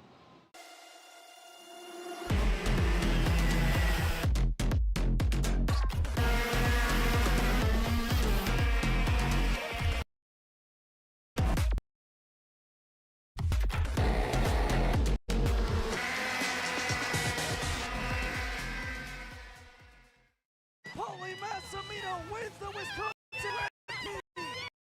Check on start number 2 gets win number 1 in OKN Stars. On track or off, Brandon Jarscrack Racing delivers elite performance. Led by 4-time Pro National Champion Brandon Jarscrack, our team masters driver coaching, data-driven analysis, and mechanical precision at every national event. Contact us today at BrandonJarscrackRacing.com. Are you ready to get behind the wheel? From Formula One to NASCAR and IndyCar, all the pros start here.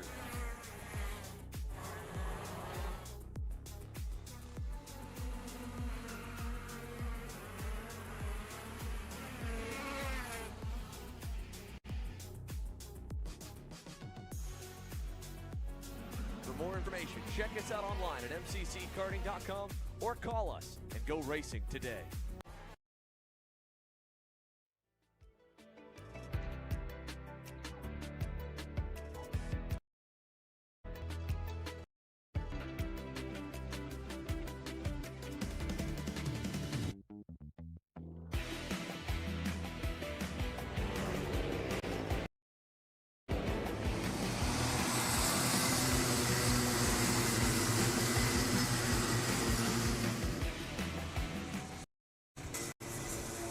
Racing action continues from Newcastle Motorsports Park as one driver going for a spin there. That's the 72.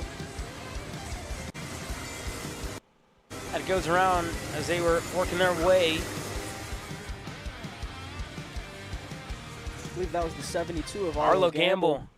Yeah, Arlo Gamble there, the driver that goes for a spin. He's getting ready to start off on row number 2, just has to rejoin. But here's a look at the starting lineup. Trey Sanders getting ready to start alongside Tristan Francisco on row number 1.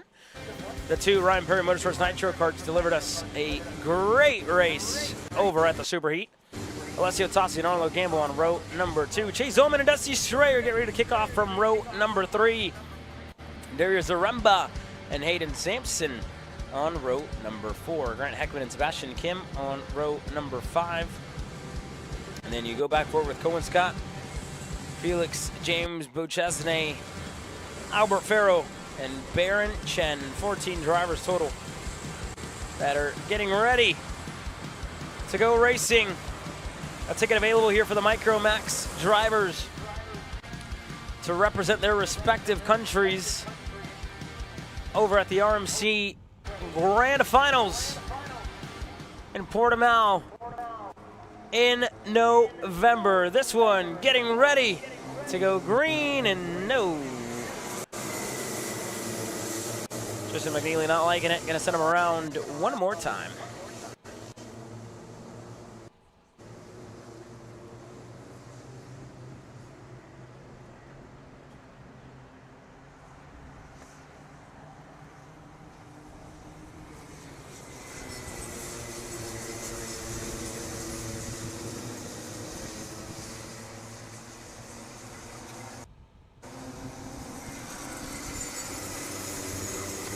Trey Sanders and Tristan Francisco just a little bit too eager to get this one started.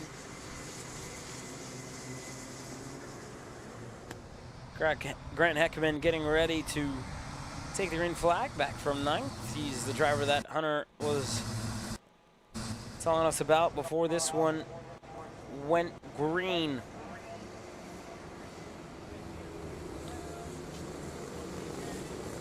We'll keep an eye on him. We'll keep an eye on a couple of others. Cohen Scott as well, another one of the drivers that showed some great pace last weekend here at the SCUSA Pro Tour. But the road tax officials wanting the pace to be brought down to their liking. Time has started. So this false start will dig in to their race time. That was set for 18 minutes plus 2. Now it's going to be at 16, if not less than that.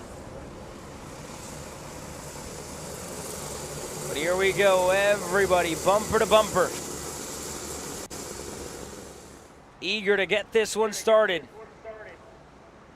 Trey Sanders on the inside. Tristan Francisco on the outside. A ticket on the line. Micromax is underway from Newcastle.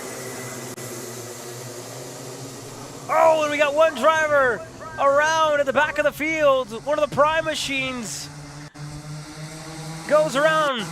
Everybody else up front continues. Trey Sanders leads over Tristan Francisco. Gonna move down low into blue corner from the 36 of Alessio Tosti. He's gonna put himself into P3 and he's gonna go low into the double rights.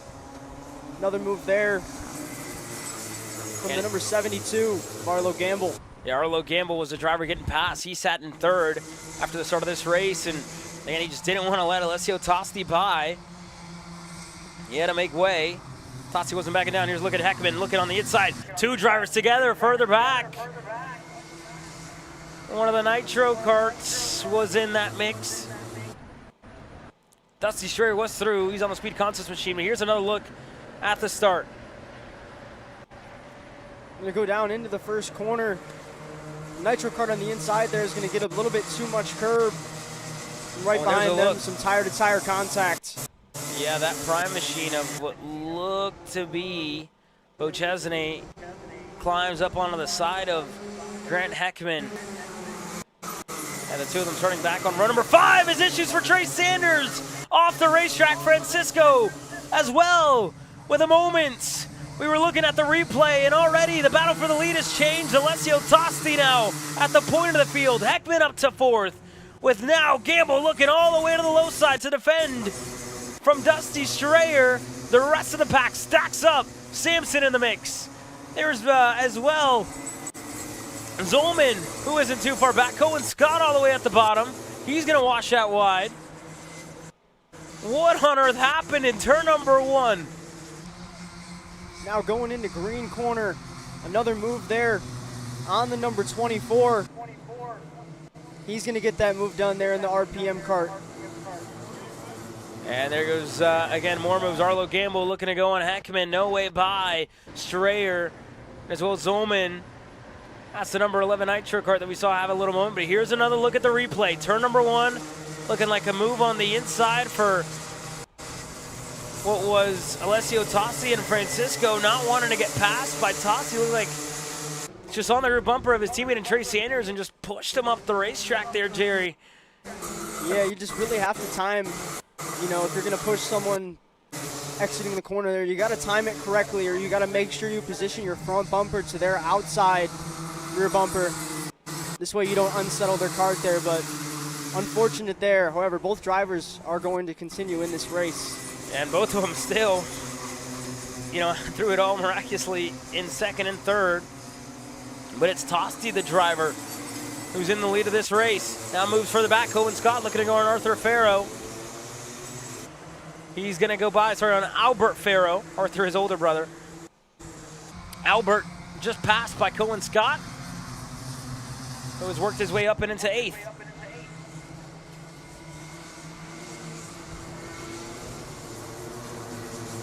And Strayer's lost a couple of spots. He's now down the order. Scott, I think he could be all the way up in 6th at the moment because he passed Strayer since the start of this lap, but he's past Farrow now. So it's all swapped around. In the middle of this field, Hayden Sampson's right behind him on the edge of the top 10. 12 minutes ago, a lot of time, and Arlo Gamble all the way to the bottom of the racetrack, looking to block from Chase Zolman. Has to be mindful with how much he's, again, deciding to block throughout some of these straightaways. Yeah, especially if you're going to move back to the racing line there, as Grant Heckman is going to take the quickest time of this race here on lap number 4. Right ahead of them, the group of 3 heading through the double rights. It's Tristan Francisco in the P2 position, Grant Heckman in 3rd, and Trey Sanders in 4th. Yeah, well, there's a look at it. Heckman, like you mentioned already, able to get by on Trey Sanders at the start of this lap. We'll continue to keep an eye on these 3 drivers, see if they can close down the gap to Alessio Tossi. For now, we'll send it on down to Hunter Bolton, who's caught up with some more of our drivers. And we'll wait a moment because Grant Heckman's passing for 2nd. He's now able to get through there into the scoreboard hairpin. Hunter, we'll send it on down to you now. Thank you, Caleb. I'm standing by here with Enzo DeGennaro. Enzo, you moved up 22 spots in the super heat. Obviously, some penalties came your way. Not what you really want to see after moving up 22 spots. But how do you feel going into this final event? I mean, I feel great. I mean, a final is a final. I mean, if I win this, going to Portugal 3 times would feel awesome. And I think we got amazing pace, so I think we can win this thing, and I'm super confident. Thank you, Enzo. No problem. Back. Yeah, thank you there for Hunter, and thank you for Enzo as well. And again, we talked to him on his charge up the field. Hasn't quite been what he would have wanted. Is again, that was Gamble looking to hold up Cohen Scott, and Scott wasn't going to be denied. Zolman went by as well. In a little moment in between the drivers in second on back, we saw Heckman, Francisco, Sanders as well, all going back and forth. And they're the way they sit at the moment, it's Francisco over Heckman over Sanders. That's the top 4. Now Heckman here, right behind the 17 of Tristan Francisco. They've got about a 2nd gap to the leader here. You know, at this point in the race, plenty of time left to potentially close that gap down. But Caleb, with all this fighting, it's going to be hard to attempt to do that, right? They definitely need to start working together here if they want to try to close this gap down. That was one of my questions, right? As you know, as a guy who coaches, you know, various different drivers from all different ages, what do you tell your driver, right? Sitting in 3rd right now, the leader with a 2nd gap and some change.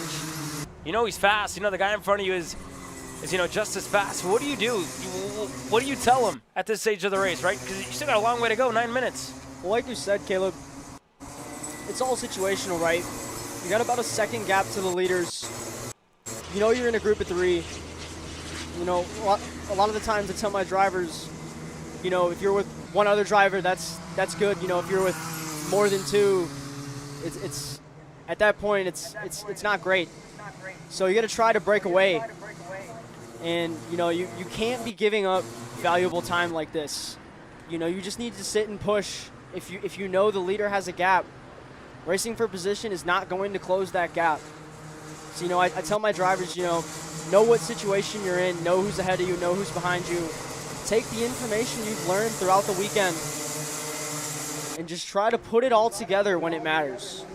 Yeah, well, here we go. This race continues, and like you said, 8.5 minutes ago as we have moves throughout this field. There goes Farrow looking on the inside of Dusty Schreier, who unfortunately has fallen down the order in this main event. Up at the front, it's Tosti who leads over Heckman with a change for second. The gap, just a little bit over a second for now. Send it on down to Hunter. Thank you, Caleb. I'm standing by here with Clayton Stiles. You got P2 in the superheat, the highest we've seen you finish all weekend long and pretty much all year, Clayton. How do you feel going into the Rotax USA Final trophy round to try to get your ticket to Portugal? Yeah, no, we're feeling super confident. We saw that we had good pace in the superheat. We got 2 quick people behind us, teammates, hopefully work together, push to the finish. Who would you like to thank for having you up front this weekend? Iron Rock, Charlie, he's been super helpful. My dad for getting me here. My mom watching back at home. Premier Racing Engines, great power. Yeah. Thank you, Clayton. Good luck today. Thanks. Back to you guys in the booth. There you guys have from Clayton Stiles, who again is getting ready to go green in this Junior Max main event here in a couple of moments. Just on the other side of this Micro Max main event. Cohen Scott able to break through now finally, and he's inside of the top 5. Scott, great pace last weekend, and he's backing it up here this one as well. Already starting to reel in the drivers ahead of him, who, again, while we stepped aside for the interview, Jerry, they are starting to reel in our leader of Alessio Tosti. Yeah, you're right, Caleb.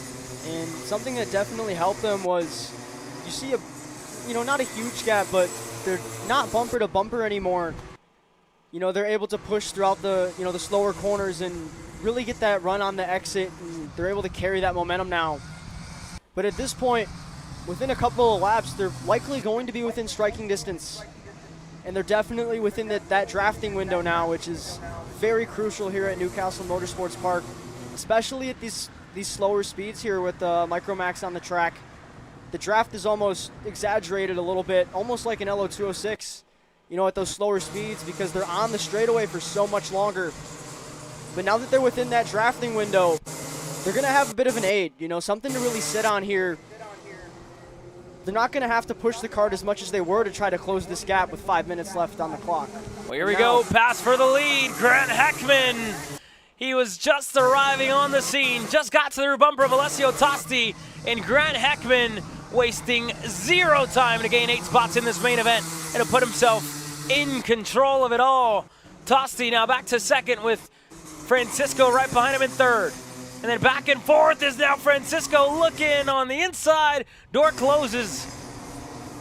Tosti closes it. Go ahead, Jerry. And Francisco's got to be careful here, because if they fight too much for second position, they're going to give Heckman a gap.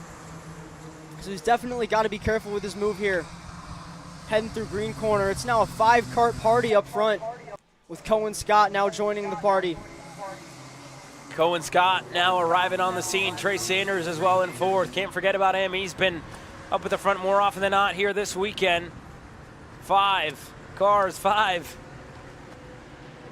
different drivers battling as now Tosti again knows the pressure from Francisco with a late lunge in I-70. Looking to follow through, and it just wasn't there. He had to overslow it. That allowed Heckman to stay there on the high side and maintain the second position. So he stays there in second, as now Francisco in third, having to regroup. Sanders as well. Everybody else further back having to check up.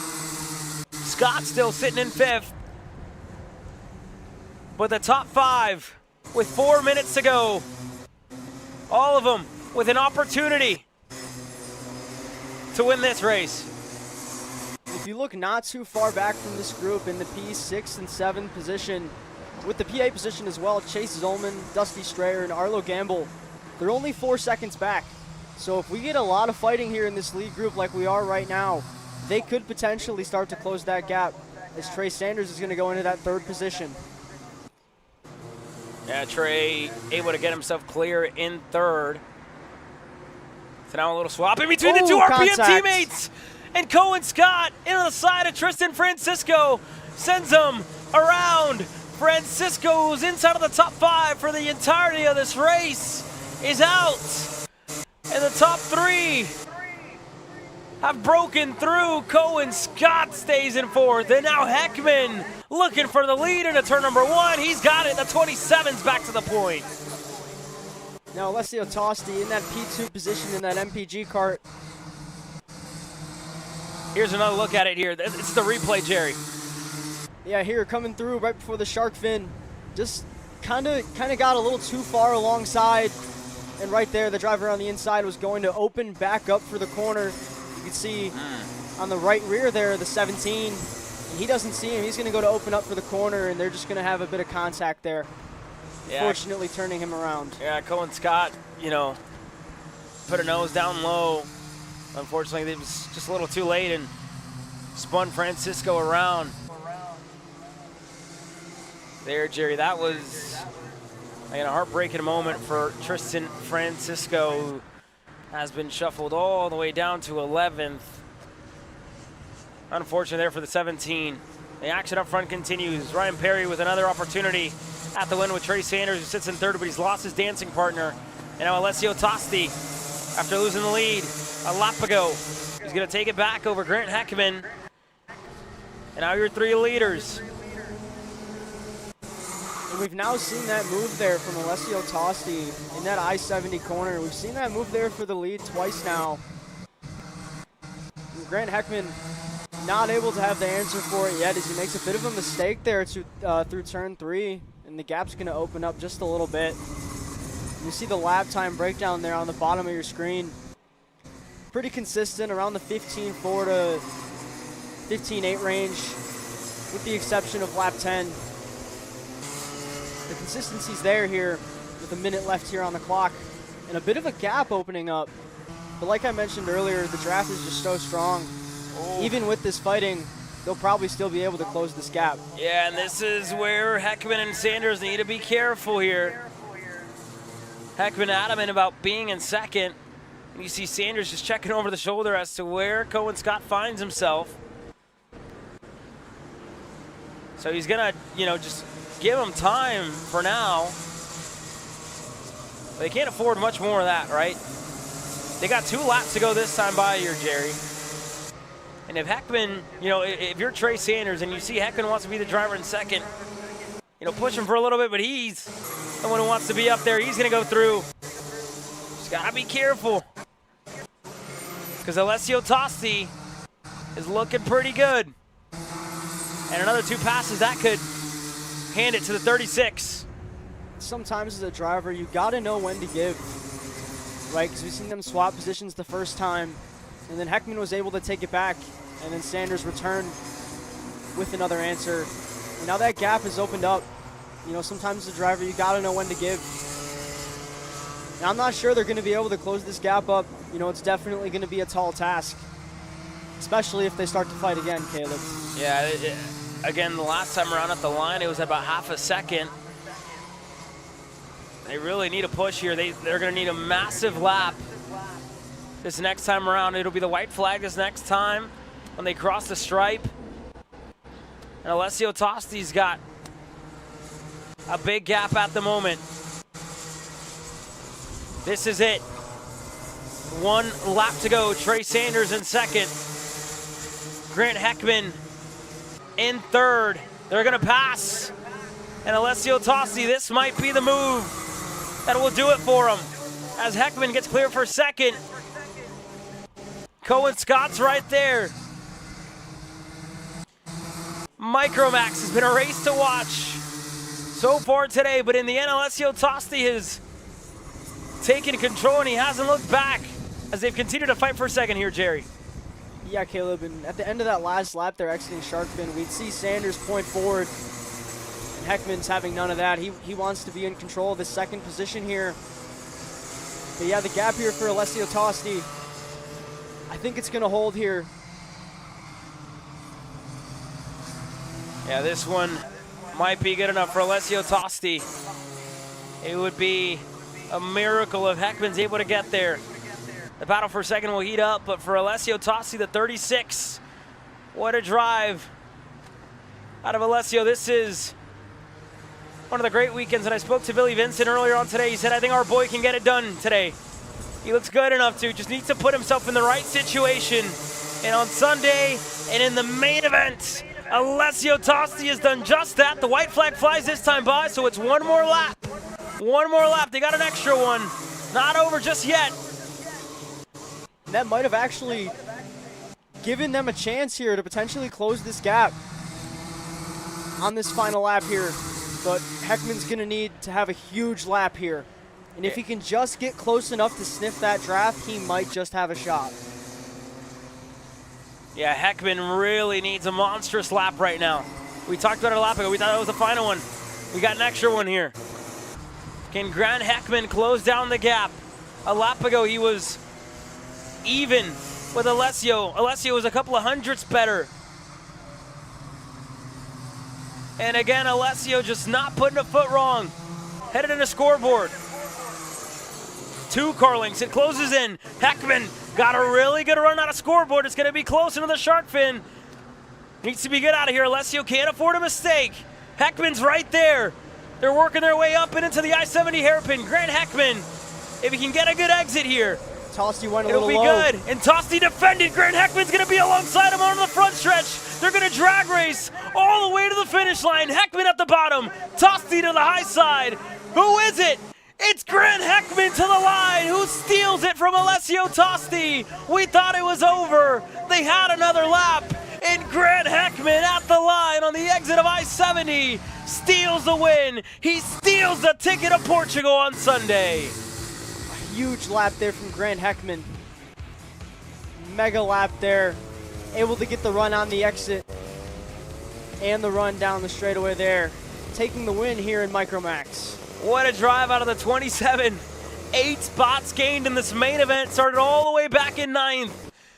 And he's charged his way to the front. Grant Heckman and family, time to book a plane ticket. You guys are headed to one of the biggest stages in the world of karting. What a drive out of the 27.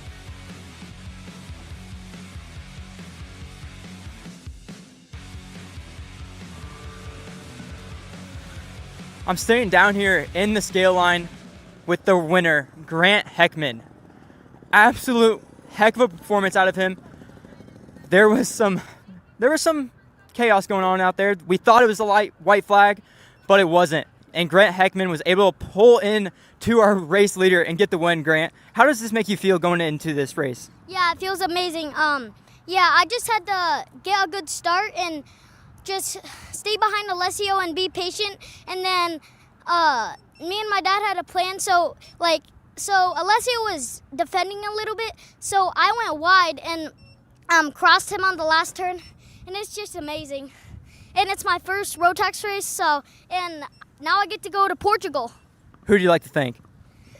My dad, my papa, my family, God, Rotax, yeah, and Heckman Bros Racing, Nana and Papa, and everybody that's cheering me on. Thank you, Grant. Thank you.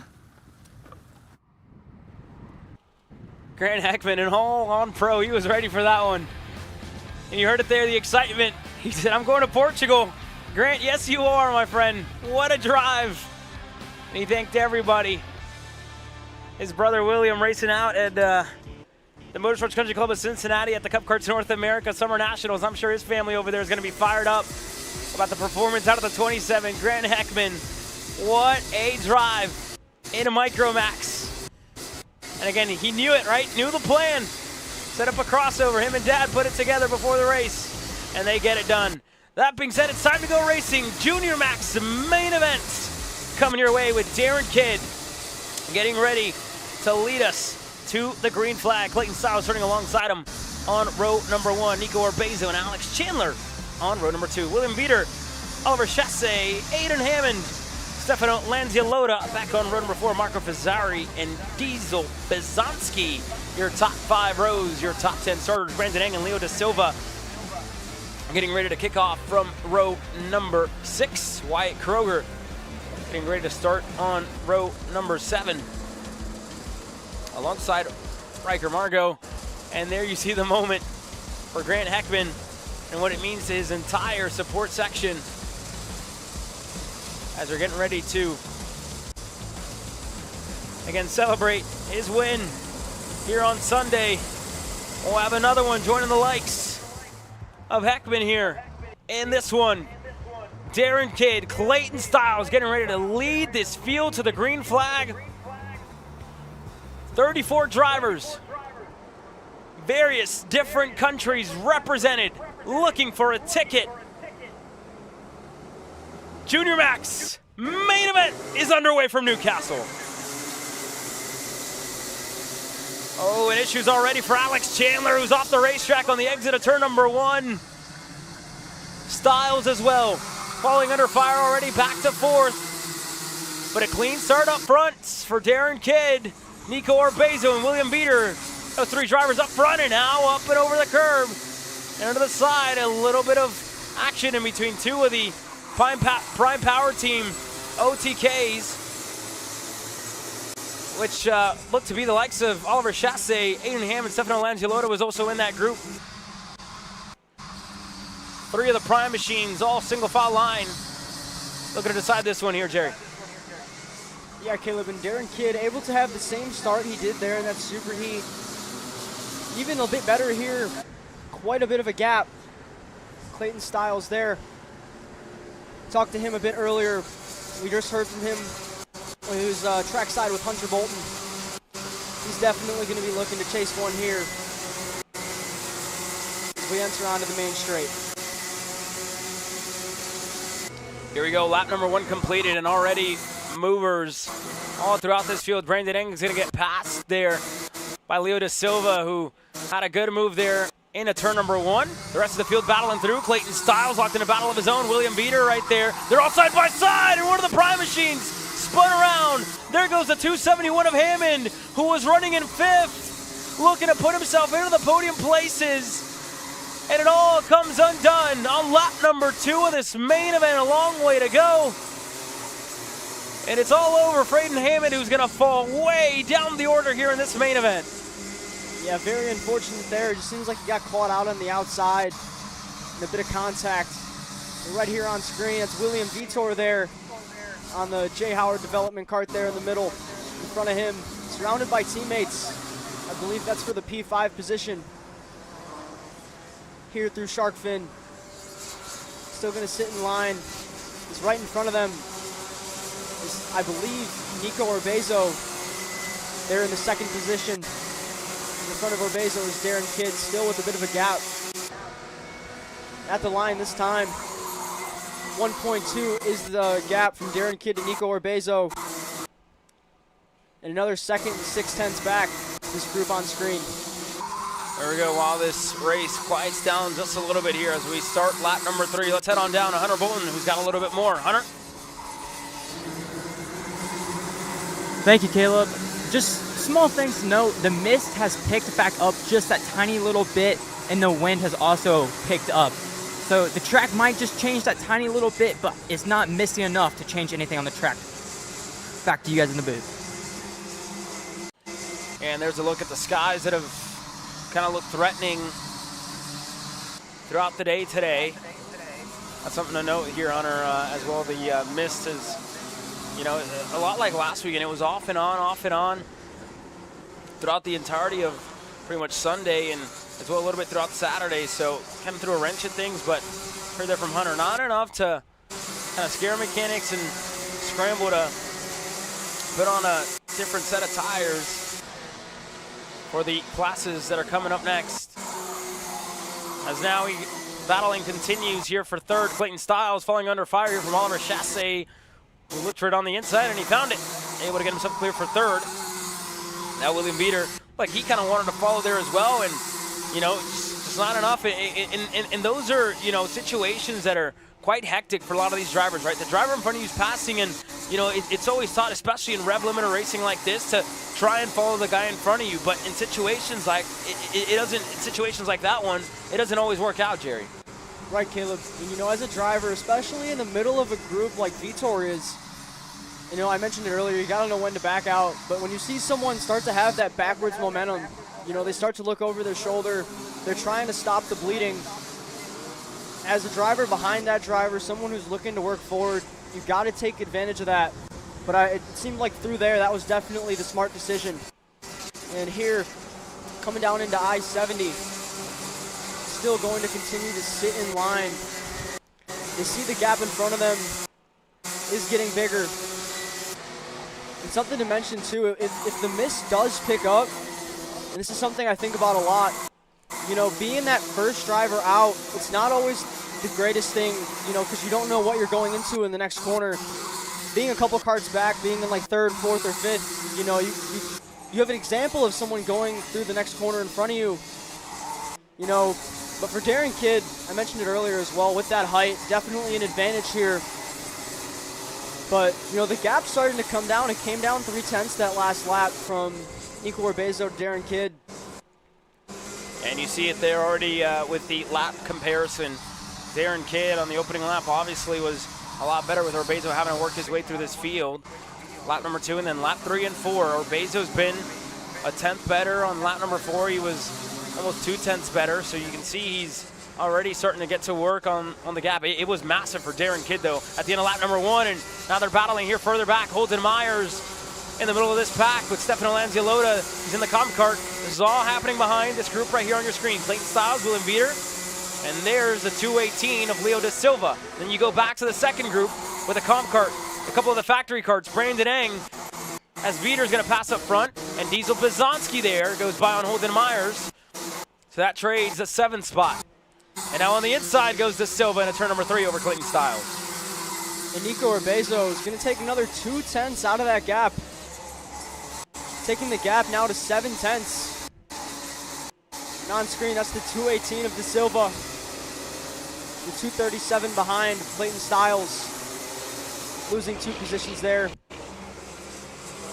And then we go back to this next group, the 229. And then right behind him, Holden Myers. Holden's been working his way forward this weekend on that bright yellow fluorescent comp cart. Heading through scoreboard right now. A move right there from the 226 through shark fin.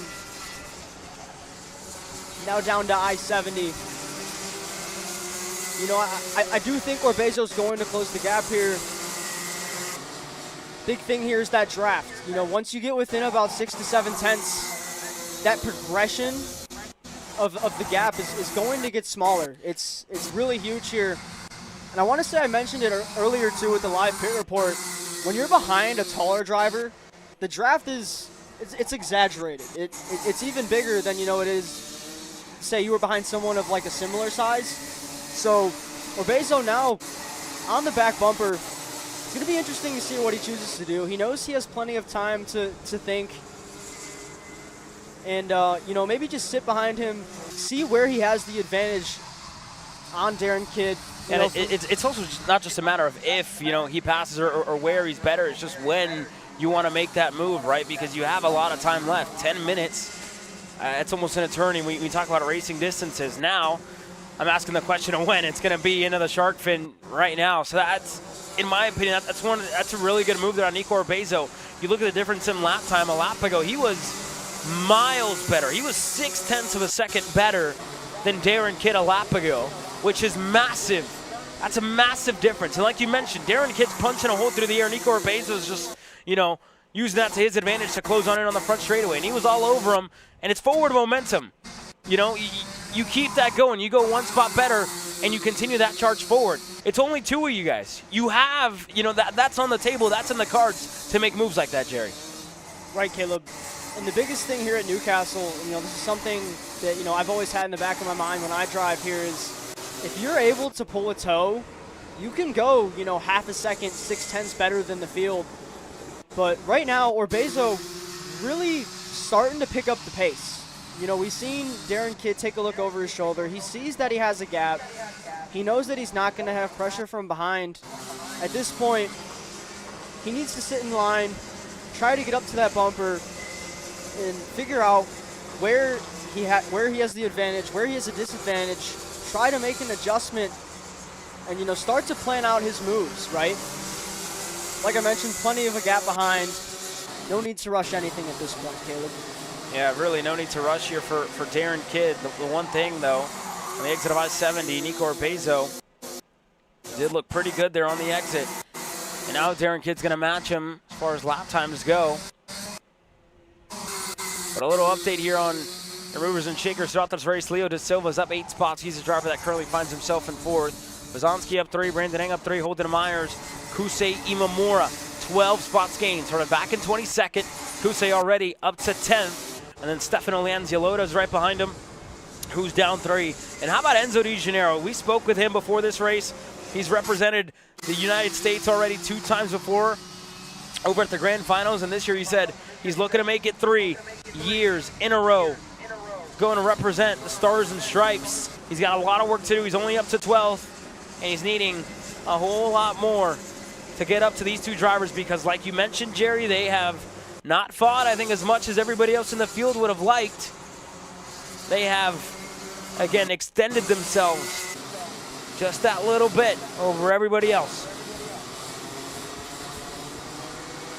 Right, Caleb, and as now we look back, it's the P3, P4 drivers here.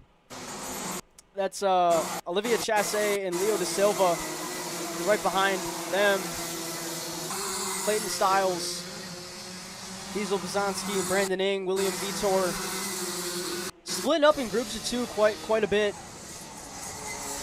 They're going to have to work together here if they want to progress forward here. 6 minutes and 55 seconds on the clock. Nico Urbezo up 2. Darren Kidd down 1, starting from pole position.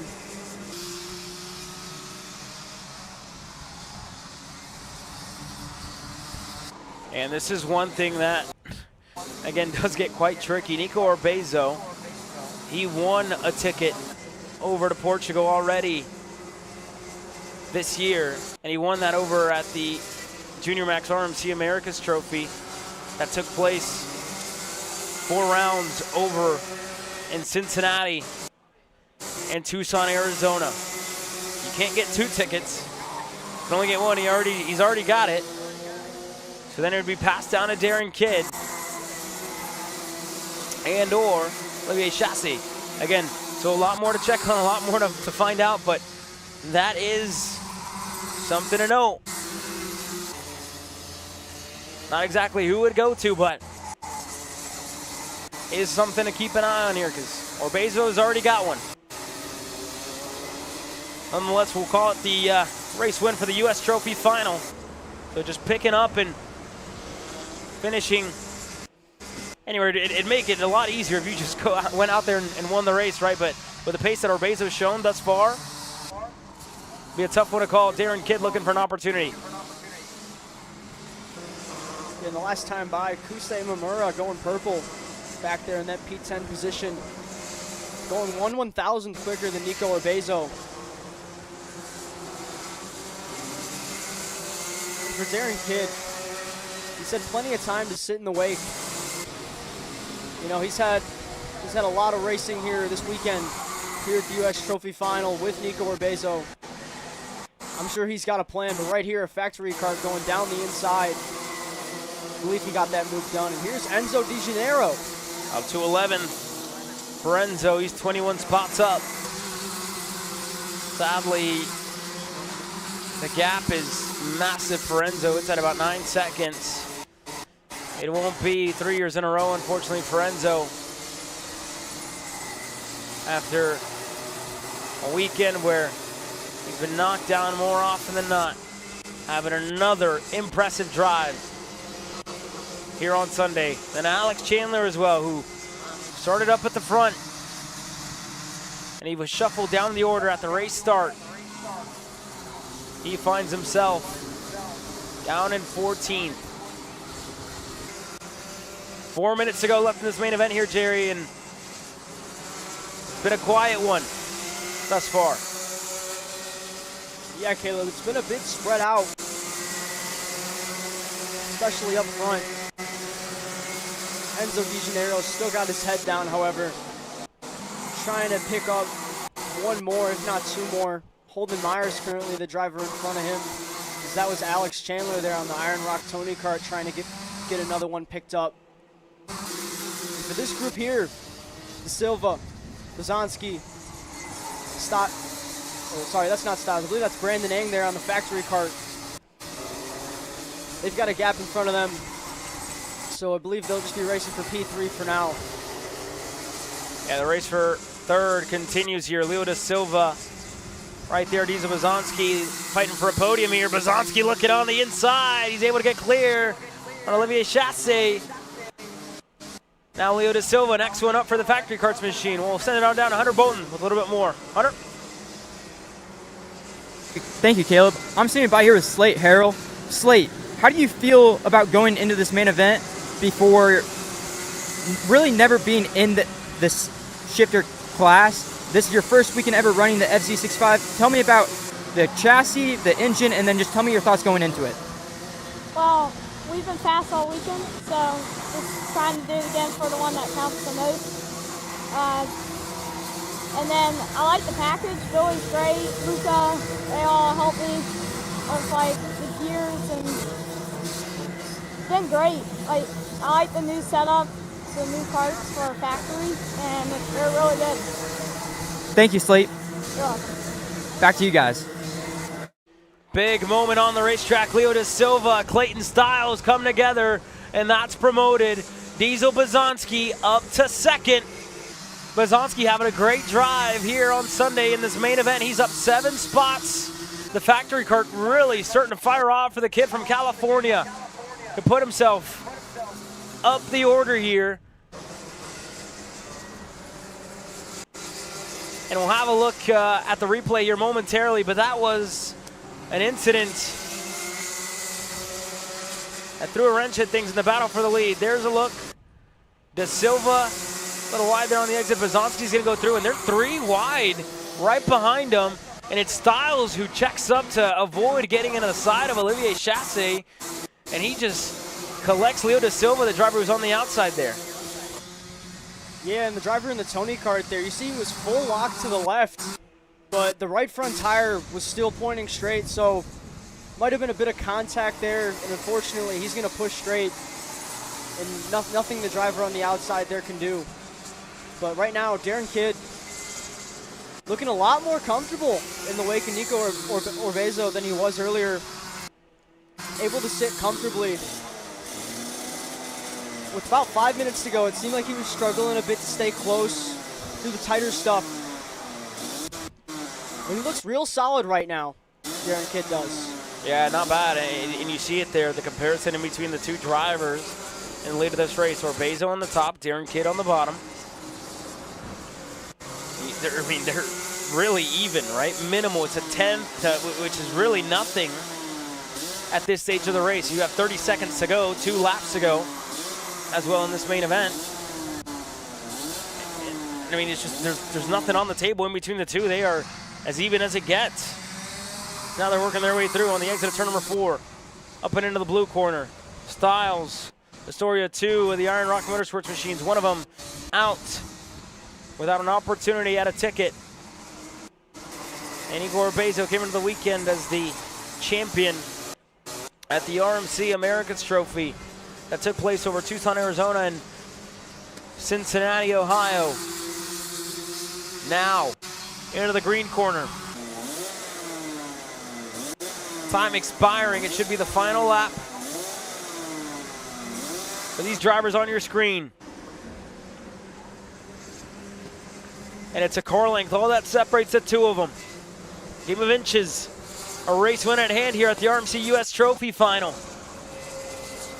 Kidd on the MPG Motorsports Kart Republic. Orbezo are in the Iron Rock Motorsports Tony Kart. This is going to be it. White flag flies. 1 lap to go, and Nico Orbezo on the exit of turn number 1 is going to drop a tire. Now that right side of the kart, those 2 tires on the right side are going to be a bit dirty. See the kart push there a little bit through 4. He's going to take a look over his shoulder. He's going to have to go low here into blue corner. Kid's going to look to get the crossover. Orbezo holding it tight to the inside through the double rights. Going to go low again here into cell tower. Darren's going to be looking to get the crossover. He's going to get it slightly. You're going to have to go over the curb there. And that reminds me of a move we had seen at SCUSA just a week ago.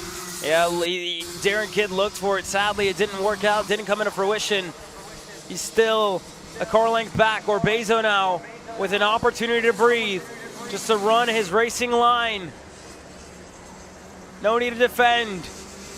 But we've seen how quickly things can change when you work your way up into the I-70 hairpin. Orbezo with a look over the shoulder. Kidd's not close enough. Just needs to be perfect. Orbezo with a great exit. The run of the line. Is Darren Kidd going to have enough left in it? Orbezo's going to block low. No chance for Darren Kidd. Nico Orbezo wins the Rotax U.S. Trophy Final over Darren Kidd. And Diesel Blazonski comes across the line in third to complete your podium.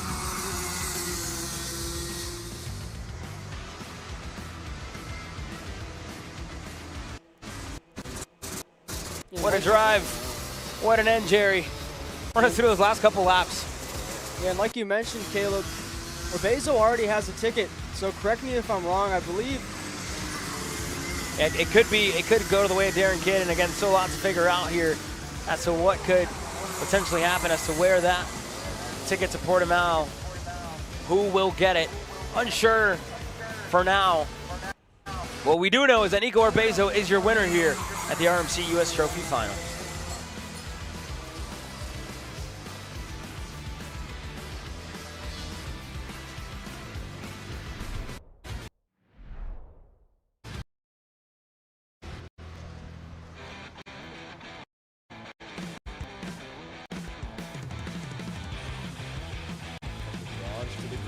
Acceleration Kart Racing is your one-stop shop for karting. Engines, parts, safety gear, tools, and more from the brands you trust. Everything you need for race day starts at shopakr.com. Kyle, what are you doing? It's got my new Greyhound seat. You don't even have a cart. Doesn't matter. I have a Greyhound.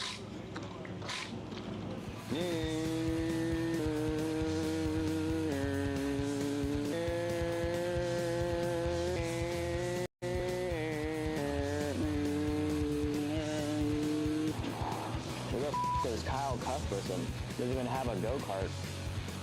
Doesn't matter.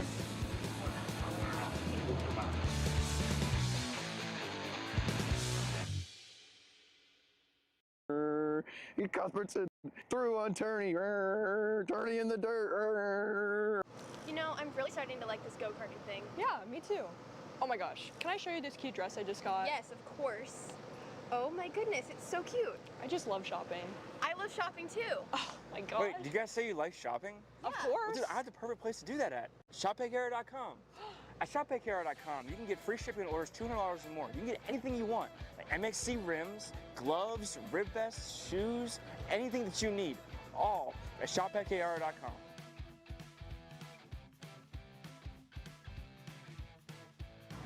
Who is he talking to? No idea. But we're gonna have to check it out. Sounds like a great deal. Sure does. Good morning, everyone, and welcome to the Motorsport. Cut. You all right, man? You sound way off. What? I don't know. You sound like you're asleep still. Is the age finally getting to you? You're only how old? 42? Dude, I'm 27. I'm not even 3 years older than you. Well, that's pretty old. Well, that's 3 years away from Masters, dude. You need a little pick-me-up. Try up at Eco. It's a healthy energy drink alternative. Do you walk around with these in your pockets? I actually do. Always two. One for me and clearly one for you. Whatever. Not that old, dude. Did it help, though? Yeah. Petty caso. And you are that old.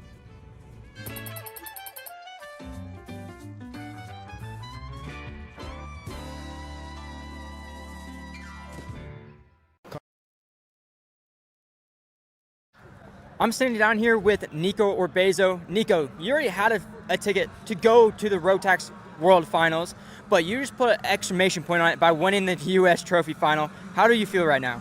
Oh, it feels so unreal, so excellent. No way to describe it. Who would you like to thank for this weekend? I'd like to thank my mom, my dad, everyone who supported me to get me to this point. Charlie, all of Iron Rock, OTK, Fox and Sons Engines, Alpine Stars, they gave me good gear. Thank you. Thank you. Back to you guys. There you guys have from Nico Orbezo, your winner here at the RMC US Trophy Final. FZ65 Mini has given us some great races so far this weekend. Hopefully, this is another one. Chase Thixton getting ready to lead this field to the green flag. He's getting ready to go alongside Slade Harrell. We heard from him in his pre-race interview with Hunter. We got them all running. Asher Bazanski on row number 3. His older brother Diesel already got a podium. We'll see if Asher can back it up with another one. Cole Harris, Ryan Crow, Leland Dagnall, Lincoln Wiley, Evan Leash, Liam Ford, Kuiper Nelson, Hernandez, and Ross all lined up. Green flag is out. FZ65 Mini is underway.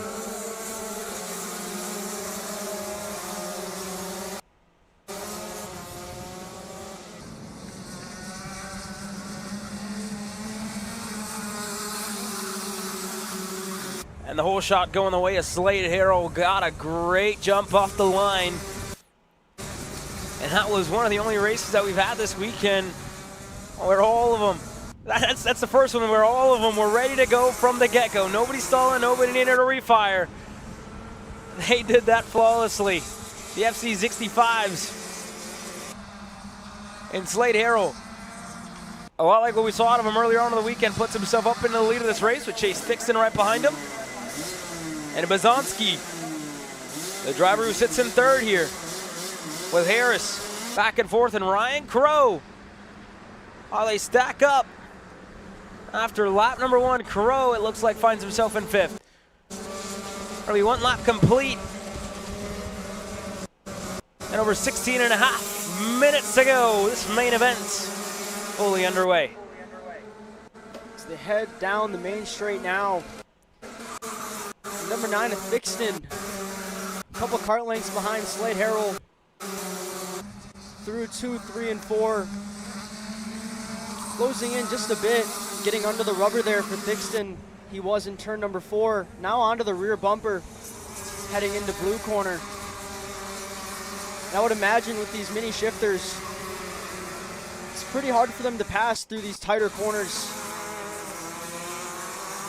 Yeah, I mean, we've seen it already throughout the weekend, right? A lot of them often have passed in turn number 1. The green corner has been another one where, you know, drivers have taken the opportunity. Scoreboard has surprisingly been great for passing as well because of, you know, being one of the harder braking zones. So having a good exit out of green, setting yourself up, and then going down low and making a move has been great. The racing all up to this point on the weekend in FZ65 Mini has been something to note, something to watch here, Jerry. I mean, barn burner stuff. But a little update here throughout this field. It's still Bazanski, the driver, in 3rd. Cole Harris was the one who slotted up to 4th. Then we have the number 8 of Lincoln Wiley. He was able to get ahead of Ryan Crow, who's now been passed again. Anakin Hernandez, it looks like, in the number 5. Indeed, Anakin. He's up to 6th. Ryan Crow back to 7th. And Anakin's already up 5 spots in this race. Good drive up the field for the number 5 to get himself up to 6th. And Ryan Crow there in the number 3 with the black helmet, all over the rear bumper of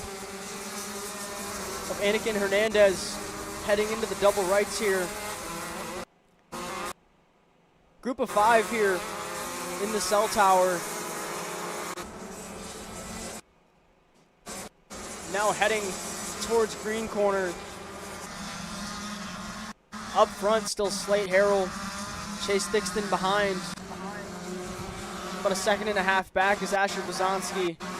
Kind of in no man's land right now by himself, which might not be the worst thing in the world. You don't have to feel that pressure from any drivers behind. Yeah, but at the moment for Asher Bazanski, it's 4/10 slower a lap in comparison to Chase Thixton and Asher Bazanski and himself. So again, needing to find whatever he's missing at this point of the race. Had a couple of moves all throughout this field. There goes on the inside for Lincoln Wiley on Cole Harris, turn number 1. He went uncontested there. Harris didn't put up much of a fight, just let him go, picking and choosing his battles, right? Like we've talked about a lot throughout this weekend. And Wiley gets himself clear up to 4th. Pazanski now for them is about a 1.5 seconds up the road. We'll see if they got enough time to close on in. But up front, it's Slade Harrell who's really starting to put down the laps. He was 0.2 better than Chase Thixton a lap ago. He's got the fastest lap of the race. Harrell already putting 0.5 seconds on the lead. That's a great start there for Slate to start off this main event. But still a long time to go. And the battle in the midfield continues as Ryan Crowe closing in. Just having to get on the brake there to slow things right on down. There's a look at the gap of the line this time by. It grows even more. In between Chase Thixton and Slade Harrell, it's now at just about 1 second. So number 9 of Thixton losing time. Got this one. Up and out of turn number 3. Ryan Crowe's been looking for one. He's thinking about it into the inside of turn number 4. And a moment there for Crowe, who's gonna spin it around. Look like he got on the brakes. Just locked him up a bit too much there. Yeah, and I'm not sure if he... That was a strange incident. Wind definitely picking up. I don't think it's raining, but that was a very strange incident for Crowe. Something as well into turn number 4, and then whenever you go up to the blue corner, it just looped around on him. I'm not sure if he locked him up or what, but very strange incident there for Ryan Crowe on his first national race for the number 3. His father John Crowe as well having issues. And there's a look. Yeah, I guess he did lock him up. I don't know, but he just... Liam Ford, they're going to pick up another position. Through on Hernandez. There in that Tony Kart suit. I believe that's going to put him up into the 5th or 6th position as we now head through blue corner and into the double rights. On screen is the number 5 there in the cue ball helmet of Hernandez. Opting to go a little tighter there into cell tower corner.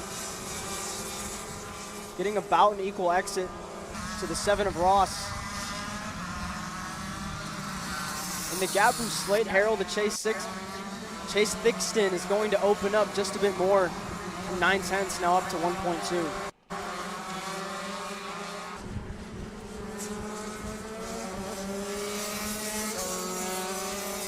And here's a look right in the middle of the pack.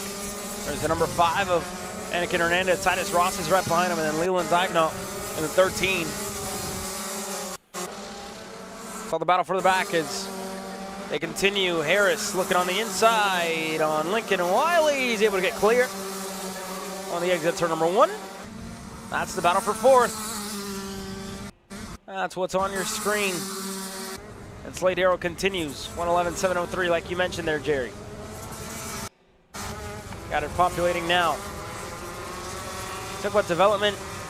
You know, for young drivers, this is the best way possible. For the drivers wanting to go into IndyCar, NASCAR, whatever it is, this is, you know, one of the best ways to do so. You got front brakes on these things, learning how to manage a gearbox, a sequential gearbox, learning about, you know,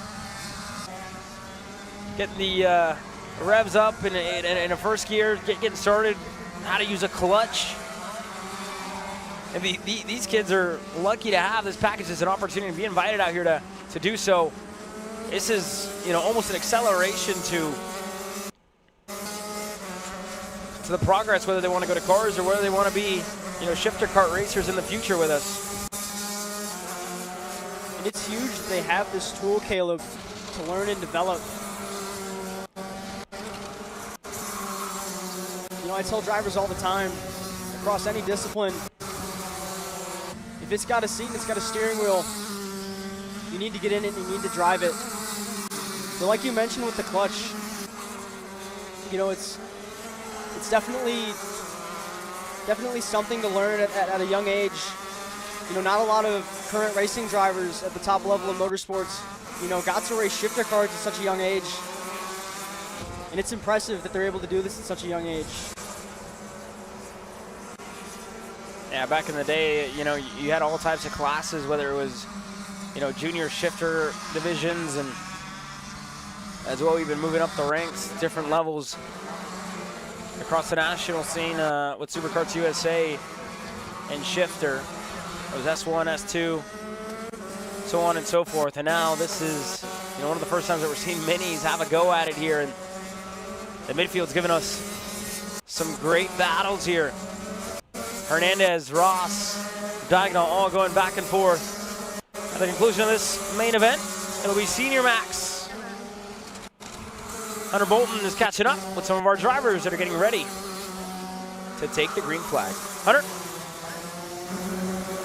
Thank you, Caleb. I'm sitting down here with Ryan Rafa. Ryan, we haven't really heard much about you all week, but you've silently worked your way up and you're starting fourth in the final. How do you feel going into it? No, that's fair. We've had a really up and down week. I mean, the only thing I can say is we've had so much pace the whole weekend. We've been top 5 pace, top 2 pace the entire time. It was just an unfortunate situation in qualifying where someone went off the track in front of us on our fast lap, and that's all it takes. Then you're mired back in the field. So I'm feeling pretty confident about it. I've just tried to stay out of trouble, slowly work my way up because I knew I was fast. We're in the position we need to be in now. Not thrilled to be starting on the outside, but we're still in the front 2 rows, so can't complain. And you say you avoid the chaos. You did pretty well doing that in the superheat. There was a lot of chaos up front, and you were able to manage it and get a good spot, good finish, and a great starting spot for the final. Yeah, no, thank you. I mean, really the hard part was, you know, Oliver and Aiden, like, they're very smart, but they're also very aggressive drivers. And for me, I know it's an average, right? So to me, to make up that one spot, to get second instead of third, sometimes you have to weigh it out. In the final, you just have to go for it, but sometimes in the superheat, you just have to weigh your options. Good luck, Ryan. Thank you. Back to you guys.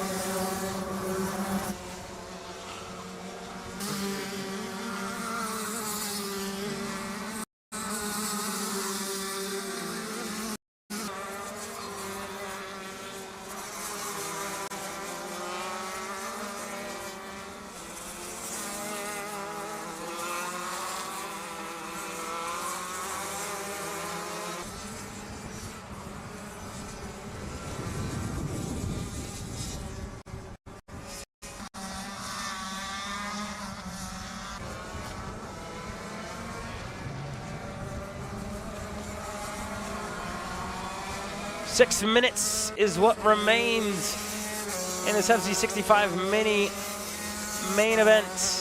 Slade Harrow has been able to put himself a step above the rest of the field. 2.5 seconds back to Chase Thixton. Asher Bazanski looking for a podium here. He currently sits third. Cole Harris, Lincoln Wiley, these two drivers trading blows for fourth. So it's been all race long, and then you go back to Liam Ford, Titus Ross, Evan Leash, Diagonal. They've all gone back and forth, all right there with each other. And as we were going side by side there, Caleb, we unfortunately missed Anakin Hernandez having a bit of contact and going off the track and down the order. Unfortunate for Hernandez. But the number 15, Harris and Lincoln Wiley, currently fighting it out for that fourth position. About 2 kart lengths, the gap between them. Meanwhile, up front, Slate Harrell logging off these quick, consistent times. 11.8 last time by was the lap time. 11.7 was the quick time for him. About 3 seconds back is Chase Thixton in the P2 position. With no response yet, as the gap slightly increases between the two.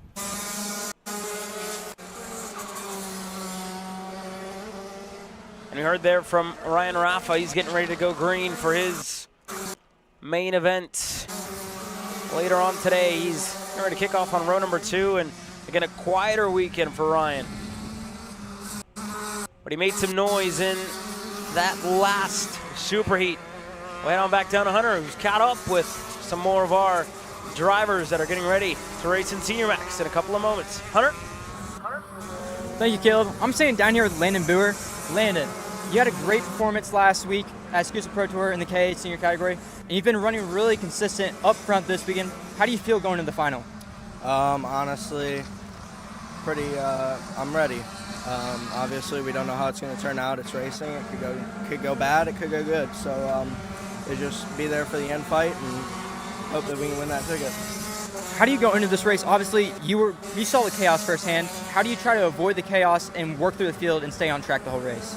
Yeah, honestly, it's just gonna be who gets like that one lap to maybe pull out at the end. The wind's picking up, so it's gonna be a little bit of tailwind going on the front straightaway. So just stay out of the trouble and hope that you get a good last lap. Thank you, Landon. Yep. Back to you guys. Landon Boer, the rookie here, getting ready to go in Senior Max. That GFC has been, again, impressive in the this weekend in the Rotax competition. You know, putting himself up towards the front of the field, and again, he said it right. You hear the wind picking up. It's a tailwind on the front stretch, Jerry.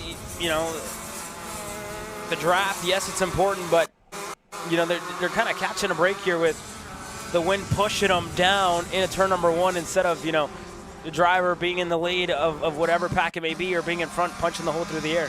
Absolutely, Caleb. And to know that as a driver, that down the biggest straightaway on the circuit, you're going to have a tailwind. You're not going to have anything preventing you from, you know, getting down that straightaway. It almost makes you think that, you know, I'm in a better position now to possibly get out front and lead, right? Because when you have a huge headwind at these long circuits, it makes it harder to lead because the draft is that much bigger. And now, speaking of the draft, Liam Ford going to lose a position there, but he's going to feel the draft down the front straightaway here, and he's going to push the 11 of Evan Leash in front of him. Fight it out for that 7th position. Yeah, Liam Ford right there in 8th, Evan Leash, and then Titus Ross, driver the number 7, and currently 6 and 6. As they work their way into the blue corner. Race been a lot quieter up front, but in the midfield they have given us a good bit of action so far today. And I talked about it a little bit earlier on in the weekend, right? These are memories that these kids won't forget. There's always a first, and these kids were the first to race the FZ65 Minis in an official race session. The demo took place at the Super Nationals 2 years ago, whenever Billy introduced his package to the world and development and, you know, continuing to improve and now getting ready to bring it out here to the U.S. Trophy Final. This has been something to watch. And here's a little preview as to what we're expected to see for the main event coming on later today. 69 degrees Fahrenheit, 85 degrees on the asphalt. The tides has been really throughout the entirety of this weekend. 30 seconds to go, 2 laps to go left in this main event that has been dominated by the number 14 in Slade Harrell. We've barely seen him, but we're going to see him before he crosses the line. Hunter, send it down to you. Thank you, Caleb. I'm down here in the middle of turn number 3. And as you can tell in the background, the flags are picking up. We have wind of about 6 miles per hour and gusts of 20 miles per hour. And just a quick little test of the wind is some grass. It's pretty solid. Back to you guys. Well, the grass I don't think was on board with the with the little wind explanation there with Hunter. That's probably as good as it gets whenever, you know, I check the wind before hitting a golf shot, and, you know, it usually doesn't give you much. That never wants to cooperate, but you can, you know, we can audibly hear the wind picking up through our ears here with our camera audio, Jerry, but wind I don't think was on board there with Hunter, but it's a good point. You can see through the flags. They're definitely waving through, but as we look in here with Slade Harrell, he is just half a lap away from bringing this one home. He's now out of the cell tower hairpin, working his way into the green corner. What a drive out of Slate. And this will be history for the 14. This race has been perfect for him. Didn't come together in single speed earlier on today when he went green in Minimax. But he is getting ready to come home and crown himself as the first winner in FZ65 Mini history at the U.S. Trophy Final. Slate Harrell, uncontested, undisputed. The number 14 is going to win the main event on Sunday. And to the line in second, Chase Thixton, the number 9, comes across in second. And Asher Bazanski, another podium for the Bazanskis here this weekend. Diesel got one earlier on today in Junior Max. Asher is going to get one in FZ65. Regardless of results, history is made here at the U.S. Trophy Final.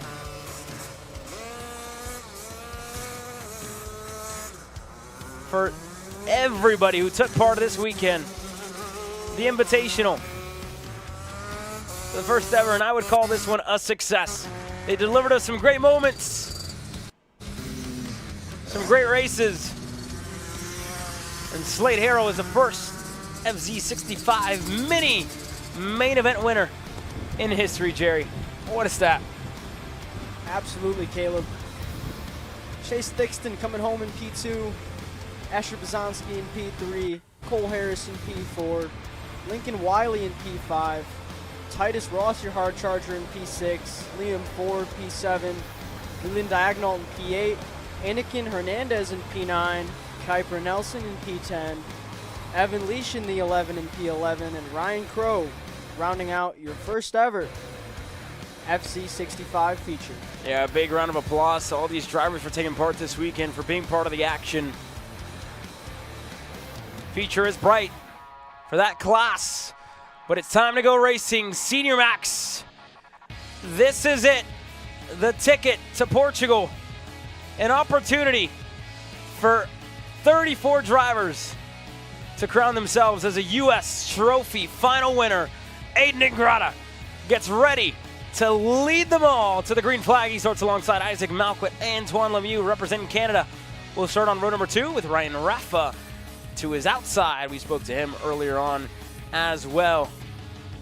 34 drivers total, and we're going to get a good look at all of them here. It all comes down to this. Only one race remains at the U.S. Trophy Final that is called Newcastle Motorsports Park Home. For a couple of years consecutively, you can go all the way back 16 years to this event right here that went by another name, still a road tax package. The competition, the level rises every year. Little Sizzle goes head to head with Aiden Ingrata in a couple of moments. This will be one that nobody will want to miss. Undefeated in the regular season at the RMC America's Trophy. He won both the races in Tucson. He won both the races in Cincinnati. He looks to make it 5 road tax main events in a row. But everybody in this field looking to deny him. Jerry, we're moments away from taking the green. Yeah, like you mentioned, Caleb, Aiden Ingrata has been on a tear in road tax U.S. competition this year. Isaac Malquit starting alongside him has had a very strong debut year in senior competition. Ryan Raffa had a great weekend so far. Antoine Lemieux as well. Brandon Saraki there starting inside third row. And Oliver Hodgson, a driver we feel like we always see here when we talk about the road tax package. All of these drivers ready to hit the track here for the main event in Senior Max. Isaac Malquit still looking for his first major win in road tax competition in 125cc water-cooled racing. We're about to find out. 34 drivers total, and we'll take you down your starting lineup. We talked about Aiden Ingrata, Isaac Malquit sharing row number 1, Antoine Lemieux and Ryan Raffa on row number 2. Brandon Saraki and Oliver Hodgson getting ready to kick off from row number 3 with Mason Kuhn and Landon Boer on row number 4. Macy Williams and Joey Friend, both of them having to work their way through the field throughout the super heats and the heat races. Get ready to share row number 5. That's the edge of your top 10 starters. Arnaud Sabrin had issues in the superheat. He gets ready to go green from 11th with Aiden Galloway alongside him. Christopher Goulet and Finnegan Bailiff on row number 7. Gage Gorn already a winner today. Starts alongside Raisei Sawada.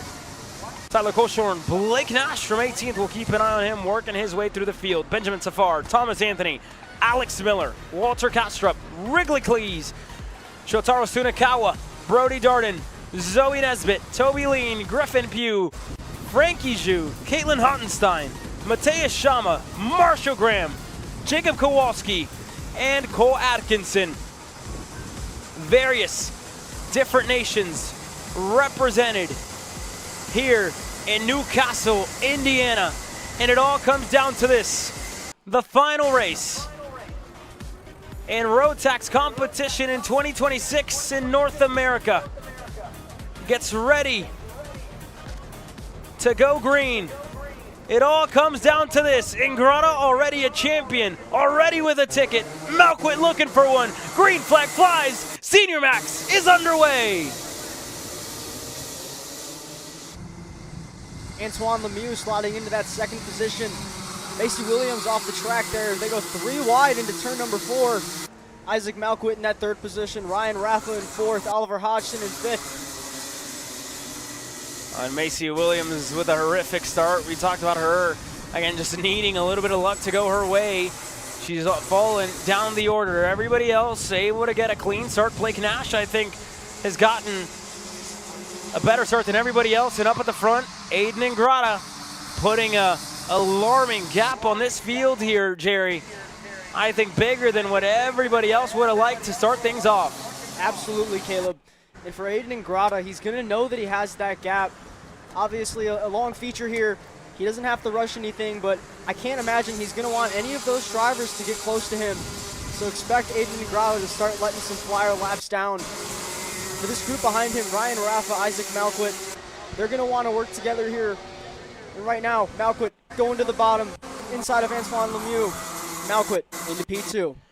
Good move there, out a little sizzle, able to get himself up and into second. And Ike has had the pace to match Aiden Ingrata so far throughout the weekend. We'll see if he can chase him on down. And again, a pass for third. Ryan Raffa, Antoine Lemieux. Talked about them swapping, and it stays there, but a little mistake there out of Ryan Raffa as they exited turn number 3. Held them up a little bit. Oliver Hodgson, he did start in 6th, but he hasn't made too much headway. He's only up to 5th. And the opening 2 laps of this race, he's going to have to make quick work out of Antoine Lemieux. Now this time into the green corner, Oliver Hodgson gets through on Antoine. And right behind Antoine is Mason Kuhn. And now it's Brandon Saraki and then FMS Merlin going to take another position. Brandon having a great weekend as well. I spoke to him this morning. He was feeling confident. Landon Boer on that GFC right behind. Mason Kuhn going to lose another one. Yeah, a very, very young driver lineup here on our screen. Brandon Saraki, Landon Boer, both of them rookies. Mason Kuhn as well, one of the younger drivers in this field for the Trinity Karting group here on the Bureau Art.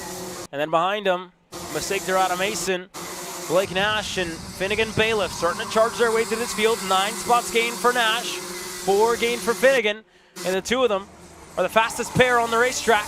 And there goes Nash looking on the inside of Mason Kuhn. Goes by on Finnegan Bailiff's teammate into the blue corner. So they'll swap for position inside of the top 10. And Kuhn with a tighter line as well. Through the cell tower hairpin. Another mistake out of Mason. And Finnegan Bailiff's also going to be forced to go through on his teammate. He's going to waste no time. This time into green. He's through. Finnegan Bailiff up another spot. For Mason Kuhn, he needs to stop the bleeding there. Luckily, he's got a bit of a gap behind him, so he'll be all right for now. But Ryan Raffa, the driver we heard from earlier with Hunter Bolton, he's going to take that P2 position. Like I mentioned, these 2 are going to want to work together, Caleb, as Oliver Hodgson is getting closer to the back of Isaac Malquit. Yeah, Ryan showing some promising pace here at the moment. This run on the back straightaway. Again, we talked about the tailwind. That is becoming a factor here, and you can hear it through our cameras. Starting to pick up as they work their way out of turn number 3. Ryan Raffa starting to reel him in just that little bit more. He was 0.4 of a second better than Aiden Ingrata. And I'm sure Isaac Malquit's going to realize that, right? You got to, realize the work that that Full Tit Racing CS55 is doing right now. That 333 rolling, I think, as good as anyone in this field. The only one going better than Rafa right now is Oliver Hodgson, who's back and forth, and Blake Nash, who's all the way down in 8th. And a change. The veteran gonna go by on the rookie of Isaac Malquit. Oliver Hodgson puts himself up to 3rd. With sight sets forward to Rafa. And Rafa's getting closer and closer to the back of Aiden Ingrata. We've seen him make that move on Lemieux. Malquit could be trying to make a move on Ingrata here. You know, Ingrata might not know a lot about the driving style of Ryan Rafa. He's going to take advantage of that. Rafa's going to go to the P1 position here. Rafa's looking really good here early. You got to wonder if they might have went a little higher tire pressure. We heard from him he wanted to avoid the chaos, and right now it's working for him as he goes purple. And something has lit a fire in the seat of that 333 Full Tilt Racing machine, because he took the lead in a very confident manner, in a very calm and cool manner as well. Ryan Rafa did a great job of just putting himself through on Aiden Ingrata, and already starting to open up here on Ingrata.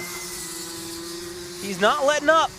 A little wide there on the entrance into green has brought Aiden backing onto his rear bumper, but so is everybody else starting to close on in. Hodgson there, Malquit there, Antoine Lemieux not losing time, and an update on Blake Nash.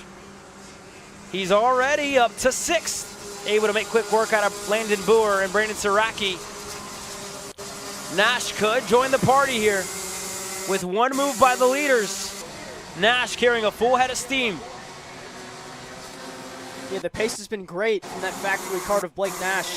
The track position has not been there throughout the weekend, but right now, clean air is a great sign for him. He sees the group in front of him. He knows they're not just going to ride it out until the finish, so Blake Nash is in a great position. Aiden Ingrata currently in that second position, kind of feeling out Ryan Rafa right now, learning a little bit about the driver in front of him. Like I mentioned, Rafa has not been at the forefront of these fields yet this year, and right now he's showing some great pace. And you were talking about Blake Nash being in clean air, right? As soon as he has one lap with nobody ahead of him, you see the results start to show, right? Fastest lap of the race, he was a lot better than the leaders. You look at Ryan Rafa a lap ago, a 109.2. For Blake Nash, he was half a second better. The same on Antoine Lemieux. He was 0.4 better a lap ago here, Jerry. Blake Nash is the fastest inside of the top 10.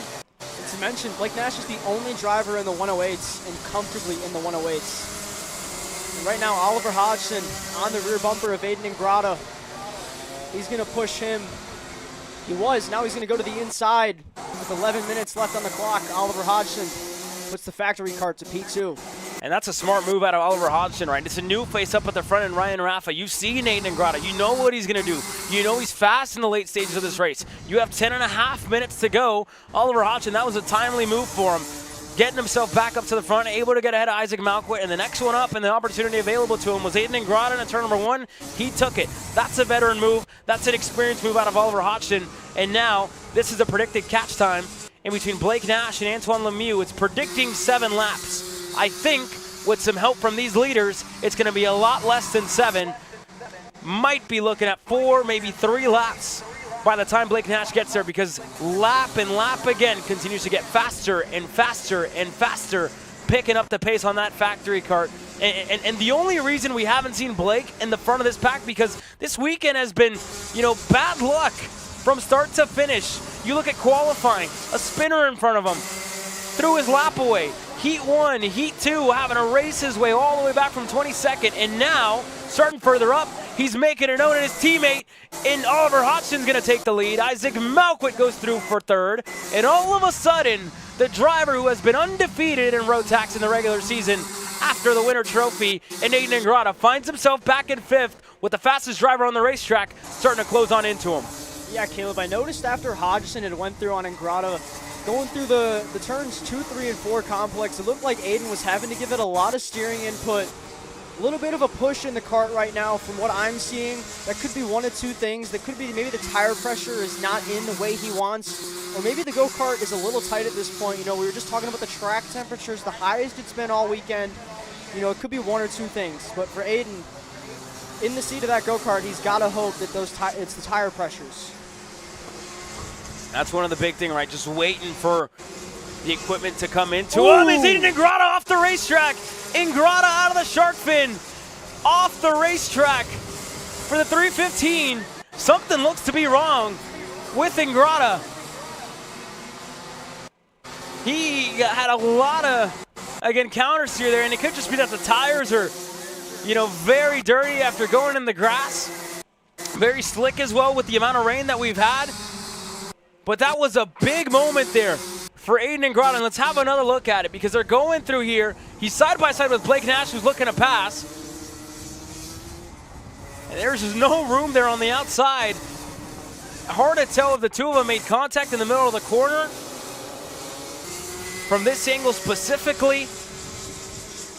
But by the looks of it, it was a moment with Blake Nash into the shark fin, and Ingrata all of a sudden has Finnegan Bailiff breathing down his neck. Now Oliver Hodgson currently in the lead. Antoine Lemieux still sitting there in that 4th position on that Tony kart. Like we mentioned, Blake Nash has had some ridiculous pace so far. And here's another replay. Nash down the inside. There's contact there at the start of the corner. Yeah. There's contact there at the start of the corner and contact at the end of the corner as well, in between the two of them. Aiden's already turned in. And yeah. Just a little bit with the right rear tire onto the side pod there that just pushes Ingrata off the racetrack there. And now it's recovery mode for the 315 to try and close in with these top drivers. And the three of them, top three I should say, are starting to pull away from Antoine Lemieux, who's getting left in the dust. Right, Caleb. And for Blake Nash in that P5 position, finally arrived on the scene.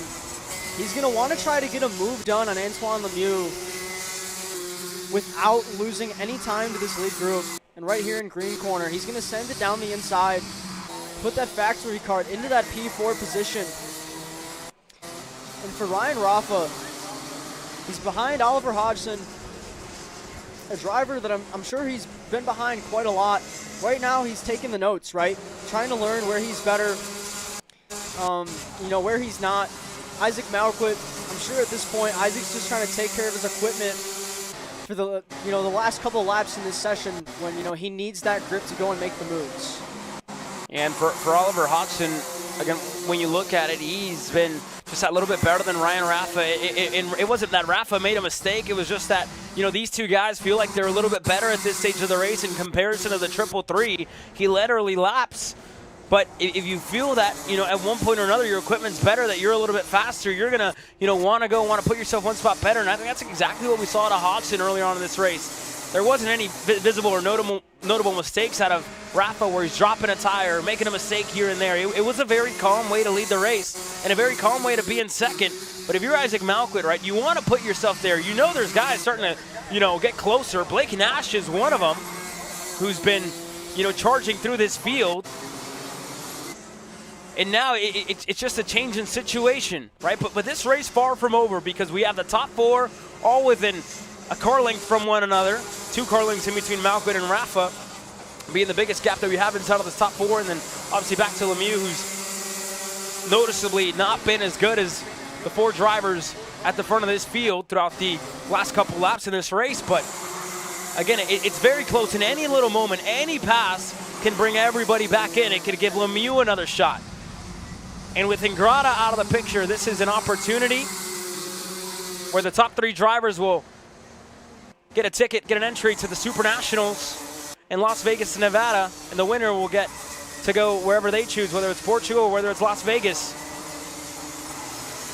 But as it stands, then whether or not the winner decides to go to Portugal, the ticket will get passed down to the next driver that is willing to go. But for these 4 drivers on your screen here, Jerry, this race, it's all about strategy, it's all about position, it's all about situation, and it's all about where you want to be these last couple laps. Right, Caleb. And Oliver Hodgson right now, out front, we've seen him lead quite a bit throughout the heat races yesterday and in the super heat today. Seemed like he had struggled a bit yesterday. I'd interviewed him yesterday after that second heat, and he didn't really say too much at that moment, but in the interview he did mention that, you know, they had figured something out. Today, looked a lot stronger in the superheat, and right now he's flexing that pace of that factory kart out up front. And again, spoke to him a little bit this morning, said they found something, an issue of some kind as Malquit looked to go for a move there on the inside of turn 3. Just ran out of time, but again, Hodgson said they had some sort of issue, didn't want to tell me what. He said, look, I'm going to go out there, win the main event, and I'll tell you guys all you guys want to know after as to what was going on with us. But he didn't look worried at all yesterday when he was talking to you. He looked confident as ever, knowing that the pace was going to be there today, and he's shown that, right? In the Super Heat, he showed it. Granted, the situation didn't go his way, the race didn't go his way, but in the main event, it has. He's put it there, right? He's put himself up at the front, looking for back-to-back wins in 2 major 125cc water-cooled engine packages. You know, only a week apart over at the SCUSA Pro Tour and here this weekend at the RMC US Trophy Final. Something to mention, Caleb. Blake Nash last time by, only a couple thousandths off his quickest time of the race, up 14 positions. And I don't think he's going to sit behind Malquit for too long here. He knows he has the pace right now. He's got to get out front before it's too late. Yeah, now here's a comparison in between Oliver Hodgson and Blake Nash. Granted, the two of them on the same equipment. Isaac Malquit into turn number 3. He caught Ingrata by surprise yesterday in heat number 1. And in the main event, he does it again to the most experienced driver in the field in Oliver Hodgson. Little sizzle with a big-time move in the main. He does it again and catches Hodgson off guard. Nash through for second, and Isaac Malquit is leading the main event in Newcastle. And we've seen Isaac go for that move the lap before. You know, we've seen him stick his nose up the inside, you know, just to tell Oliver, like, hey, I'm here. You know, I'm not just going to let you have this. Is now Little Sizzle going to go to the bottom with 2 factory karts right behind him. Nash going to get the crossover. Going to think better of it there. And into shark fin. Ryan Raffa closes in again. And if you look, not too far behind is Aiden Ingrata and Finnegan Bailiff. If there's a lot of racing here, the Undisputed could be back into the conversation, Caleb. Yeah, and here we go. This race getting ready to draw to a close. 1.5 minutes to go. Isaac Malquit, a timely move out of him. He knew Blake Nash was starting to close on in. 2 factory karts would have been disastrous for Malquit if the two of them were able to get 1 and 2 on the racetrack. Nash with a little mistake there behind Malquit. Hodgson wanted to go on his teammate, but he's going to give him the benefit of the doubt. Going to be patient with Nash at this stage of the race. But again, Malquit timed that perfectly, right? With Nash closing, it changes the conversation. You talk about situations, the situation was looking a lot different if Blake Nash was able to get himself up and in a second with Hodgson still in the lead. That kind of, you know, put a fire under the seat for Ike to go, and he did just that. And I will look further back, Aiden Ingrata with new life, a new opportunity, and along with them, Finnegan Bailiff on the TKG barrel art. And Aiden Ingrata just did his best lap of the session last time by, going green on the timing, 108.9. Everyone in front of him. And Blake Nash on the inside of the I-70 corner, going through. Here goes Hodgson. They're about to go 3 wide. Ryan Raffa looking. Isaac to the bottom. Hodgson in the middle. Nash to the high side. And through for the lead goes Isaac Malquit. Ryan Raffa looking for second. Nash holds on strong around the outside, and back into the party goes Antoine Lemieux, Aiden Ingrata, and Finnegan Bailiff. 7 drivers, all within frame for the RMC US Trophy final main event victory as Hodgson goes to the inside on the blue corner. Oliver Hodgson now into that P3 position. Lemieux going to get the crossover on Raffa, now into that P4 position. Aiden Ingrata getting the run on the exit of Cell Tower. He's trying to pick up another one that he has lost earlier here, but now for these lead 2, they have a bit of a gap, so they don't have to stress too much here on lap number 16. And here we go, Aiden Ingrata already making moves. Ryan Raffa is getting shuffled back. He sits in 4th behind Antoine Lemieux and Oliver Hodgson. As now the battle for the lead, Blake Nash tried it here at I-70 a lap ago. He's a little bit too far back to have a go at it. Isaac Malquit is going to lead this main event as they are getting ready to get the white flag. 1 lap to go from Newcastle. Isaac Malquit's going to defend into turn number 1. Blake Nash looked for the high side. Wasn't there for him. Malquit's going to cover off turn 3. Going to cover off turn 4 as well. As you see a look at the grandstands. Malquit going to keep it low, going into blue corner. Nash going to open back up as Hodgson starts to close in. And Malquit not going to give anything here in the double rights. Yeah, nothing. Isaac Malquit making that MDR LN card as wide as possible. Nash still looking, still searching for a way by. They're working their way into the green corner. Oliver Hodgson sitting in third. Antoine Lemieux in fourth, looking to get a ticket to represent Canada over at the Grand Finals. And out of the green corner into scoreboard. Malquit to the bottom. Nash gonna open up to the high side, looking to set up a crossover into the shark fin. Nash to the inside. Blake Nash to the lead of the race. Hodgson still there in third. Lemieux's in line. Rafa's in line. Bailiff is in line. And it's a Hail Mary for Isaac Malquit. Could he steal it at the line? Didn't get the exit. Blake Nash is gonna win the RMC US Trophy Final for Factory Cards. From P18 on the grid. 17 spots gained for Blake Nash. What a drive in this main event to get it done. And a double podium for Factory Cards, and a testament to the hard work that American-made steel has done to beat all the European chassis from Italy, from everywhere else in the world. It's the US, the Factory Card American steel at the US Trophy Final, driven by Blake Nash to get it done over Isaac Malquit and Oliver Hodgson on the podium. All results provisional, but 17 spots gained, the drive of a lifetime for Blake Nash.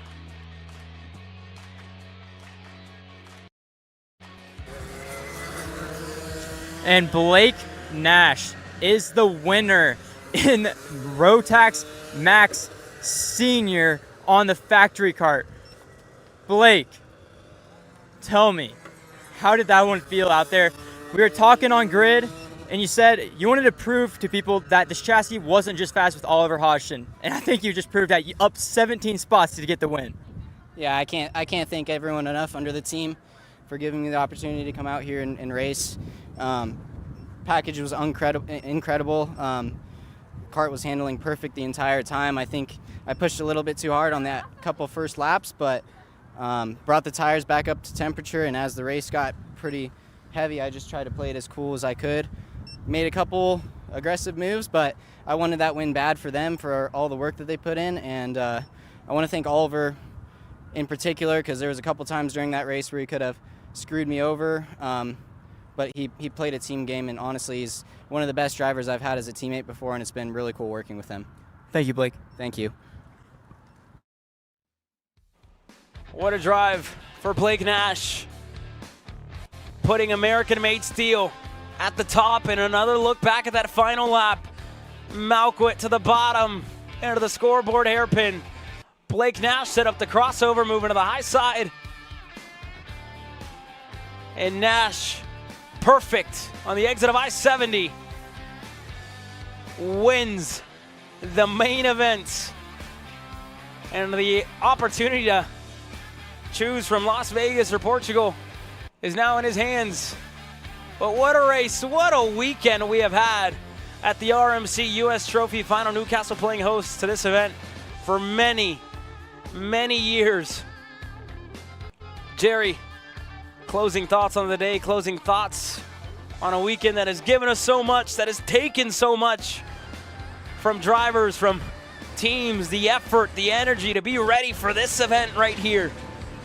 That just means that little bit more. Absolutely, Caleb. It was a great weekend here at Newcastle Motorsports Park for the U.S. Trophy Final. Tickets handed out in every class. Hard racing. A lot of key moments. And tickets handed out to go to Portugal. A lot of different stories on a weekend that has been very, very long. It started with Scott Roberts. It went into Yusuf Adi. History made with FZ Junior in the 85cc package and FZ 65 Mini as well. From everybody at Rotax, from everybody at Kart Chaser, we thank you very much for joining us for the action. For myself, Caleb Yeska, from Jerry Fandry, from Hunter Bolton, we thank you guys very much for joining us. We'll see you in the Perico post-race show.